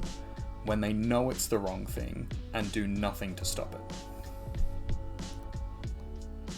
When I know I shouldn't eat meat and do literally nothing to stop it, that would make me bad.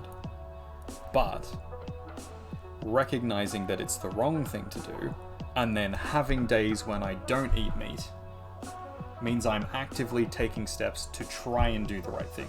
I'm diffusing the situation. The mystical idea of martial arts are that you're learning how to diffuse a situation. Most martial arts do this through excessive means, but there are some that train you to act only in defense in ways that would bring minimal harm. Yes, exactly that.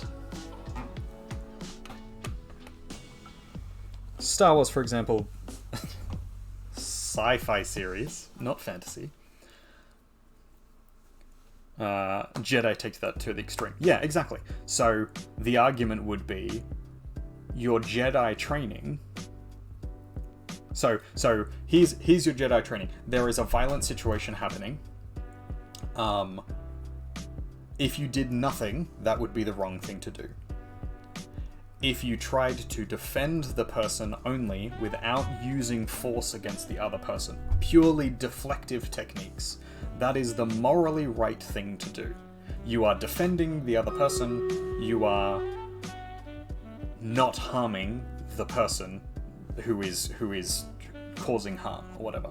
But if you don't stop them, they will continue to cause harm endlessly. Or you know, you might have to, whatever the case is, like they're being destructive. There is a point at which you may have to have force against them, but if your initial response is just violently go and attack them, if your initial response is attack them first or attack them as soon as they attack someone else, if your response is you chop their hand off and they can't be violent anymore, that is an immoral action. You have caused harm. That's bad. You did it for the right reasons, but it's still morally bad, because there is other actions you could have taken to defuse the situation. In the martial arts idea, or even in the Jedi idea, there is actions you could have taken, there is a force that you could have engaged that would have had diffused or stopped the situation without using harmful force against someone else.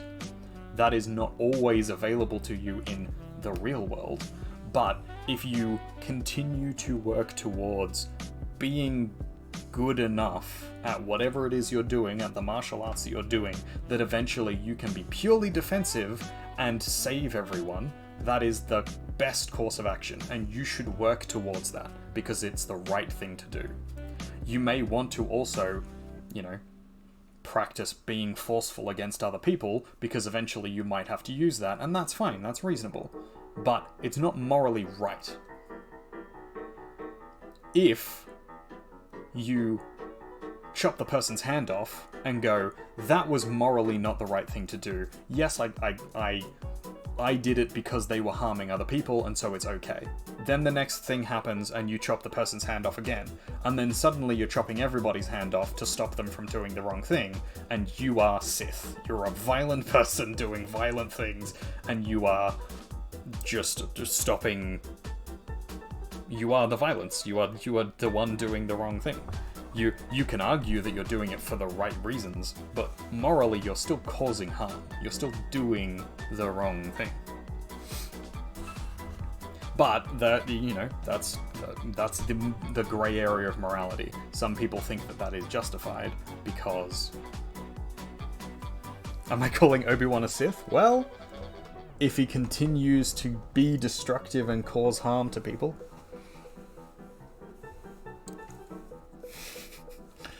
You are the violence, I am the one who chops.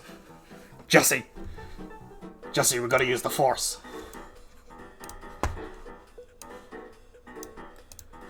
Let the battle begin!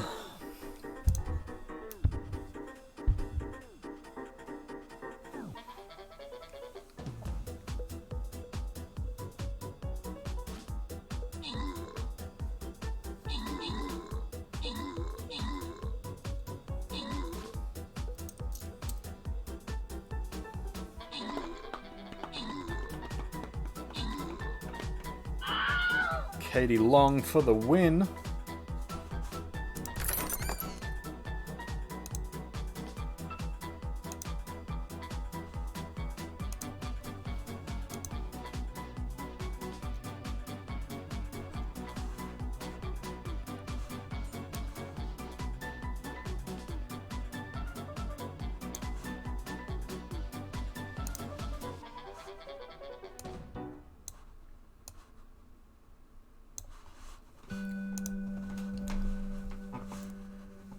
Alright, we'll set up one more battle. I don't know if we're gonna finish it or get through it.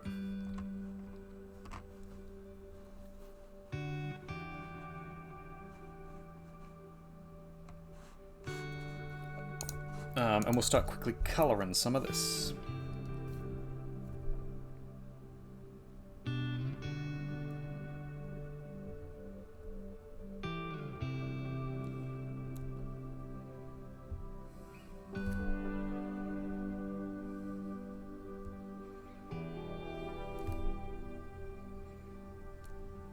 So here's a terrible example of sort of what I'm trying to say. Batman refuses to kill people because it's the morally wrong thing to do. Now, this is a poor analogy because he uses extreme violence, and that's bad. But the sort of the general argument still holds, and so I'm gonna go through the point at least to sort of try and get to where the argument I'm trying to make with it. But the idea is, if he just killed the Joker, if he was actually the vigilante that he's sort of presenting to be, and just killed the Joker or killed all the criminals, Gotham City would be saved essentially within months. But instead, he chooses to do the morally right thing to do, the better thing to do, which is to take him to the police, have him locked up in Arkham Asylum, and give him the opportunity to rehabilitate. Obviously, he then breaks out, is violent, causes trouble, kills people, etc., etc. The cycle begins again.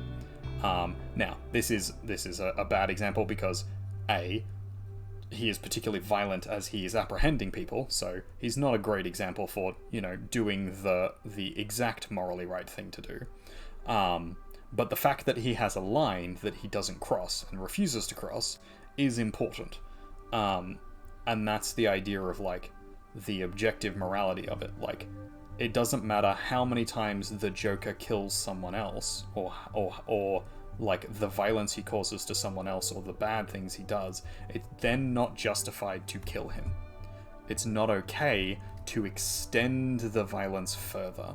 It's not okay to reciprocate just because the other person has done the wrong thing. It's still morally wrong. And that's the line that Batman refuses to cross.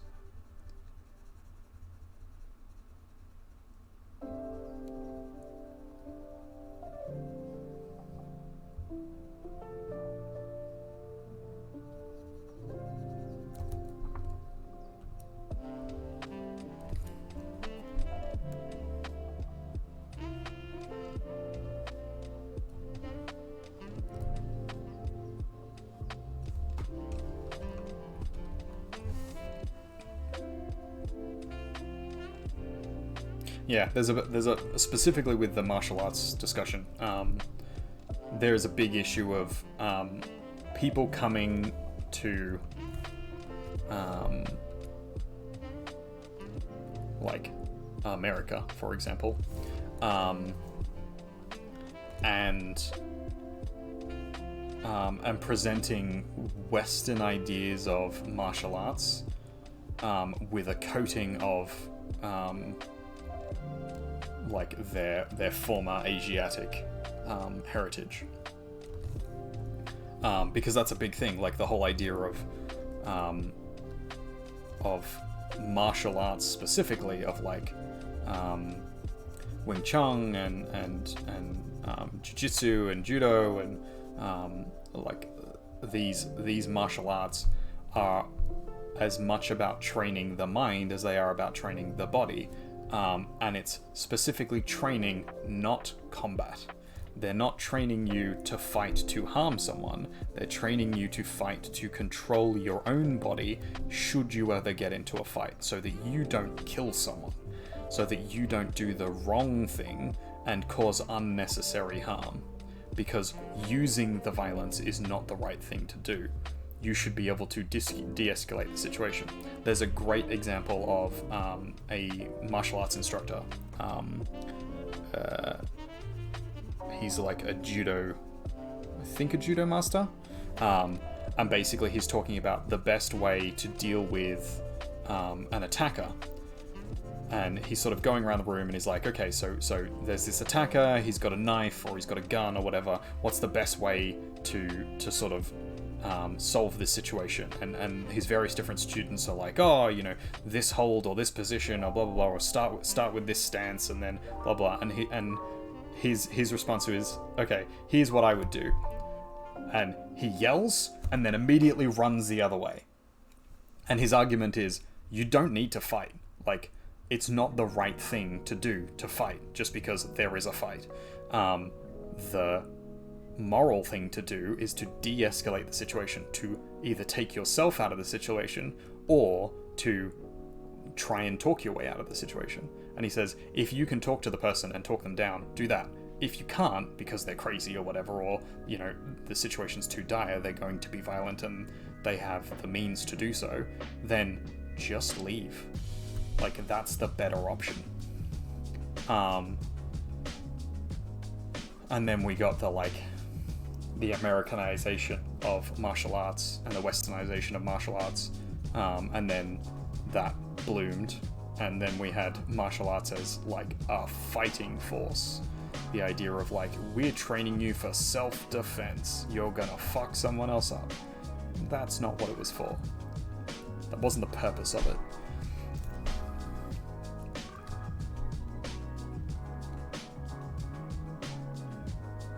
And obviously it's rooted in,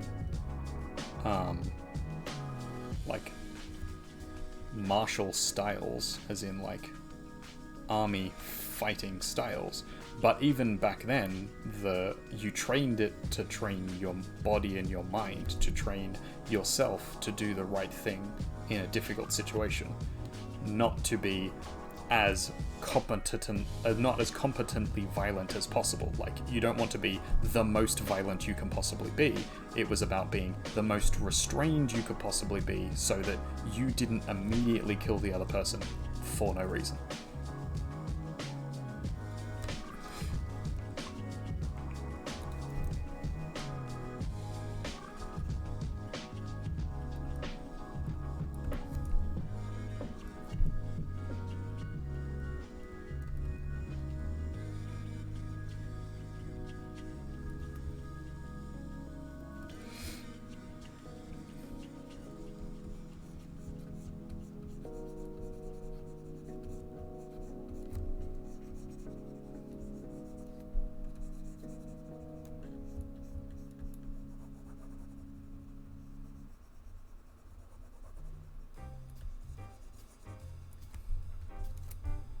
I think this is probably one of the few things I'm actually an idealist about.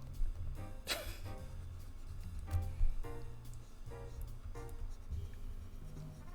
was ingrained in me pretty young. Like, doing the morally right thing. Which is ironic coming from a family that, like, was like, nah, break the fucking rules, do it. But there was a sense of, like, hey, you know, fairness, do unto others as you, etc., etc.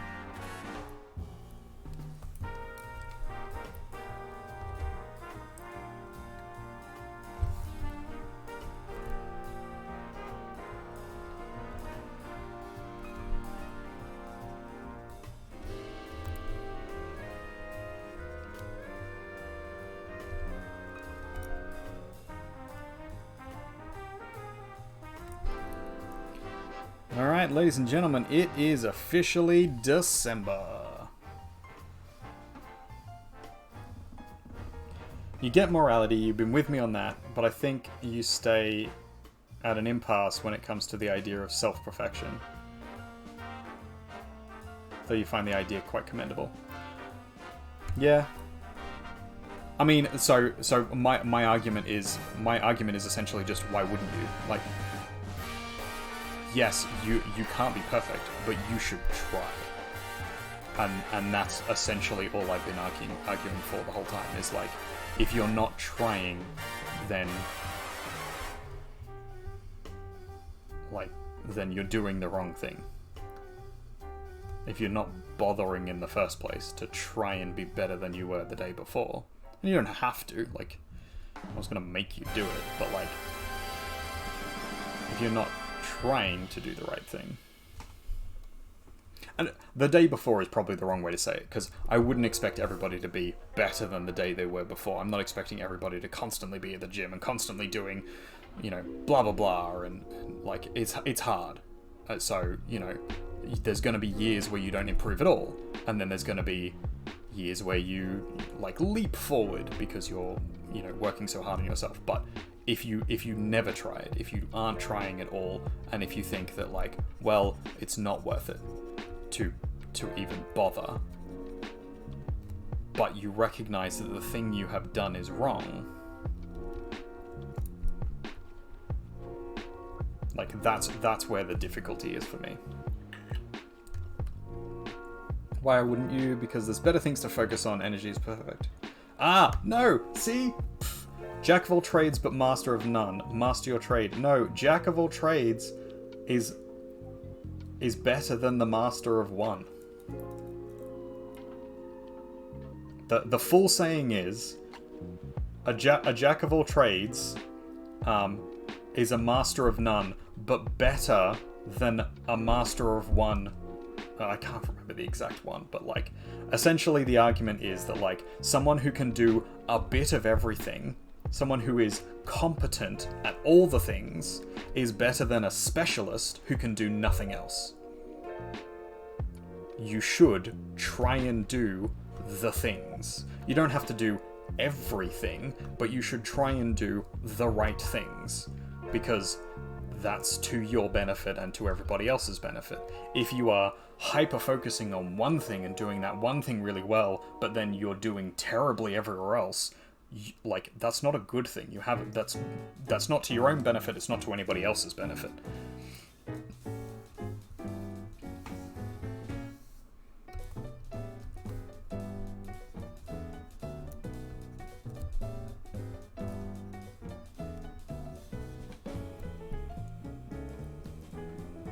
It's one of those cropped sayings, like blood is thicker than water, and you know, all of those ones. They're actually longer, and they mean the opposite to what the saying is that is now commonly accepted.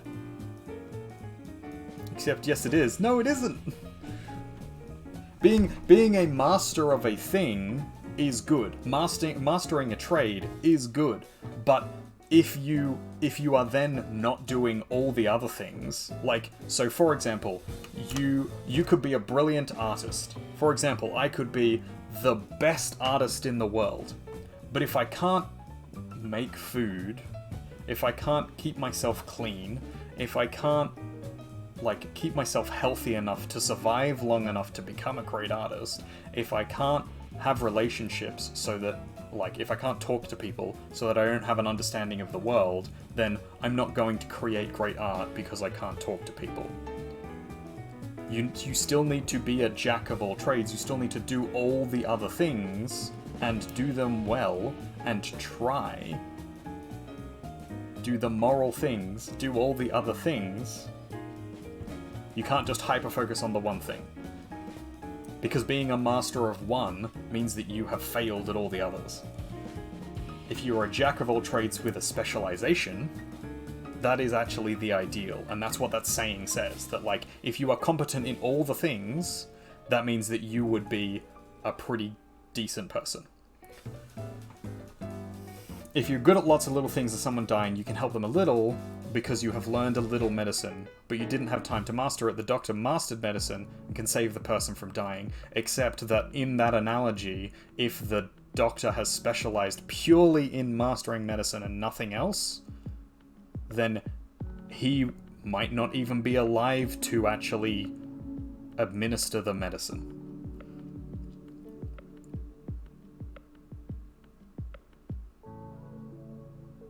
Like, mastering your trade is not just your trade, it's all the other things that come with it. It's like, it's the life things. And it's also all the other things that you need to understand in the...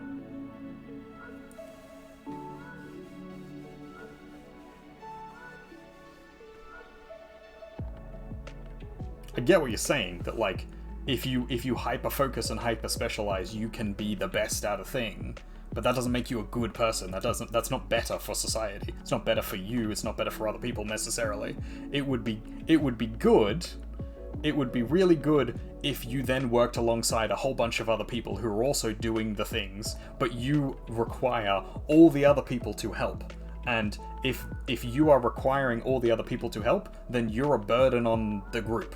You're not actually to the benefit of that group, except in that very specific, specialized situation. If you can, say, cure one type of cancer, that's amazing. But you're only curing one type of cancer. And the cost of getting to the point where you cure that one type of cancer means that you are a detriment to the rest of society until the point at which curing that cancer becomes a thing. Whereas, if you could instead master many things and then cure the cancer later on, get to that point later on, or your descendants cure the cancer the next generation because you have created the foundation for them, because morally you're all lifting yourselves up to be higher, to be better each time, then eventually you'll get to the point where you can do that. But again, it's an extreme example.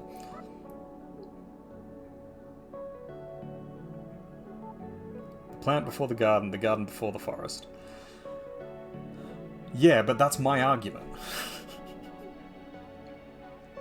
The plant before the garden before the forest is essentially you have to look after yourself first and then look after the next thing. So, if you're not looking after your things, if you're not making yourself better and doing the moral things, the right things to make you better and you right, you can't then help other people and make their things better and make their things right. And if you, in making yourself better, destroys and harms other people, then you haven't actually benefited yourself. Because then you have pushed someone else down socially to destroy the situation. No, I'm not saying fix the... So, no. This is... And I think this is the problem. I'm arguing for a broad morality, but how you get there is entirely up to you.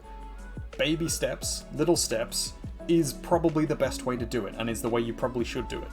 The Tourette's example. So, for example, the Tourette's example. If you are making racial slurs when you have Tourette's, that is a morally bad thing to do. The morally right thing to do would to be have no tics at all.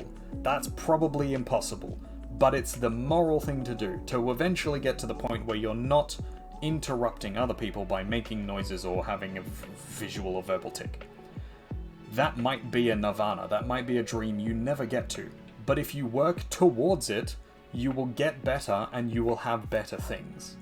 Eventually, in the baby steps, in the plant that becomes the garden, as you're tending it and working towards doing the better things, you stop saying racial slurs and you start just swearing in general. That's a step in the right direction. You continue working on that, and the tic goes from being a verbal tic to a physical tic. You're no longer swearing or making a noise, and now you're, just twitching your head slightly. It can still be disruptive to other people, but it's no longer harmful to the other people in the environment. It's no longer harmful to yourself, because you don't feel guilty for doing it anymore. You don't feel bad because you've gone from plant to garden. You're now at forest. And the end goal is world. The end goal is the entire universe. You want to get to the point where you have no tics. You'll probably die before you get to that point, because you can't fix the world, because you're one fucking person. But if you try, once you get to my tic is no longer my whole head twitches, now it's just, your eye or your lip or something. You now have learnt enough that you could try and teach someone else what it took you to get from plant to forest or to continent or to whatever. You've gone a significant way. You have done the moral thing. You feel significantly better about yourself because you've achieved a whole lot, and you now have experience that you can use to assist other people and to do better in the world. And you can also be better in the world because now you're not constantly swearing or making racial slurs. If you had stayed at plant and said, well, I have Tourette's, so I literally can't help it, so I'm gonna do nothing about it. even though you know it's wrong, you would be perfectly justified in doing that because you have a disability and it's not your fucking fault, but it's still wrong. It's still the morally wrong thing to do literally nothing. And it's very hard to do the right thing. And this is very easy for me to say as someone who doesn't have Tourette's, but I have dyslexia. And it's really fucking hard for me to read. So what did I do? I read, and I read, and I read, and I went to speech therapy, and I went to reading therapy, and I repeated classes at schools, as in I literally repeated a grade at school, and then I went to university and continued to read, and I continued to learn how to read and get better at reading, and now what do? I teach other people how to read. I teach other people how, with dyslexia, to better manage their symptoms. I am helping other people because I have helped myself. I have morally done the right thing in trying to change it. I could have said, I can't read because it's difficult, and so I'm not going to read, and never read again, because I know people who've done that. But it's not the morally right thing to do. It's justified. It's okay, you can do it. They're not bad people. I don't think they're bad people for it. Reading when you have dyslexia is really fucking hard. But it's morally right to keep trying to read until you can. Because then you can learn things, and you can get better, and you can help other people get better. And that's the point. Does that make sense? Again, it's not a judgment on the person. The person's not a bad person because they don't do the thing. But it's the right thing to do to try and fix it.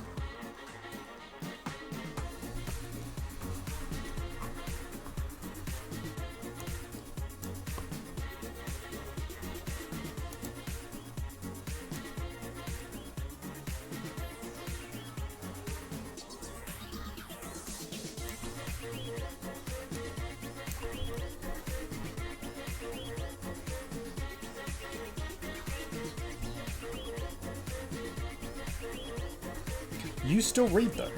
Like, you don't read novels, you now listen to audiobooks, so that's one step in the solution. That's a step in the right direction. But you still read things. You still read stuff online, you still interact with things.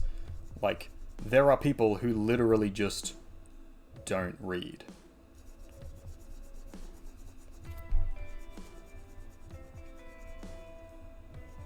As in, literally refuse to read a thing. You'll hand them a piece of paper and they'll be like, I don't read, I'm dyslexic. I've had students in the past who have, like, I've given them reading or writing tasks and they say, I don't read, I'm dyslexic, and then they have a note from, you know, their parent or the, you know, doctor or whatever that says they have dyslexia, they have trouble reading, and then the doctor says, or the teacher says, you know, give them accommodations so that they can you know, do the work easier, and they say that means I don't have to read it. You have to read it to me. Like, that's not how that works. That is a moral failing. I understand why they're doing it.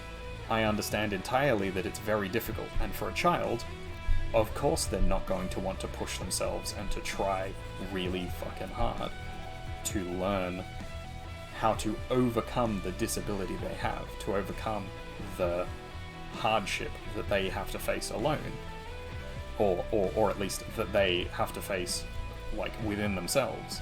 But it would be the right thing to do for them to try.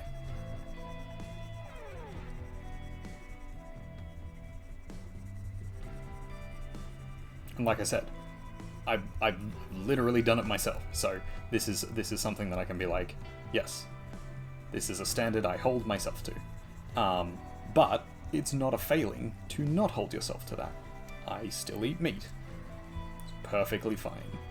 It's not a good thing, but it is a thing that I do, and I am working towards bettering it because that's the right thing to do. Just because I haven't got there yet doesn't make me a bad person. Even if I never get there, doesn't make me a bad person. It would make me a bad person if I never tried. And that's the distinction. If I justify it and then don't bother to do anything.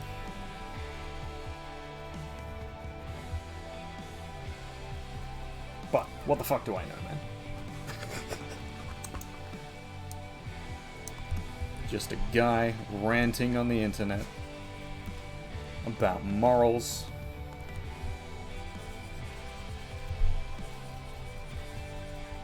What the fuck do I know?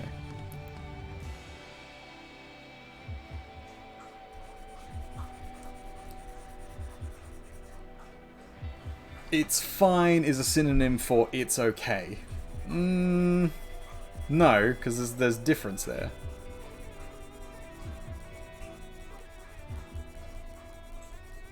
It's like saying it is what it is. It's going to be what it is. And I'm not going to judge you for that. It's fine. Like, it's not good, it's not bad, it's not okay, it's fine. It's middle ground, it's benchmark. Mediocre. It would be okay if you tried. It would be good if you succeeded. It would be morally good if you succeeded. It would be okay if you were trying. It would be fine if you were where you were. It would be bad if you were where you were and it was hurting other people, you knew about it and you did nothing.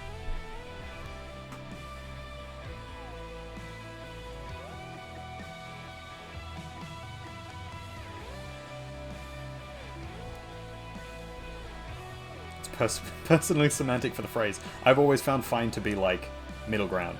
It's not good, it's not bad.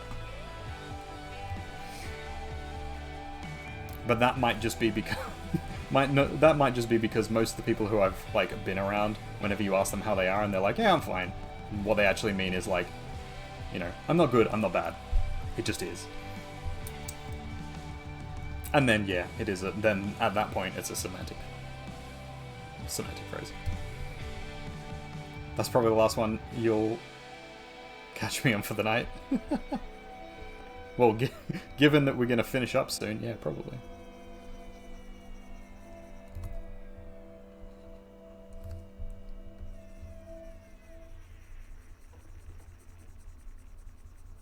Yeah, I literally don't mean that as a gotcha. That I'm not like trying to backflip on this.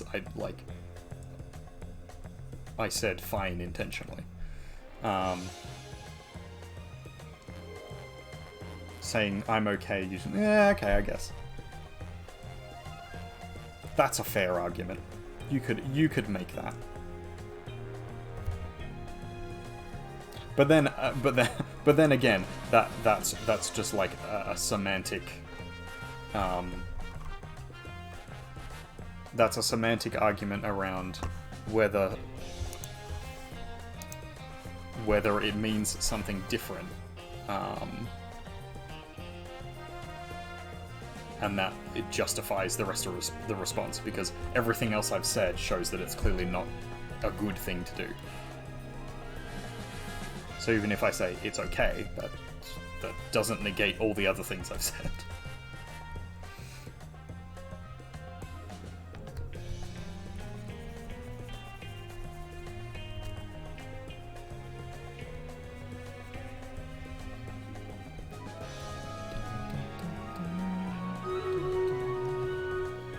The battle is about to begin, and then we're going to raid out. I think we're going to raid into the Cognitive Beard.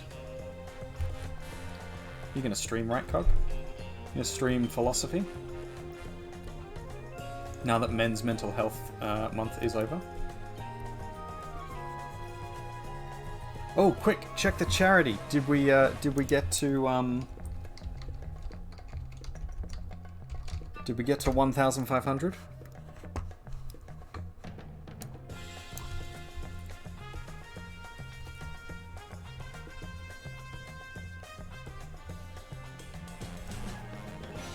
We should stream philosophy. Oh god, it would be insufferable.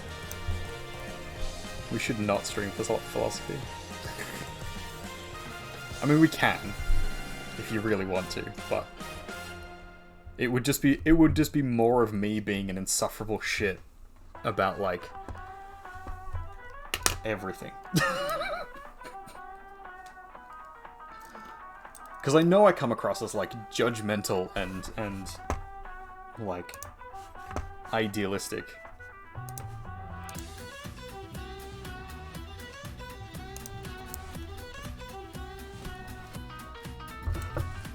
But genuinely, I'm not. I'm trying not to be judgmental of anybody else. Like, I am just presenting what I think is the right moral situation.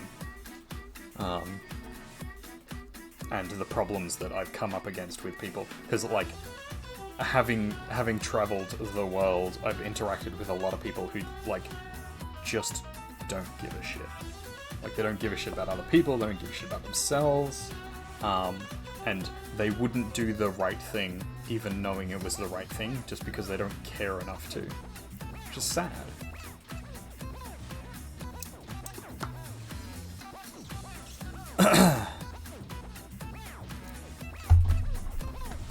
Ugh. Come on, game. I can't even look at, Actually, I could do this, couldn't I? Oop.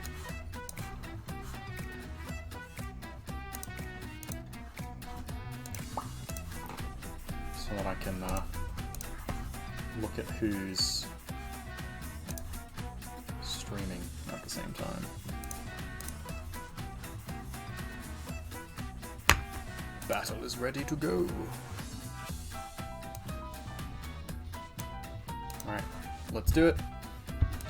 Let the battle begin.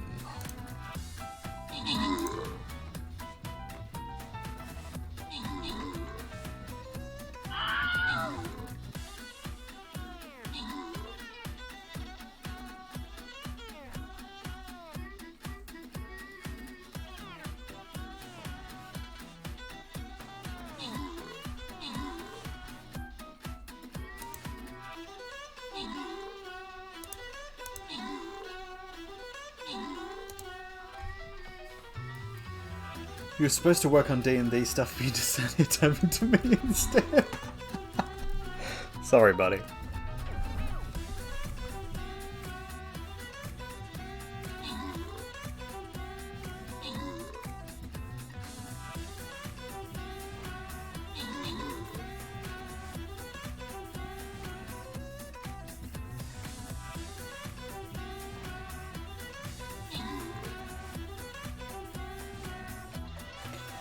Winner.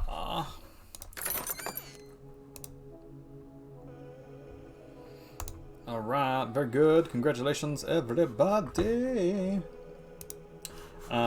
So we're probably gonna raid into Mr. James B. Barrow, who has some lovely new merch that he's just released, which is super exciting.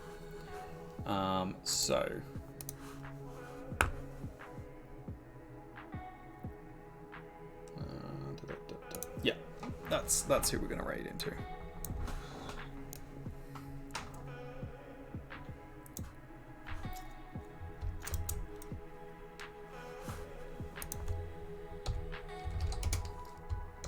We will be back tomorrow, I believe, for something,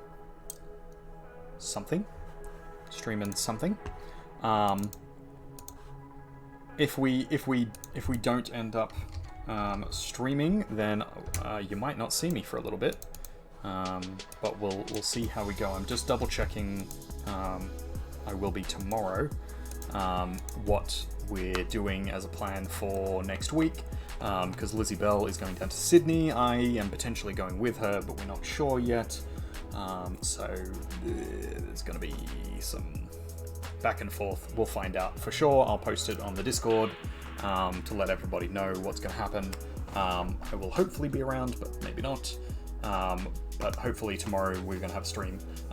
If you are subscribed to me, you can copy the little ready do there, or you can just give James some love from us, from our bee swarm to his. And I will catch you guys later. Thank you for sitting through my philosophical, inane ramblings. Remember that I am not an authority, and I'm not correct just because I'm streaming, and just because I talk loudly. You might be correct or more correct than me. It's up to you to work that out. Good luck. Much love, everybody. See you guys. Bye.